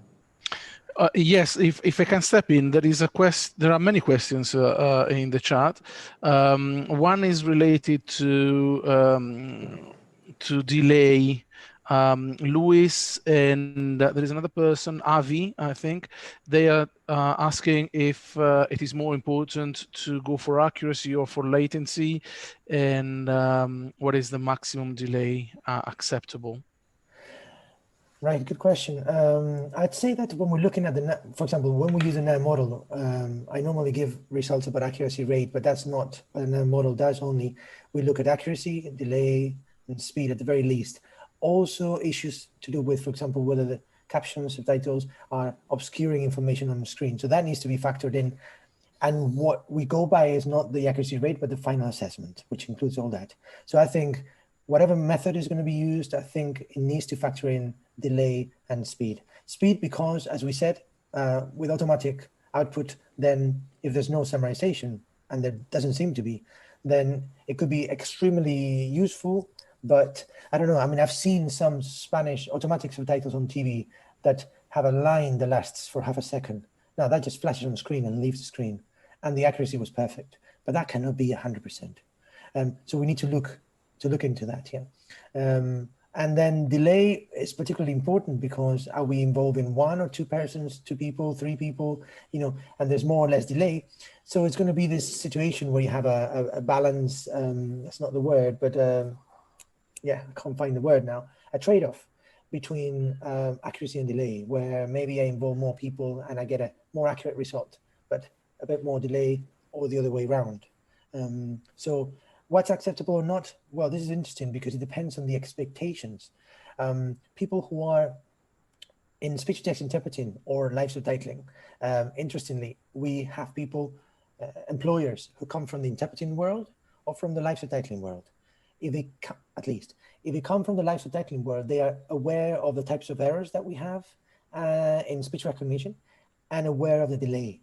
But when they come from interpreting, then their expectations are higher and they say, well, 4-second delay, that's too much. And we say, well, 4 seconds, it's almost unavoidable to have 4 seconds if you're re-speaking. 4 to 5, it's okay. Almost up to 7 is acceptable in re-speaking. And some countries have more. But of course, if you come from the interpreting side of things, you may not find it acceptable. So we're bringing together two realities that have different expectations, and it's an idea of kind of informing, educating the clients and letting them know what's out there, and then they can choose. Let me just ask you a follow-up question about delay, particularly in connection with interlingual live subtitling. I've heard that in Belgium, for instance, a lot of stuff is being subtitled live from Flemish into French and vice versa.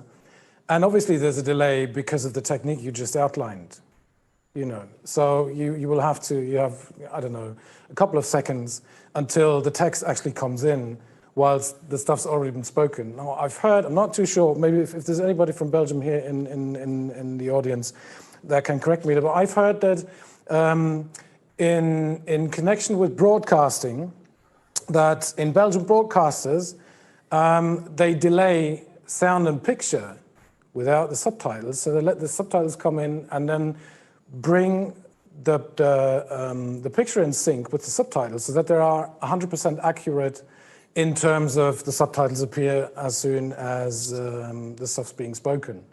That's right.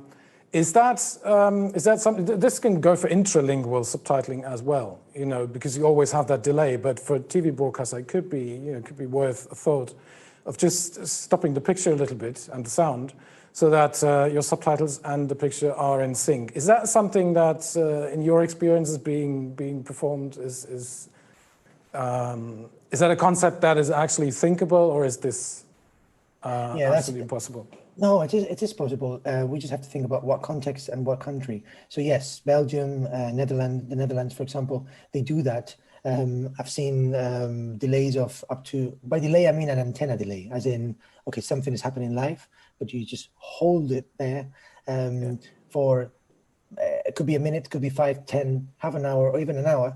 Then you prepare everything, depending on how much time you have, you can prepare more or less. And then you broadcast as live, but it's not live. So in countries that have managed to introduce that for some programs, and then that's fantastic, obviously, because you get very good quality of something that is shown as if it was live. Fantastic. When I was in the UK with Ofcom, we tried to suggest that, and broadcasters reacted against it because they said, well, there's, for the programs that we're talking about, there's so many things that we want to have live.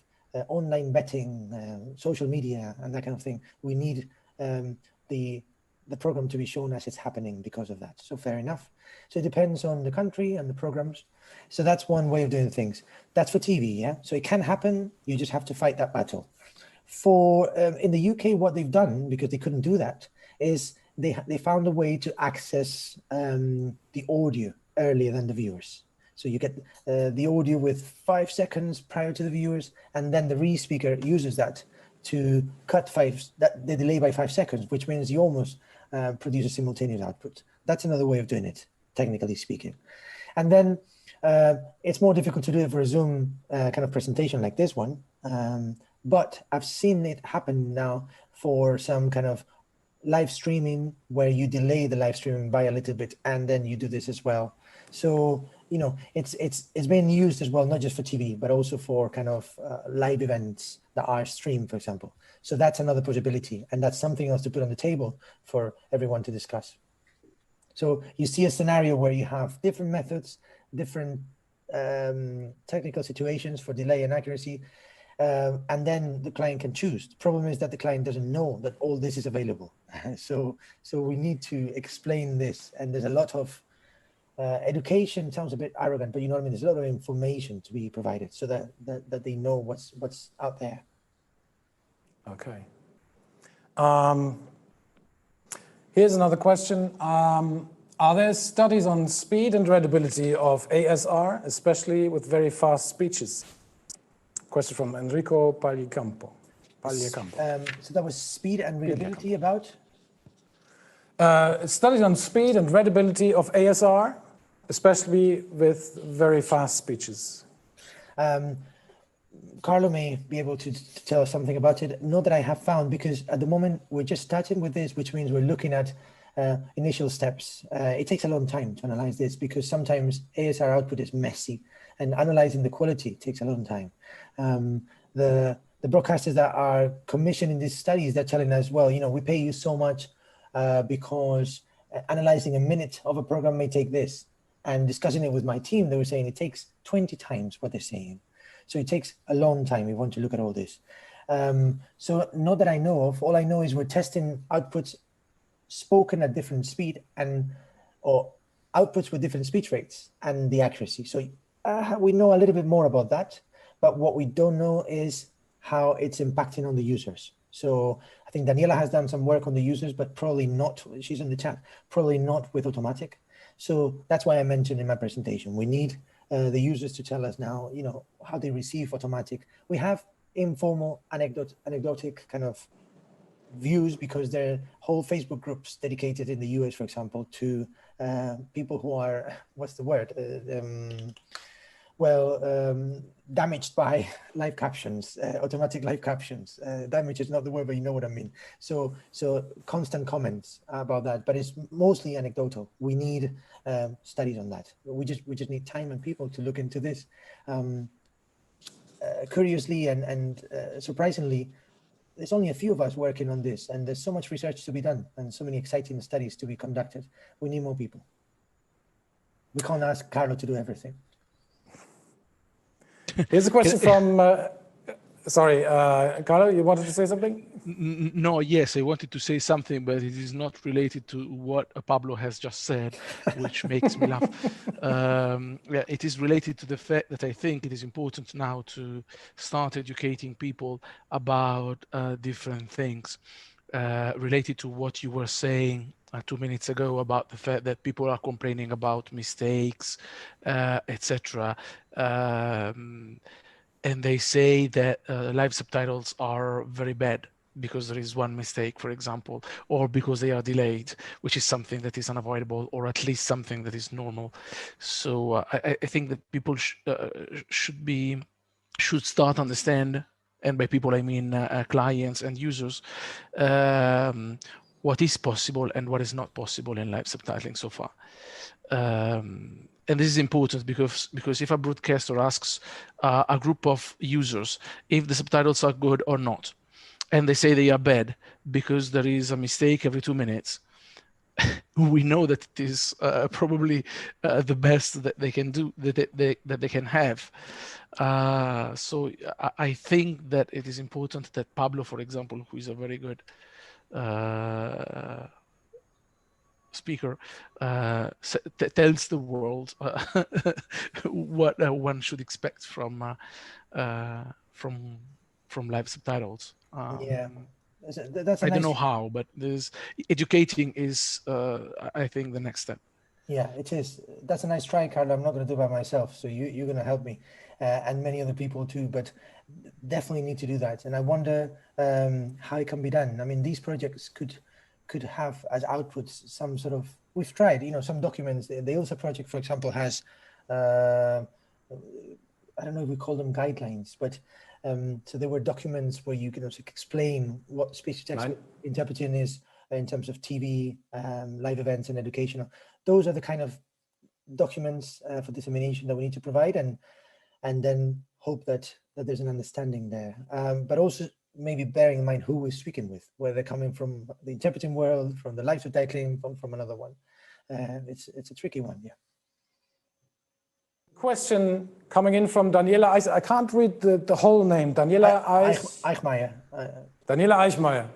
Welcome. You're the first person to actually ask a question live in Hi. this show. So No, please, hi, how are you? go ahead.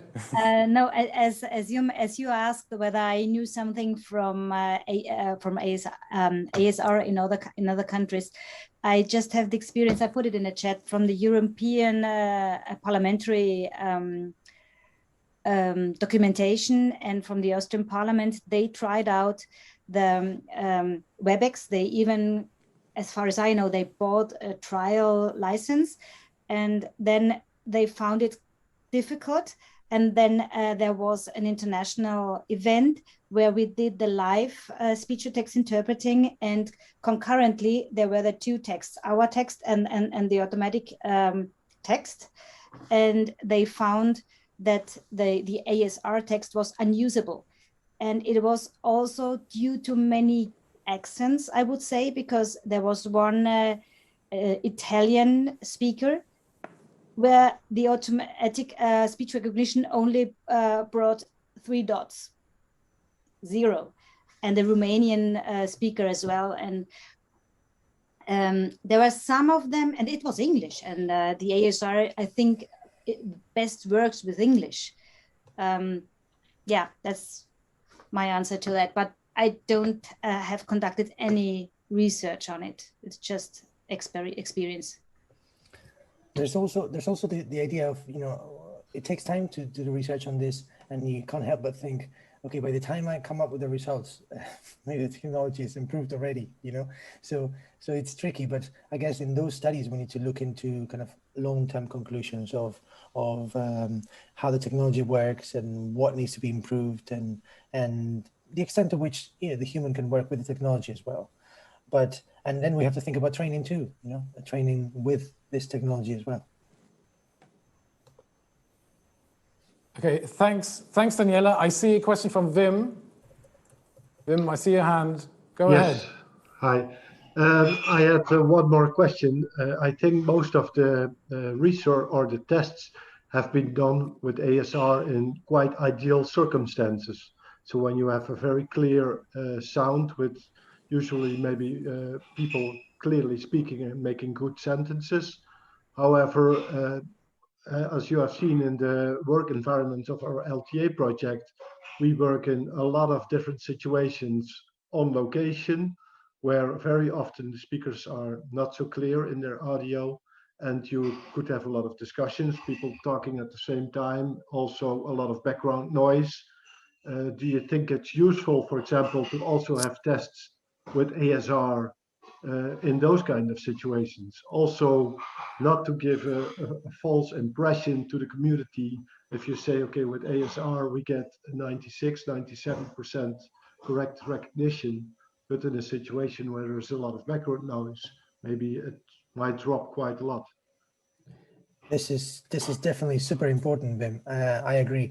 The problem is that for that, we need large studies with proper funding that can allow us to, because we can't start from there. We can't start from a very particular situation, because then we will get the other criticism, the other type of criticism, saying, okay, yes, this was bad because you tested in the worst possible conditions.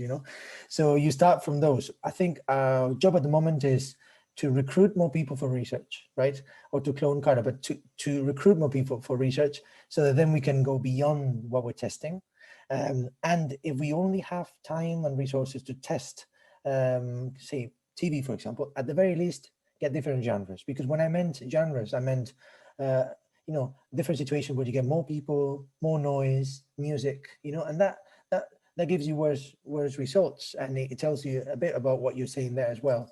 But I agree. And when we do provide the results and present them like today, then we do have to say these are weather conditions. That's not to say that in other conditions, because professionals like you know exactly what the issues may be.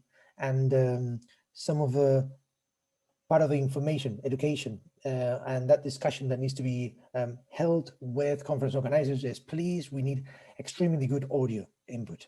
And sometimes you don't have it. So, if it's a problem for you, or, so much more for a machine. Okay, Thanks very much for that. I would actually like to gather all the participants of today's conference into the chat and somewhere into the limelight to just get a closing thought from everybody who took part in the conference today. But first, I would like to ask Carlo if you can announce a winner of the competition. Well, yes, Alessio is going to announce them because he has done all the job. So I will not take the merit for this. Thank you. Okay, so I've done two very professional things today. First, I've took up my suit because it's too hot in Italy today to be wearing a suit. So you will excuse me for that. Second, I put the first 3 participants in a Word file because that's the best that could come to my mind, which I'm now going to share with you, and I'm going to reveal the names as we go, so we'll at least get a bit of suspense as to the final classification. So please, I'll share my screen. I hope you can see my half-open Word file. So, yes, we do. Is everybody ready? The results of the first official Mars competition are as follows. The third place, I would say your language, not your country, because I don't know your countries. Typing in Hungarian is Tamás Tanai. So thank you, Tamás. He had a Mars of 631 and accuracy of 95.30%. Then for second Sorry. place... Sorry. 631 characters per minute, right? It's characters per minute. Yeah, I'm sorry. Okay. I'm going to do the calculation for words, so I can tell you that. 631 divided by 5. Words are 126. So second place, typing in French, is Victoria de Philippis Lazaro with a Mars of 675 characters per minute, or 135 words per minute, and accuracy of 98.80%. And by good margin, the winner of the first official Mars competition, typing in German, is Daniela Eichmeyer-Hell with a Mars of 752, or in words per minute, 150, and an accuracy of 97.21%. And these are the first 3 results of the competition. So thank you for taking part. I'm sorry there have been some problems with the audio, which is the last thing I expected to have problems, because the correction algorithm didn't have any, surprisingly, but the audio did, which is something I cannot control. So I'm sorry about that. But thank you for participating. I will be using your results to further improve the software, and I hope we can make steps forward. That's all. Thanks very much, Alessio. And congratulations to the 3 contestants who ended up top of the list. We're now almost at the end of the conference, but of course we have some time left for an open discussion and a few closing thoughts, I would say. So I would like to gather everybody, as I said, from this conference to share with us their closing thoughts. I would like to start with Pablo because I think he's a little bit short on time, so you can have the last words. About where we are, about what we have seen? About what we have seen, about the LTA project and what comes to mind. Okay, so the LTA project, I think it's fantastic. I think it's extremely positive that over the past years we've had 2 projects looking at live subtitling. They are really good because there's no really complete overlap between them, but they're very complementary. And I think it's helping us to make a little bit more noise. And also I'm very glad about the LTA project not just covering re-speaking, because sometimes we tend to just think about live subtitling as a purely kind of re-speaking business. So it's very good that we have Velotype there as well. I think these are not kind of only research-based projects. There's a teaching training component, which is fantastic because that plus the idea of not having to, using public funds to make everything openly and freely available is particularly good. And I like the LTA approach as well in terms of how they have kind of staggered the training. So I think it's really, really good that we have these resources. And now that we have that, and I don't know exactly when the project is finished, but I guess very soon, it shouldn't stop there. So there's this bridge to be gapped. The other way around, right? There's this gap to be bridged. So we do need And this is very important. Otherwise, it'll be almost kind of, we won't be achieving our aims. We need to make sure that the world out there knows that this is happening. They don't see it as a threat, for example, the interpreting community, but as an opportunity. And they understand the limitations of what we're doing as well. So I think, this is helping. And the fact that we have over 100 people here listening to all this, it's very positive. So I think it's just all about making the right noises now. Thanks very much, Pablo. Thanks very much. Just want to have all the other LTA partners join in for your last comments and what impact the LTA project had on you. We can start with, I can see Carlo, so you could be next. Well, I've spoken a lot, so I will give the floor to Rocio, who is the leader of this project, whom has coordinated all this fantastic experience. And thank you all for participating. Thank you, Alfred. Rocio will be last. How about Wim? Yes, no problem, even though you have heard me a few times as well before. But I just want to confirm again that I'm very, very happy that while the whole project took place, and exactly what Pablo was just saying 1 minute ago, that maybe this is just a first step, and that from here we can have more projects like these, but also have the world known about live captioning, that it exists, and the use of it, and indeed that nobody should be threatened by it, not the interpreters or the sign language interpreters or whoever. So I really hope that also the institutions and the education picks up the materials and starts integrated in their program, and that maybe in a few years' time we will have a lot more colleagues like myself. Thank you very much. Thank you, Wim. Is Aida still in the auditorium? Aida, do you want to say a few words? Yes, I'm still here. I think it will be fine if Marcel takes over and say a few words from the European Federation Hard of Hearing. Okay. Marcel? Okay, thank you. It was very great for Aida and me to participate in this project. And of course, it was for us a lot of work, and also for all the other parties. And I will thank them for all the great support that they have given to us. And I hope that Wim have over 5 years much more new colleagues all over the world, because we need really more speech-to-text interpreters in education, supervision, at work, on television, in cultural life, in the theater, because it is very important that the many millions, and then in the Europe we talk about more than 81 million hearing people, can full participate in the society. So this project is extremely important for the future when we're talking about new speech-to-text interpreters. And I'm very happy that also some of our members have participated in this project from outside Europe.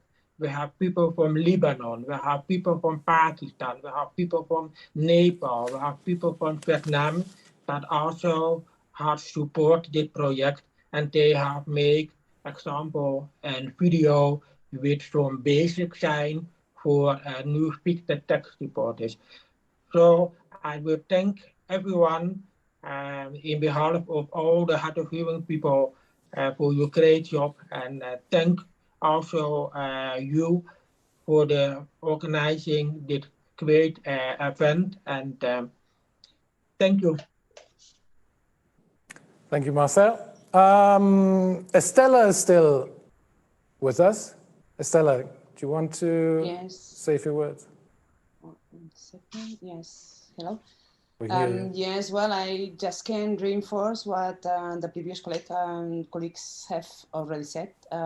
Actually, The purpose is to train people, as Pablo already mentioned. It's something that it's neat. Carlo also said.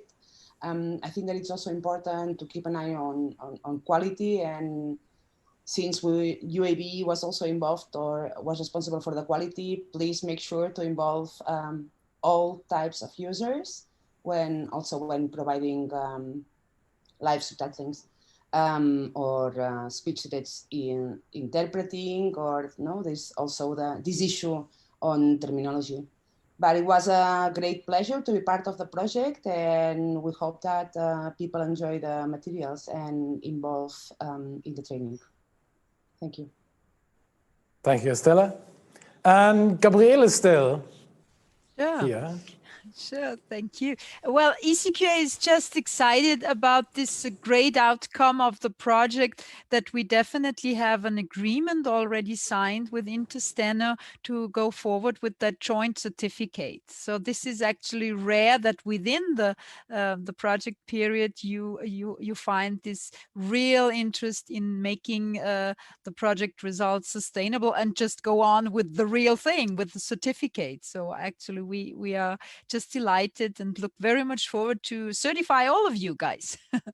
So if you're interested, please just reach out, and we will also reach out to you and keep you informed about the possibilities of doing a self-test to check out your level of skills and competences, and then go for the certificate.